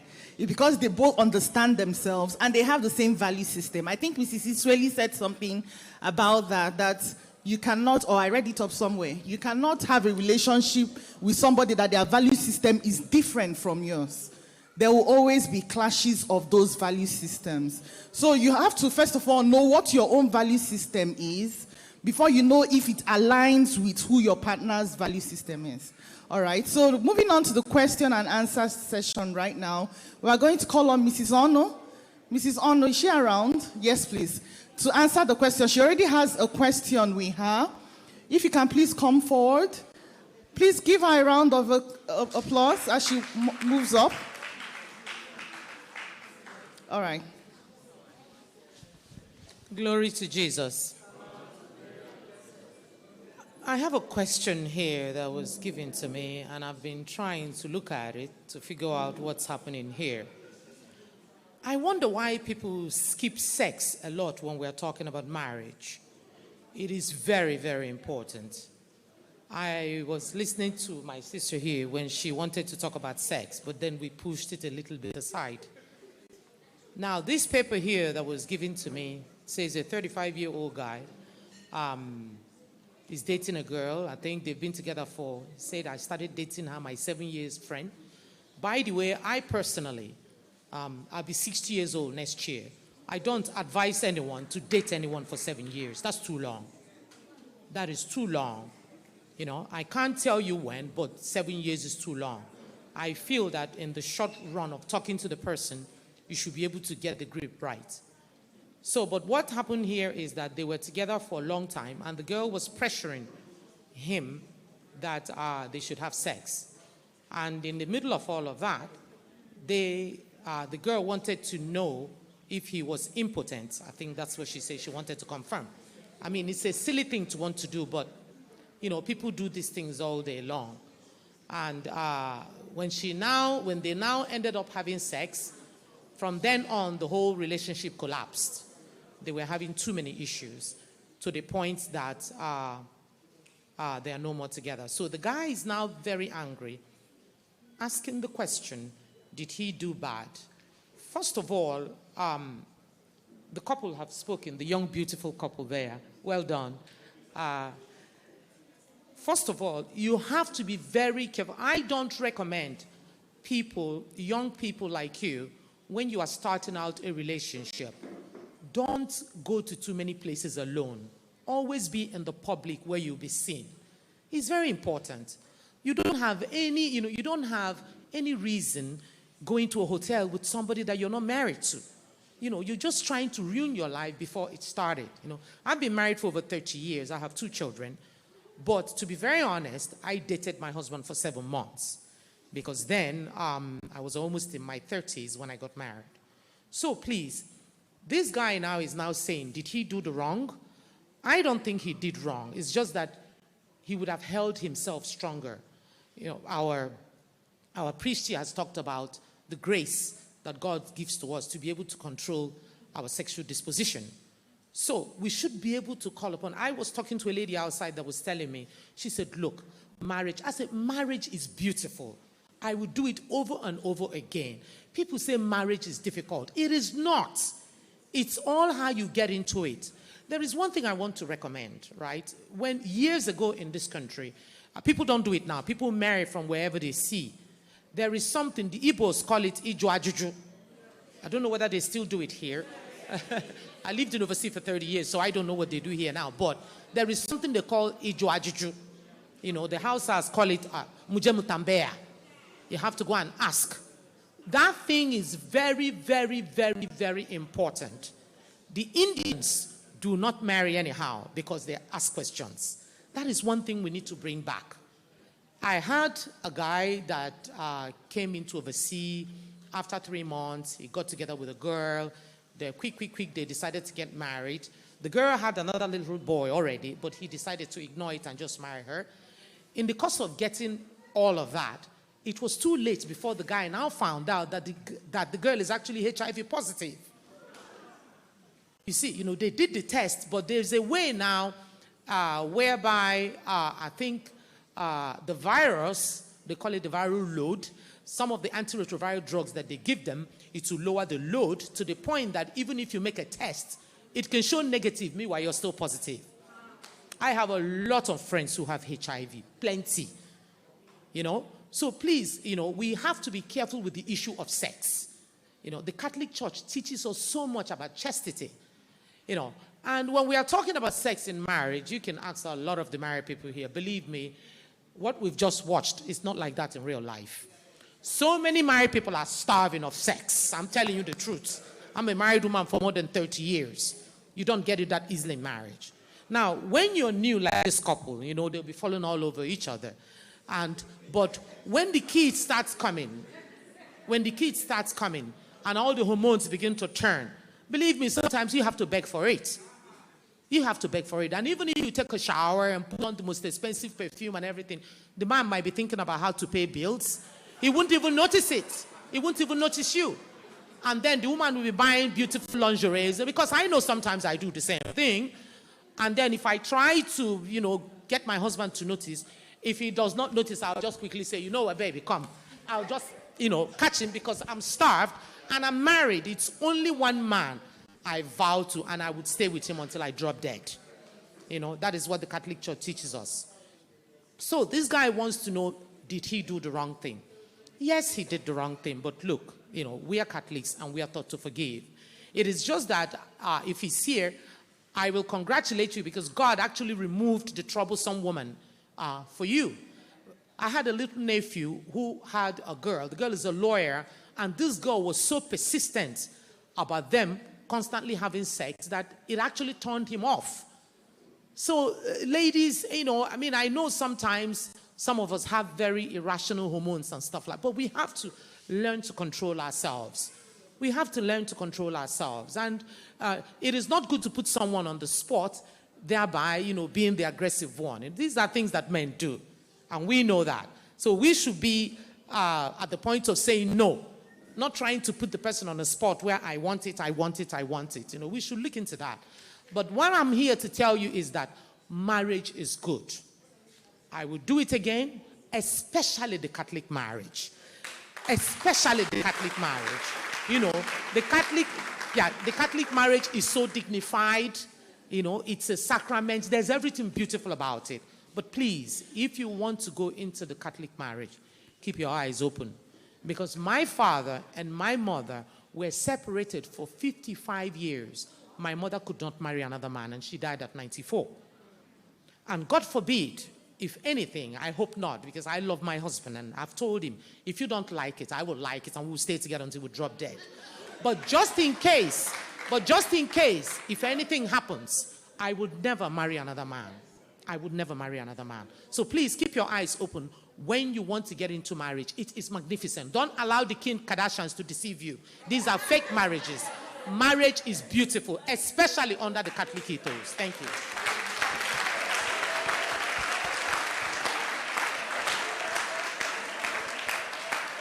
Thank you. Got the mic there. You have a mic there. Thank you, Mr. Sonu. That was a good one. We had some questions at the first topic with Dr. and Mrs. Bridget Isweli. So they will take that questions, but I will just appeal that we'll make them fast so I can finish them. Other questions are coming. Thank you. Thank you, everyone. I want to thank Madam for that ginger of our swagger. Thank you very much.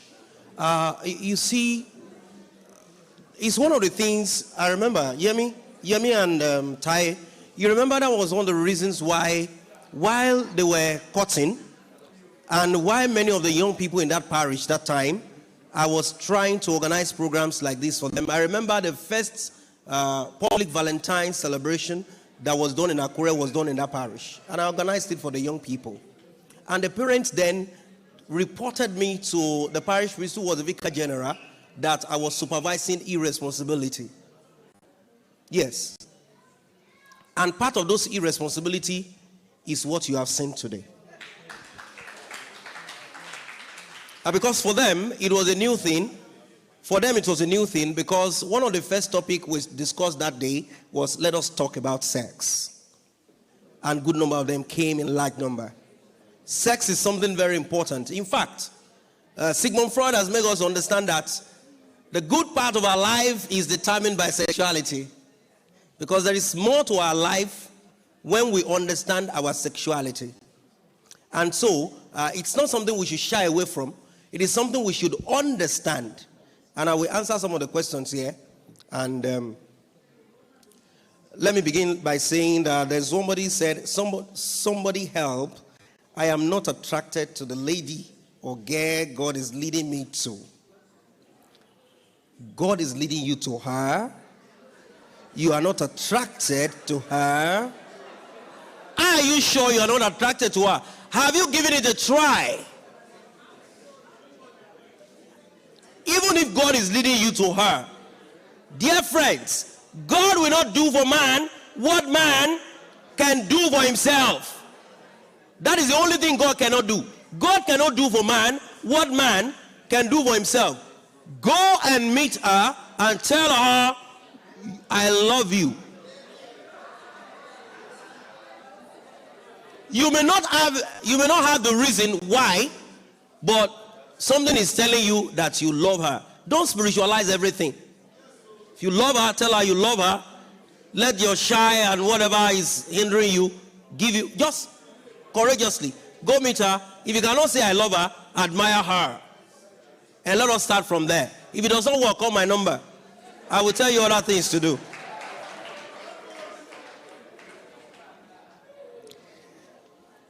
When you are married less than 4 months without dating, without dating, and the marriage is shaking due to lack of trust in the first place, don't rush into marriage. Why will you not try to understand who you want to go into a lifelong relationship with without dating?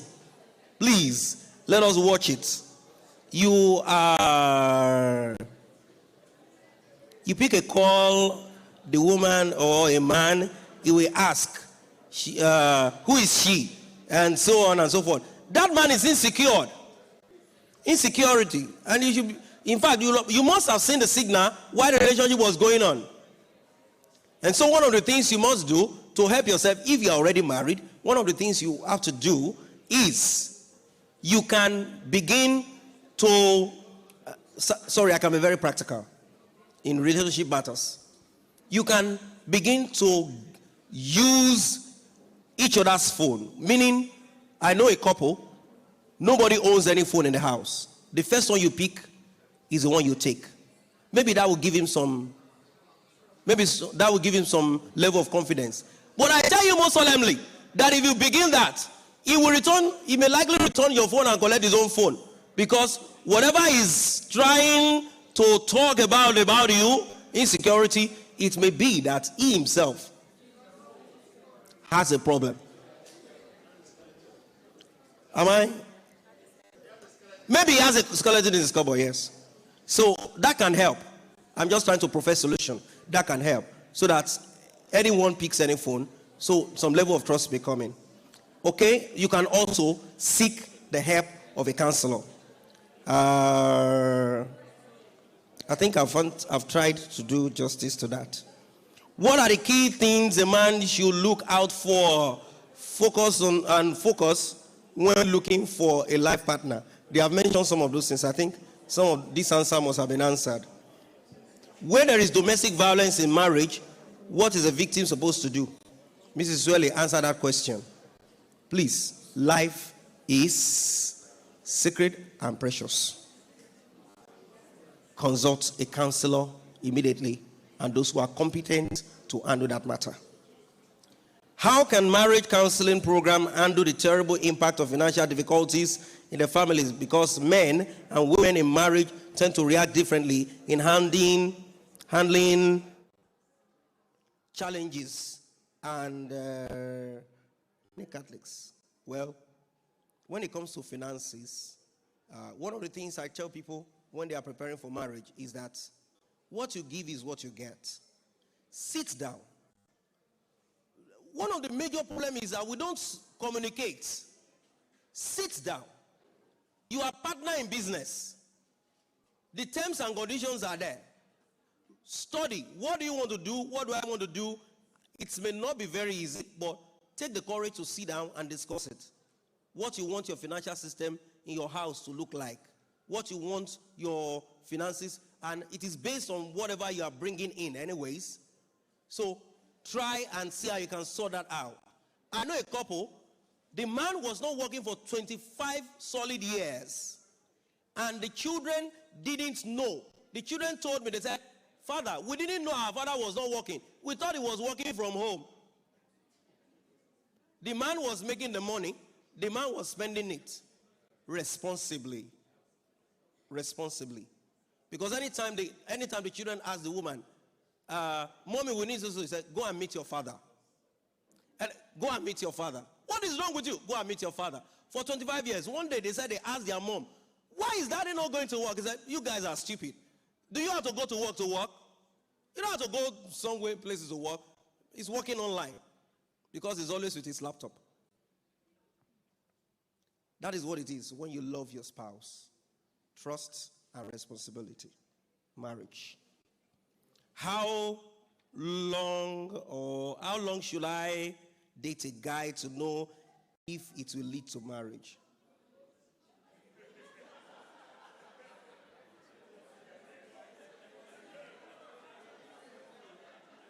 I will answer and say, don't date too long. Don't date too long, and don't date too short. You must understand and ask the basic questions we have asked today and follow some of the tips that these couples have given you. If those answers are not met, don't go into a marriage.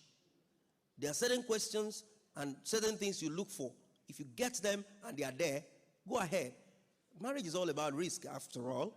And I tell you most solemnly, when you want to stay long in a relationship, and that's one of the things that is affecting people today, statistics have shown that those who have gone into trial marriages don't end up getting married. Because the longer you stay, the more confused you become. The longer you stay, the more confused you become. So don't stay too long and don't be too hasty. That will be my response. Does the duration of marriage class matters in going into marriage? E.g. 3 months, 6 months. Duration is important. Some people, a lot of young people now, what they do is that they want us to have, Father, I don't know if you experience it here. Some young people, they come to the office and they want to have crash program. And they will tell you, hey, can we do it in 2 months? Can we do it in 2 months? Can we do it in 3 weeks? No. Those who drew that curriculum knew that the minimum time you can spend is 12 weeks to be able to absorb many of the things that they are going to be taught in that marriage class. And the mistake we often make is that people don't prepare for marriage, they prepare for wedding.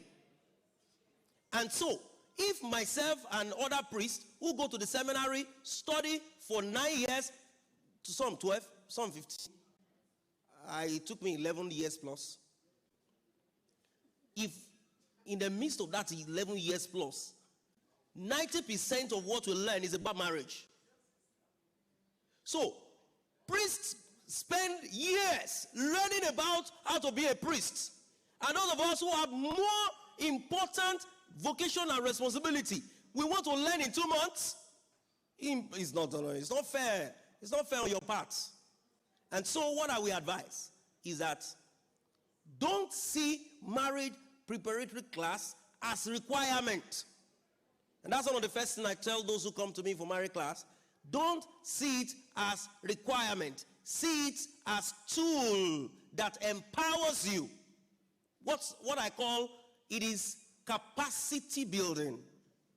Until we begin to see marriage class and treat it that way as capacity building, then we are going nowhere. That is what I will say. It is not about 3 months, it's not about 4 months, it's not about 6 months. Some will even do it for 12 months. They will still not listen. They are just coming because it's a requirement. So what I would say is, don't see it as requirement.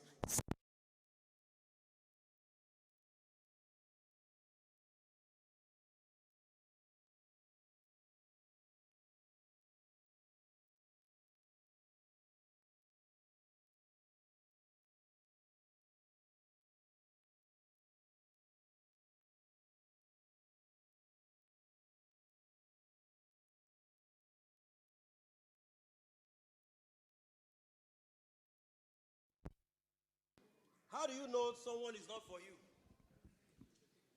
The signals are there. You know what you want. You know what you don't want.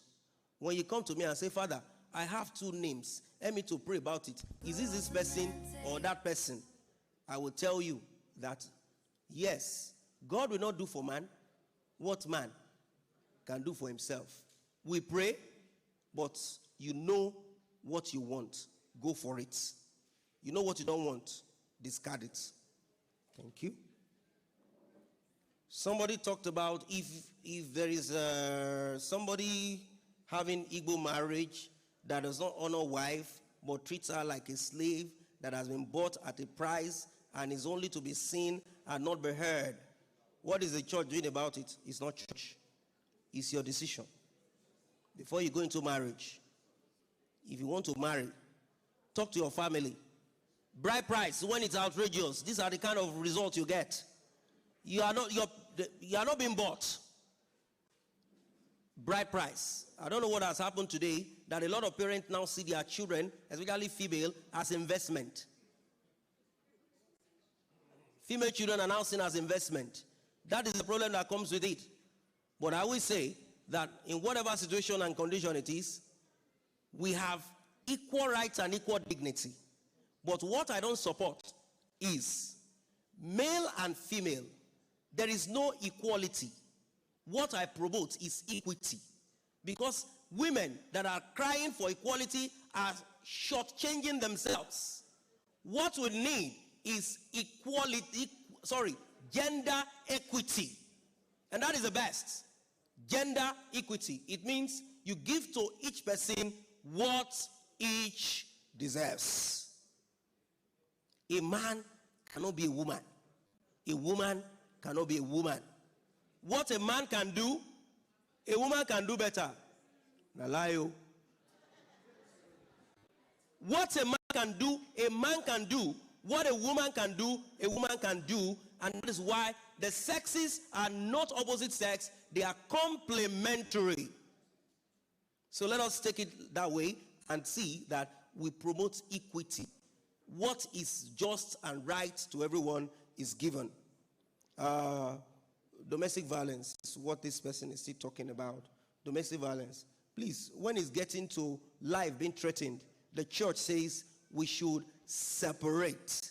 So, and when you are separating, please notify the appropriate church authority and state authority so that they can document those things and look for a way to resolve if possible. But if not, no. These are the ones in my hands. I don't know if I've done a little justice to that. Any other question from anywhere?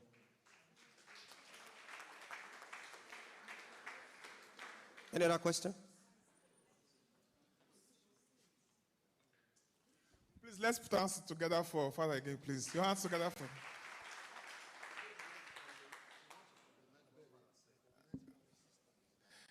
Before we go on, I want to recognize some persons to please come to the high table.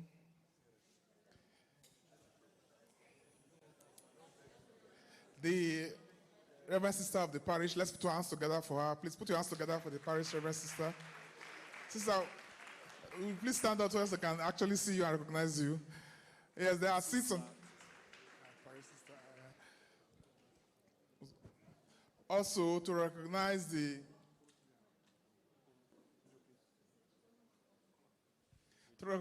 parish laity council chairman, Mr. Achijoke Okoro. Please, let's put our hands together for him. Is he here? Is he still around?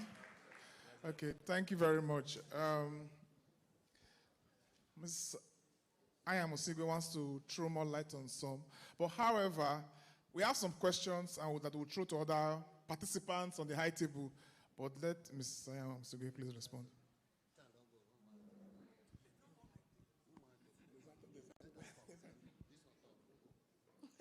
Glory to Jesus.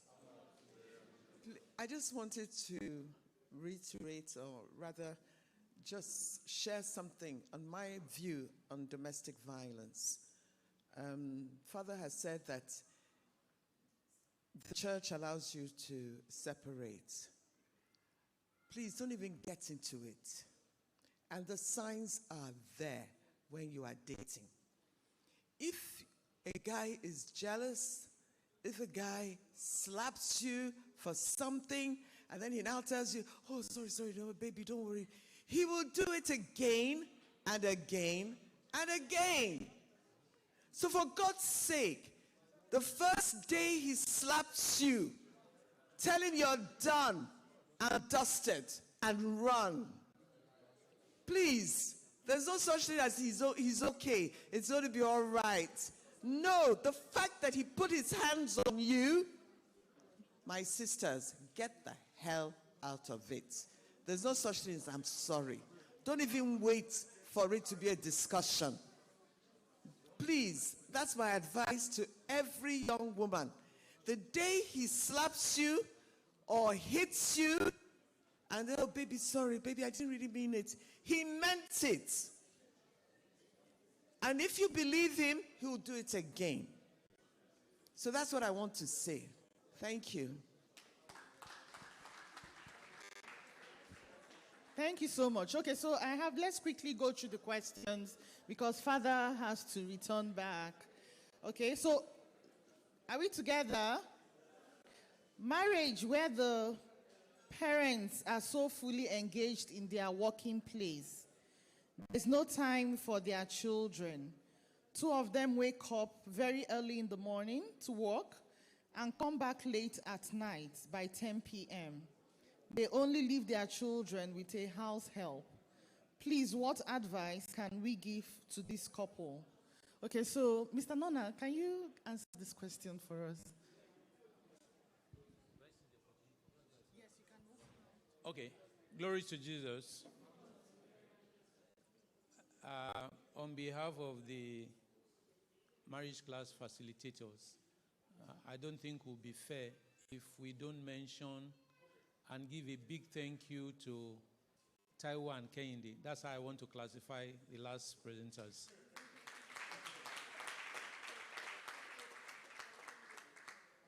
And you know why that is important for me? They didn't talk about their present. They talked about their past. How many of us are ready to disclose who our past were?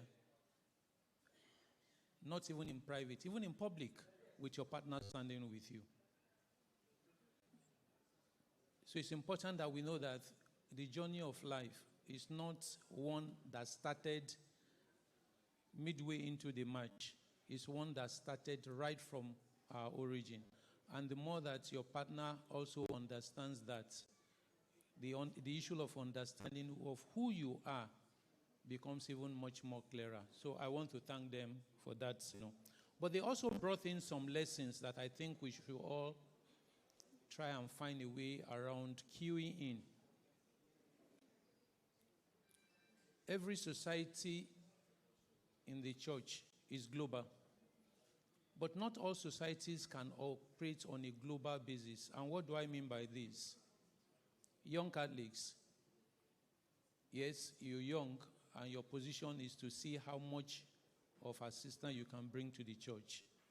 But if you also don't run or try and see the possibility of running a cell system, which what the church itself is calling BCC, you are not going to be in a position to address unique group of persons whose challenges in life are also unique. So one of the things I will be hoping that will be taken away from this workshop, in particularly their presentation, is to also say, how do we form cells?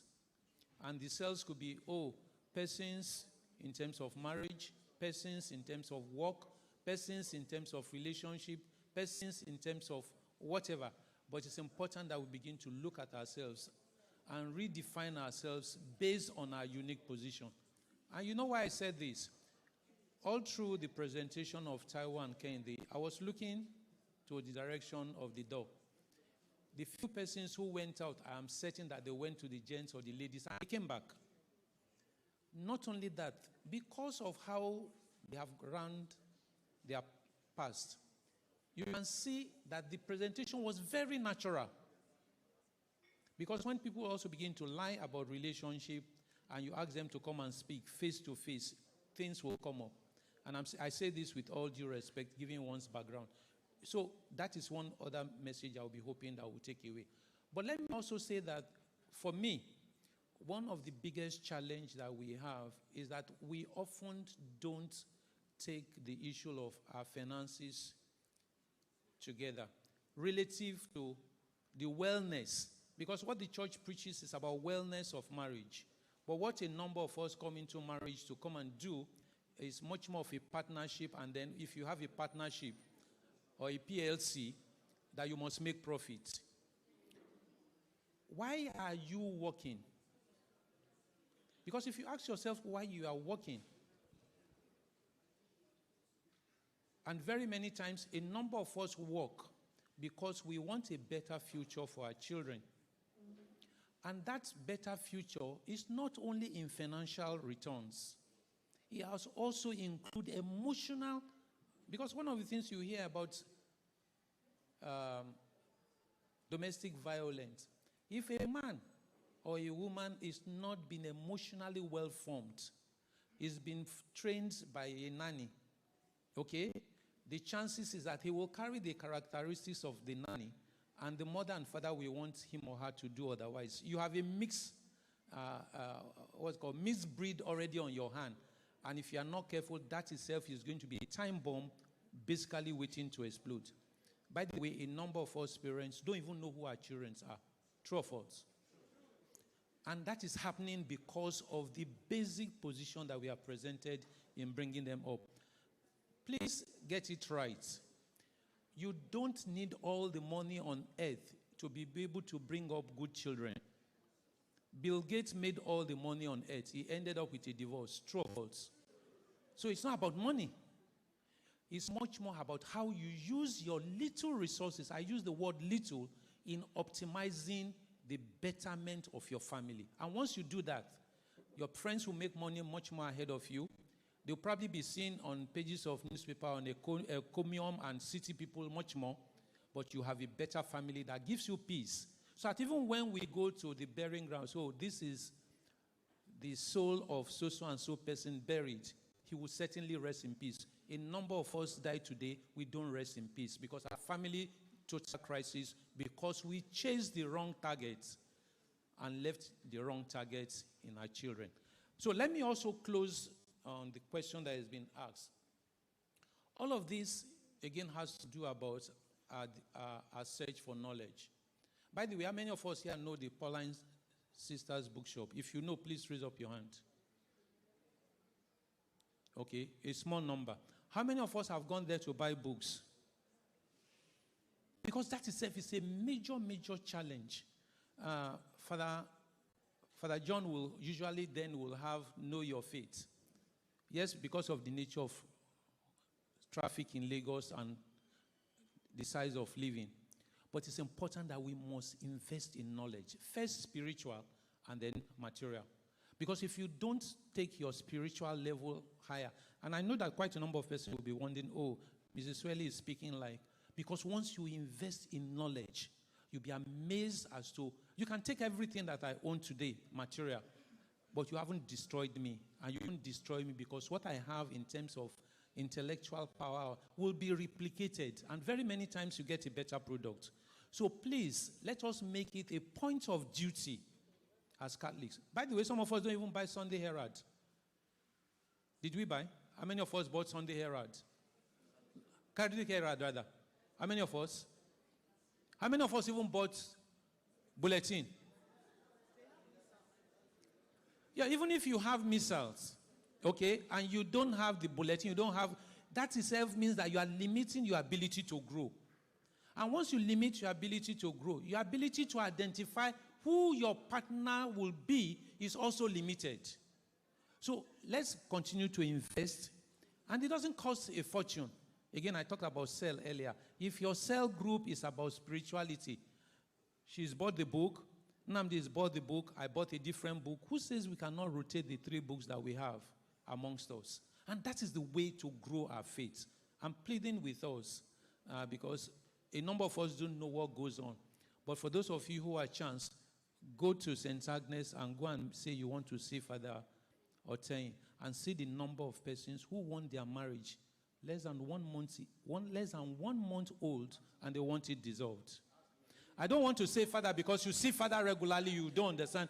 But just go into St. Agnes, say you want to see Monsignor Otain, and then you see the number of persons, and that is for the Archdiocese of Lagos alone. Let us kill bad marriages before bad marriages kill us. Thank you very much. Thank you very much, sir, for that expose on the question. And if I may just throw a little light on it, if 2 people are working, 2 couples are working, and both of their jobs take them out very early in the morning and they come back late, the family is going to suffer. So you have to have a work-life integration. There has to be a balance between your work and your life. Your life is not about work alone. You already have a family. So you have to have that discussion. That's what we talked about, communication. All right? To see if it's to change jobs, I think you should consider that, to give you one that will avail you of time to be with your family. I know of a couple, the woman earns more than the man, and they had that discussion, and the man stayed back home while the woman earns. You know, so there's always a parent at home. While he now does his own fashion designing work, you know, this is something he does, so he does fashion designing. All right, so these are discussions you can have. Both of you cannot be leaving the house. Like he said, what value system does nanny have to train your children? Okay, so you're leaving your children with these nannies that you don't know the kind of training they have. All right, so we need to have that communication, that discussion as couples to decide on work-life balance. All right, going next to the next question. Father Emmanuel, this question is coming to you. It's a very short one, Father. Okay. Okay, so an advice. Okay, this one is something I think has been discussed already. An advice for those of us who were in marriage for the wrong reasons and eventually out of it. In my case, it was just a traditional marriage, not in church. I think, well, if you found out that it was wrong, you know, that you entered into the marriage wrongly, and you're out of it already, it was done just traditionally, then I think the annulment can be done traditionally, whereby the bride price is taken back and all whatnot. And going forward, the advice I'll give is that you reevaluate yourself and find out what happened, how it was possible that you were able to make a mistake in choosing a life partner, and maybe get it right the next time based on all what we've heard today. Okay, so Mr. Maurice Ofyong, this question will be coming to you. He's not around, okay. He's not around. Okay, so Mr. Mosi, will you be able to take it for us? Okay, does one marry someone he or she cannot live without, or someone he or she can live with? That's the question. And then the second one following it is, do you think that women being submissive can prevent men from cheating?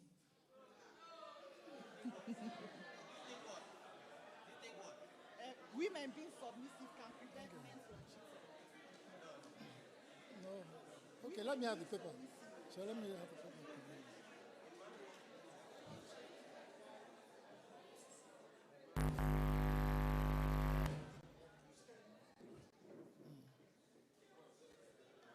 Glory to Jesus. Glory, glory, glory to Jesus.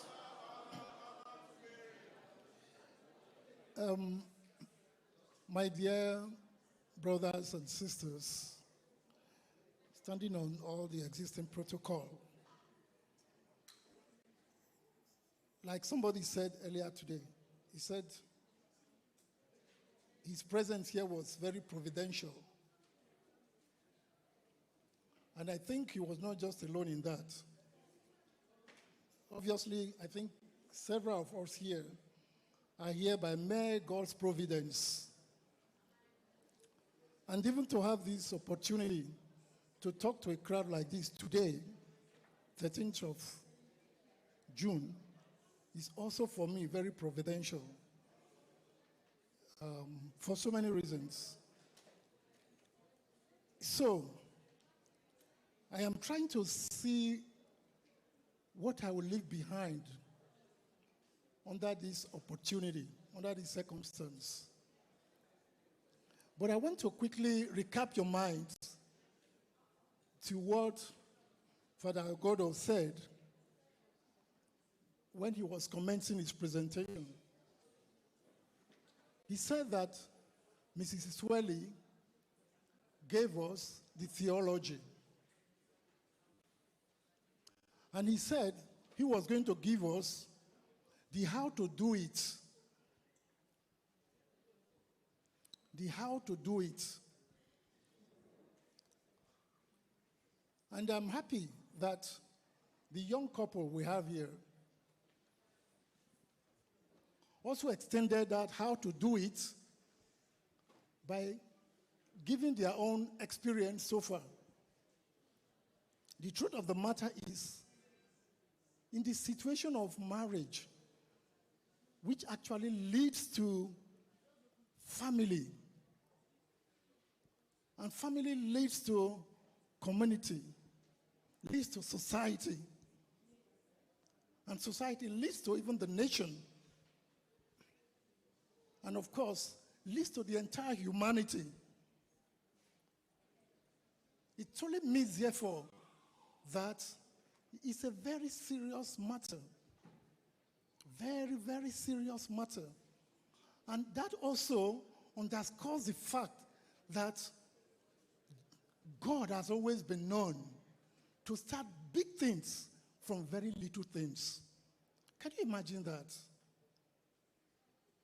God starts wonderful things from so microscopic things, starts making a change from what looks to the human being as nothing, until we see that big change, until we see the macro, before we begin to even realize that, oh, so this was happening around us.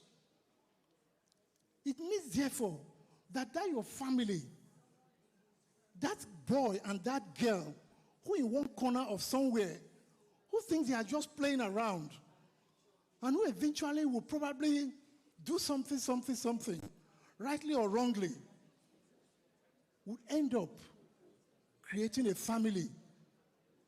And the output of that family, the product of that family, which will be a man, a boy, or a girl, would end up changing the whole world.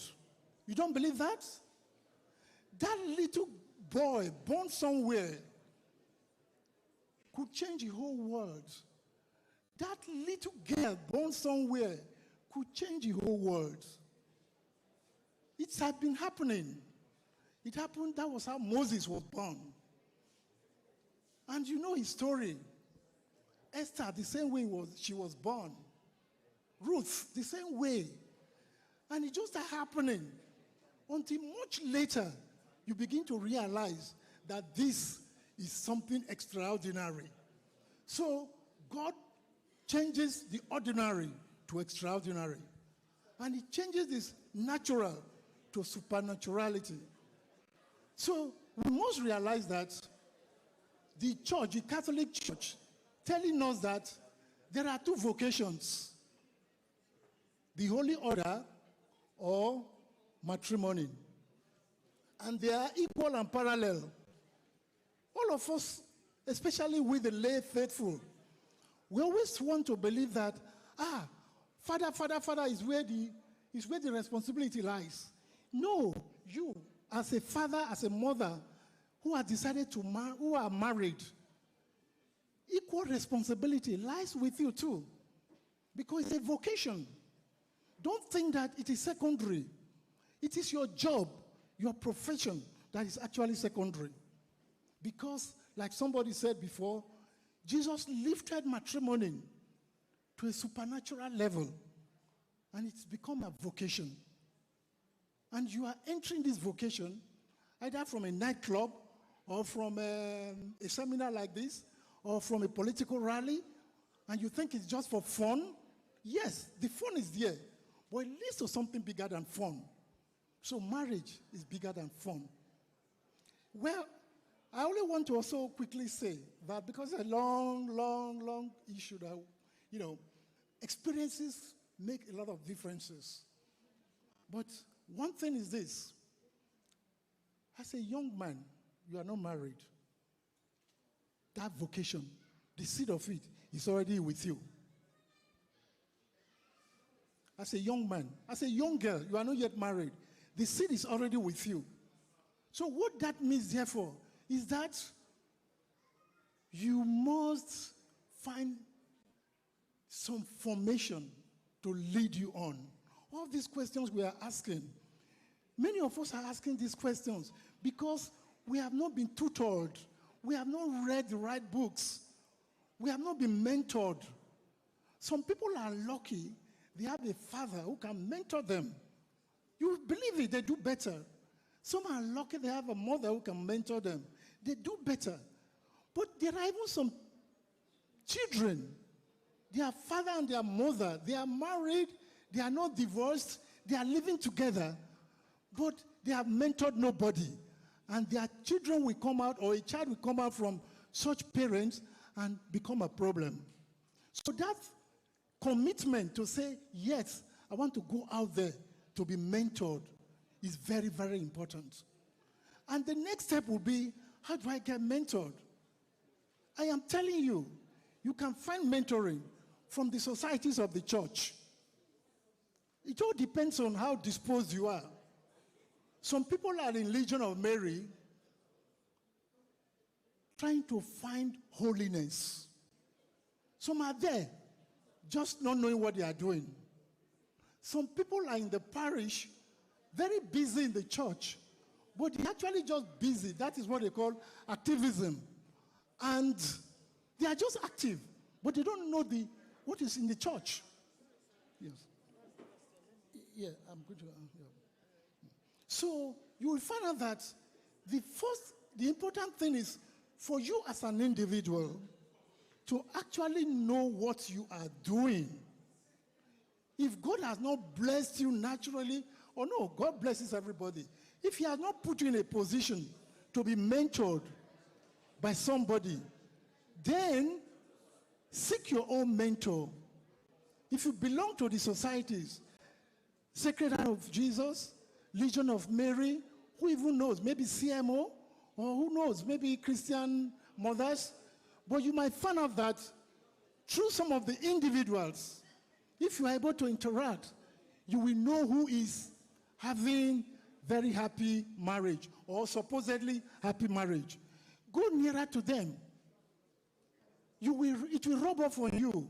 And if you find out that it's not rubbing on of you, then find out more. And I can tell you, there are various groups today in the Catholic Church. Mrs. Iswell is heading one big group like that. And I'm very sure that many of you here, you are not aware of maybe the Nigerian Association for Family Development. Is a Catholic organization.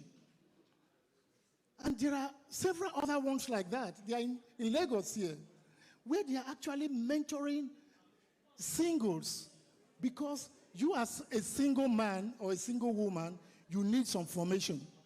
And you also find out too that even as a married person, you still need another formation. So by the time you see yourself having these formations, you will begin to see that you can answer these questions. You can begin to see. And what are the questions? Somebody says,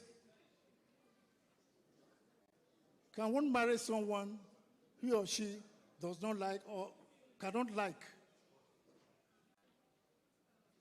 Or someone that she can live with but does not like? Look, a question like this, believe it, tells you straight away that this person, for some reasons, has not received the foundation. He has not received the foundation. Because if you had the right doctrinal formation, and then the doctrine of the church, and which will include marriage formation and all that, you will definitely know that from even what they have said here today, how to begin to know that even marriage is a sacrifice. Somebody has said, it is not just love, you build a love. If you find, for example, you just wake up one day and find out that you have a woman that seems very ugly. For example, who knows, maybe you were drunk all along and you now suddenly got into a different level and say, oh, or you finally, maybe social status, your status had increased, and you say, oh, my wife is not educated enough, this.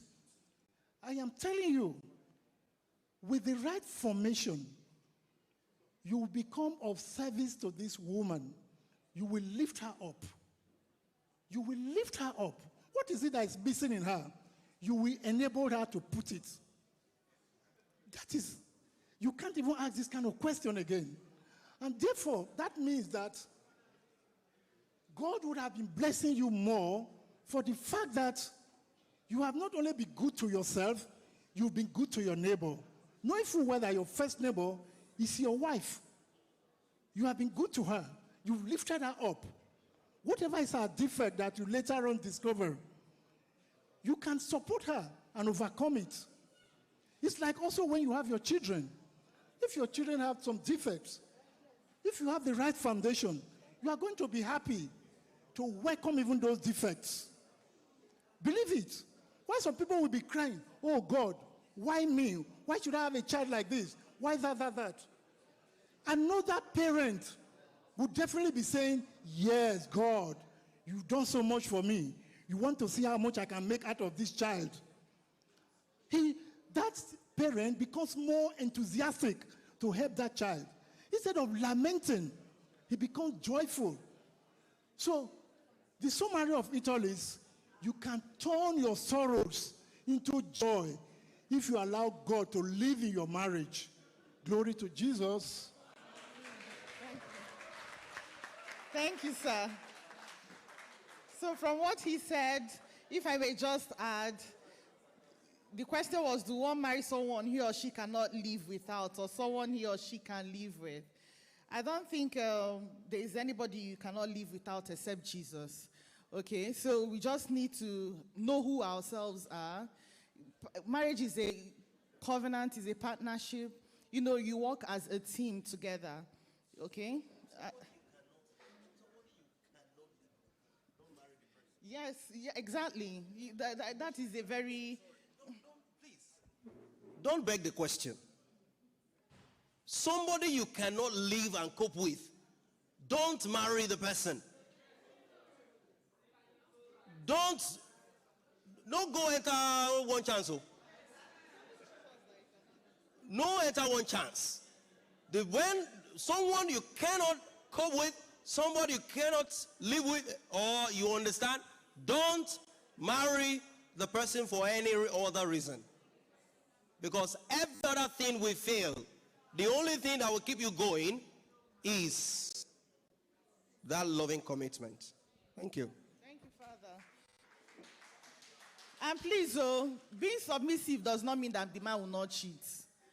Yeah, hey, that was just, yes, the man will not cheat. Okay. Sorry, please. Just addition to what you said. Okay.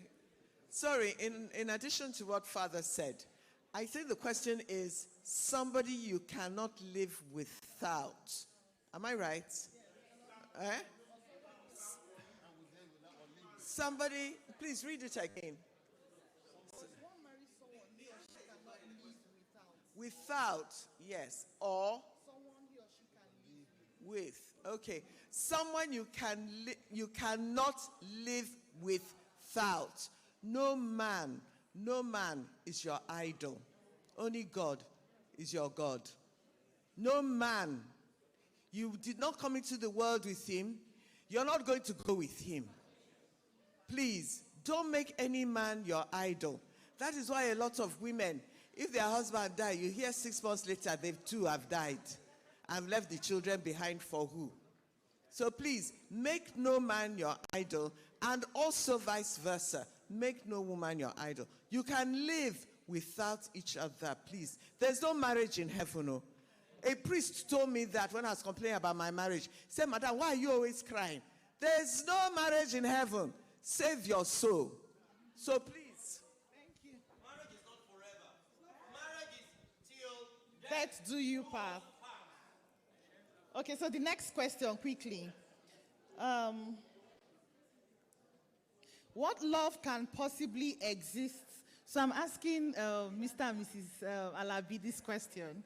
What love can possibly exist between a person in diaspora and somebody, a spouse in his home country, whose closest contact is video call and posting of pictures, 2 or 3 and sometimes more years without any visiting or coming in physical contact with each other? So that's the first question. Then the second one is, can mere profession of love during video calls reflect the true state of the man or woman's mind? Is it advisable for the spouse to keep holding on, hoping against hope? Okay. So, Mr. and Mrs. Alabi, you will help us. Okay, she's experienced. Okay. This is the question again. Thank you. Wow, this question is so funny because I have experience with this. Well, what love can possibly exist between somebody in diaspora? So we are talking about distance relationship here. America. Somebody in America or whatever. Yeah. From this question, a spouse in his hometown, this person, I believe this person is a woman. Now, you are in love with somebody you are not seeing. Please, how do you want to define that love? Because if somebody is outside your country and the person can only talk to you through video call, sometimes 2 or 3 times, and sometimes more than years without visiting or calling or whatever, please, what are you doing in that relationship? Because I don't know if you actually know this person before he leaves and you feel you are in love. Even if you are in love with this person and this person has been there, you are not yet married to this person and you are still holding on to that kind of relationship. For how long? Now, now you have to make a very, very good, a good conversation with this person. Be true to yourself. This kind of relationship, can you even say is a committed one? Because if you are talking about a committed relationship, you have to spend quality time with each other. Now, when you are spending quality time with each other, there are a lot of things you get to know about this person. Do you want to tell me you will see it through phone or through the picture? A lot of things are not clear through pictures and videos. A lot. Now, in the olden days, our forefathers and our grandmothers said there's no phones and all those things. But yet, love existed. Now, you cannot hold on to virtual and all those kind of things. Don't get me wrong. I'm not saying that love can't work with that. But you have to know what you are looking for. Now, you ask yourself some questions. What do you really want? Is this the kind of relationship you want? Now, you have to ask this person these questions. You are a woman. You have limited time to yourself. Don't rush into things. So I'm not saying you should be desperate. Don't pressurize the person. But you have to ask the guy some questions. During my own time, when I had my own experience with this kind of, I don't know what to call it. Yes, distance relationship. In fact, before the guy left the country, we were planning for our introduction. So it was a committed relationship. But we did not do that introduction before he left. So I didn't even have any reason to go and look for any other person. But at a point in time, I asked myself, why are you even here? The guy said he's coming. Okay. After 2 years, he didn't come. No show. Nothing. After 3 years, I had to ask him, please, when are you coming? There was no tangible thing for me to hold on to. And I told him, if you are not coming this year, December, forget about it. Don't hold on to fakeness. Don't hold on to virtual. And do you know what happened? I moved on with my life. I found another people. I found people that, okay, yes, I want to have relationship with people I can see. After getting married, okay, no, when married? No, okay, yes, no, after the novena, yes, I think after the novena, and I already found the person I want to spend the rest of my life with. He now called. He was actually part of those people I put in my novena. He called me. I gave him a test January, and he failed his test. I said, okay, turn by. Do you know that after I've moved on, and in fact, I already see my future like this, he now called me one night, and he was begging me on phone, not even to come back. He already had somebody he wants to get married to, but that person said, see, I know you have somebody in Nigeria. Before I can say yes to you, you have to call this lady in Nigeria and ask for forgiveness so that it won't be as if she's in a relationship with this guy or already married and there's one curse on her head. So I said, see, I've moved on. Just go on with your life. Now imagine I'm still here waiting for one virtual person that is professing love to me. 2, 3 years. So please don't deceive yourself. Committed relationship, you need to spend time with each other. Now when we are spending time with each other, you know, I laugh when people say they are going, I have a date. My boyfriend is taking me out. And you are just there eating and drinking alone, gossiping. When I'm going out, when I was dating my guy here, we have a list of what to talk about. We have lists. So when we are going out, we already, okay, Yemi, we are talking about finance. Now, that's before we got married. And when we are drinking and eating soya and all that, we are talking about serious issues. We are still gossiping about the couple we are looking at the bar, but we are seriously discussing something about our future. So each time we are going out, we have a topic we are discussing about. Now, in a committed relationship, this is how you know that you're already in a committed relationship, because you are talking about your future with somebody you are not even married yet to. You already seen that person in your future. Now, do you want to tell me spending 5 hours on phone with somebody outside the country? There are facial expressions, there are body languages, a lot of things will give you signs, and this person is actually into me. This person, you know, when we are talking about listening, it's a whole ball game. It's different entirely. Somebody you are talking to on through the phone, you don't even know, maybe the person is watching a movie, and you want to tell me that person is listening to you empathically.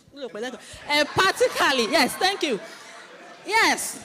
You don't even know if the person is just doing selective listening. So, I don't know. What's the question again? Is it advisable for the spouse to keep holding on, hoping against hope? What are you hoping? What are you hoping for? Please move on with your life and find something tangible and solid to hold on to. Thank you.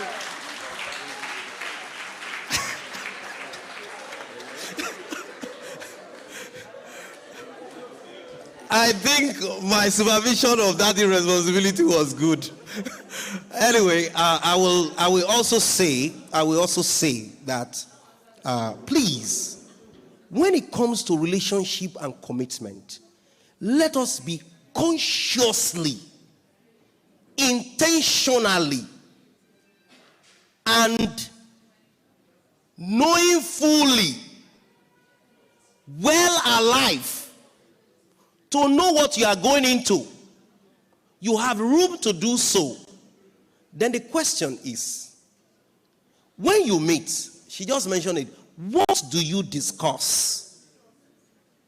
What do you discuss? It is said that there is a particular quote, but I have to paraphrase it. Sensible people discuss issues, but people who don't have substance, they discuss persons, they gossip persons. So, in your relationship, what issues are you discussing? To the last letter. I want more of this to come up in this parish, Father. It will go a long way. If they can even extend it to other parishes, it will go a long way, so that inter-parish interaction can also go on, so that it won't be that if you don't see anybody here to marry, like I told you the other time, if you don't see anybody to marry here, once there is interaction between St. Leo's and Church of Presentation, let us do this interaction. God of Holy Rosary. So if you are marrying, you don't have to marry from St. Leo's. You can marry from Surulere. You can.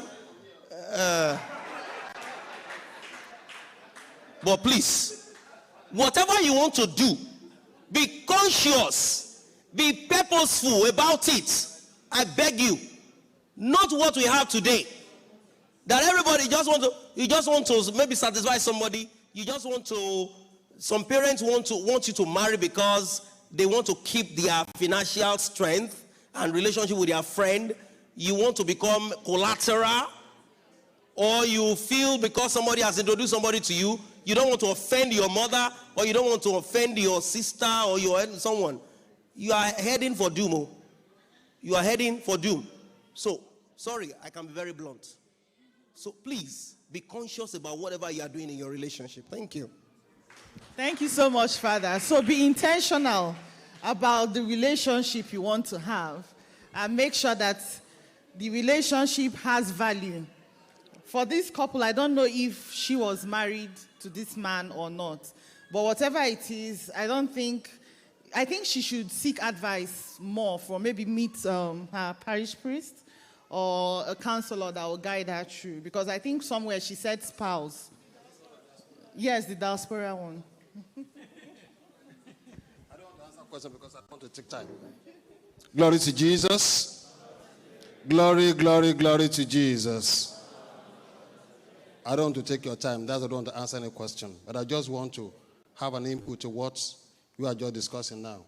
And thank you, the couple. You are just natural in your way. Please let us appreciate them once again.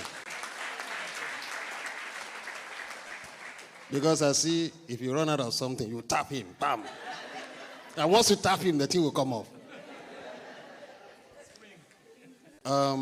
When it comes to this diaspora relationship, it doesn't work. It's not the right thing.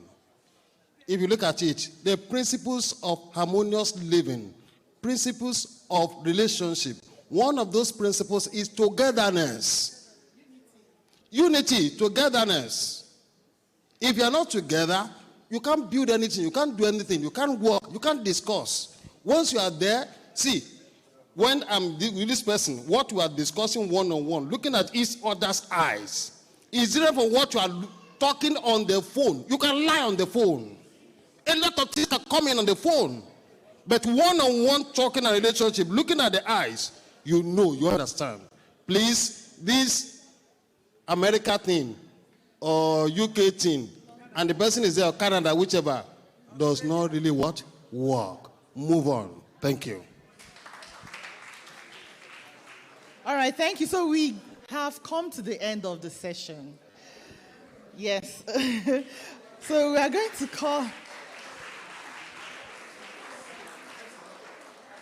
call on the chairman. Okay? Father wants to.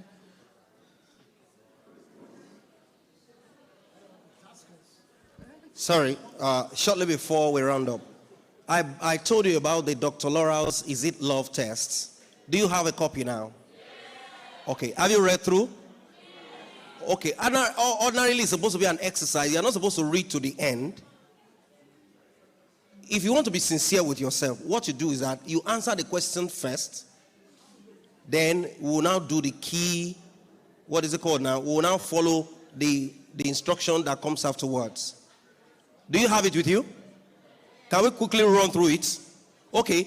Ordinarily, it's actually supposed to be for those who are already engaged or those who are having a partner already. I will say that you may keep it. You may not feel it now. You may keep it. But it will actually help you so that anytime you want to take a decision, go through it, answer those questions, and it will help you to know whether you are truly in love or you are in infatuation. That's why I just gave you the material. There are many other materials, but please accept it as my little token. God bless you. Thank you, Father. Okay, so without any other...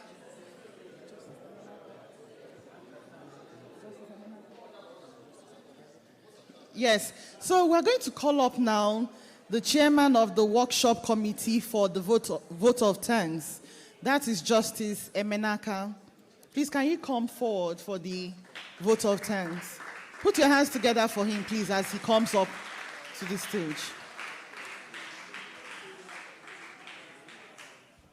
Good afternoon, ladies and gentlemen. I stand on the existing protocol. Our gratitude to Almighty God, the parish priest, the organizing committee of Catholic Young Adult Association of St. Leo Catholic Church, distinguished speakers, for honoring our invitation and finding time to share with us this year's Singles and Marriage Seminar. We extend our thanks to the listening audience who found time to be here today. It is our hope the knowledge shared here will be used in building a committed, long-held, and blessed relationship for singles and married in our society. Thanks for coming. Remain blessed. Okay, so thank you very much, Justice. All right, Father, for the closing prayer.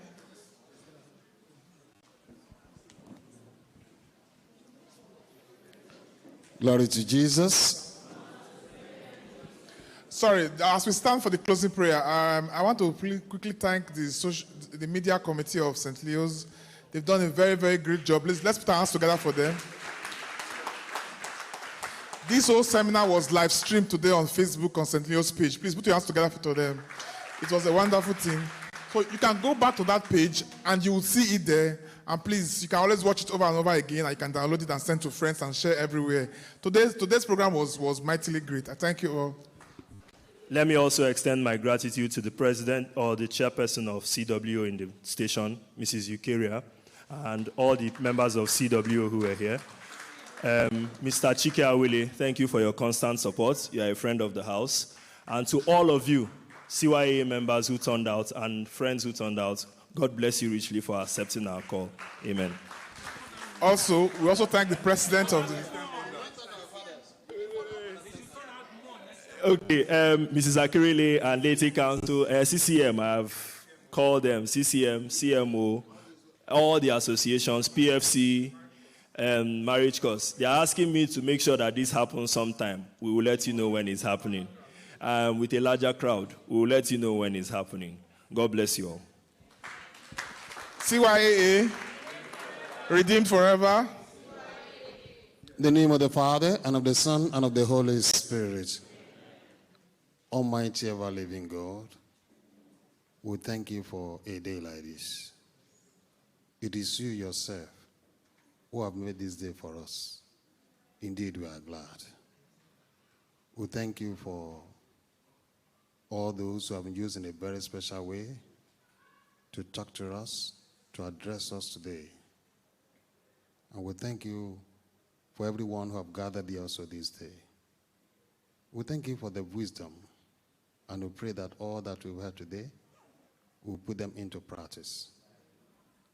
Father, as the day is well spent, we thank you. And it's about living a different destination. We pray that your presence will go with us, watch over us, guide us, protect us, bless our families, bless our children, bless our parents, bless our parish, bless our parish priests, bless CYAA St. Leo's, and bless all of us through Christ our Lord. The Lord be with you. May Almighty God bless and keep in his love, Father, Son, and the Holy Spirit. Peace be with you all. CYAA, CYAA, CYAA, St. Leo Anthem. Family of God, Atikeja, have as our patron, St. Leo the Great, greatest administrator of the ancient church. Pray for us all now and evermore. St. Leo, St. Leo, you through whom St. Peter spoke so eloquently, St. Leo, St. Leo, pray for us all now and evermore. St. Leo, St. Leo, you through whom St. Peter spoke so eloquently, St. Leo, St. Leo, pray for us now and evermore. St. Leo, St. Leo,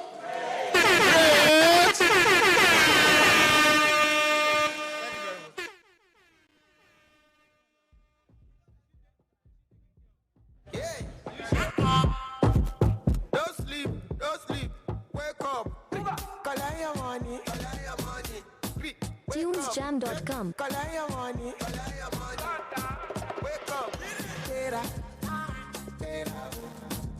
Go get the moolah.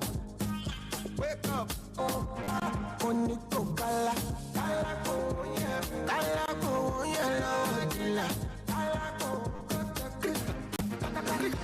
don't walk it, don't try. You supposed to be jai. Kilo come, person, my dog, person, we don't mind. When I land softly on the sofa floor. So far, so good, Koni Bajo, let me see.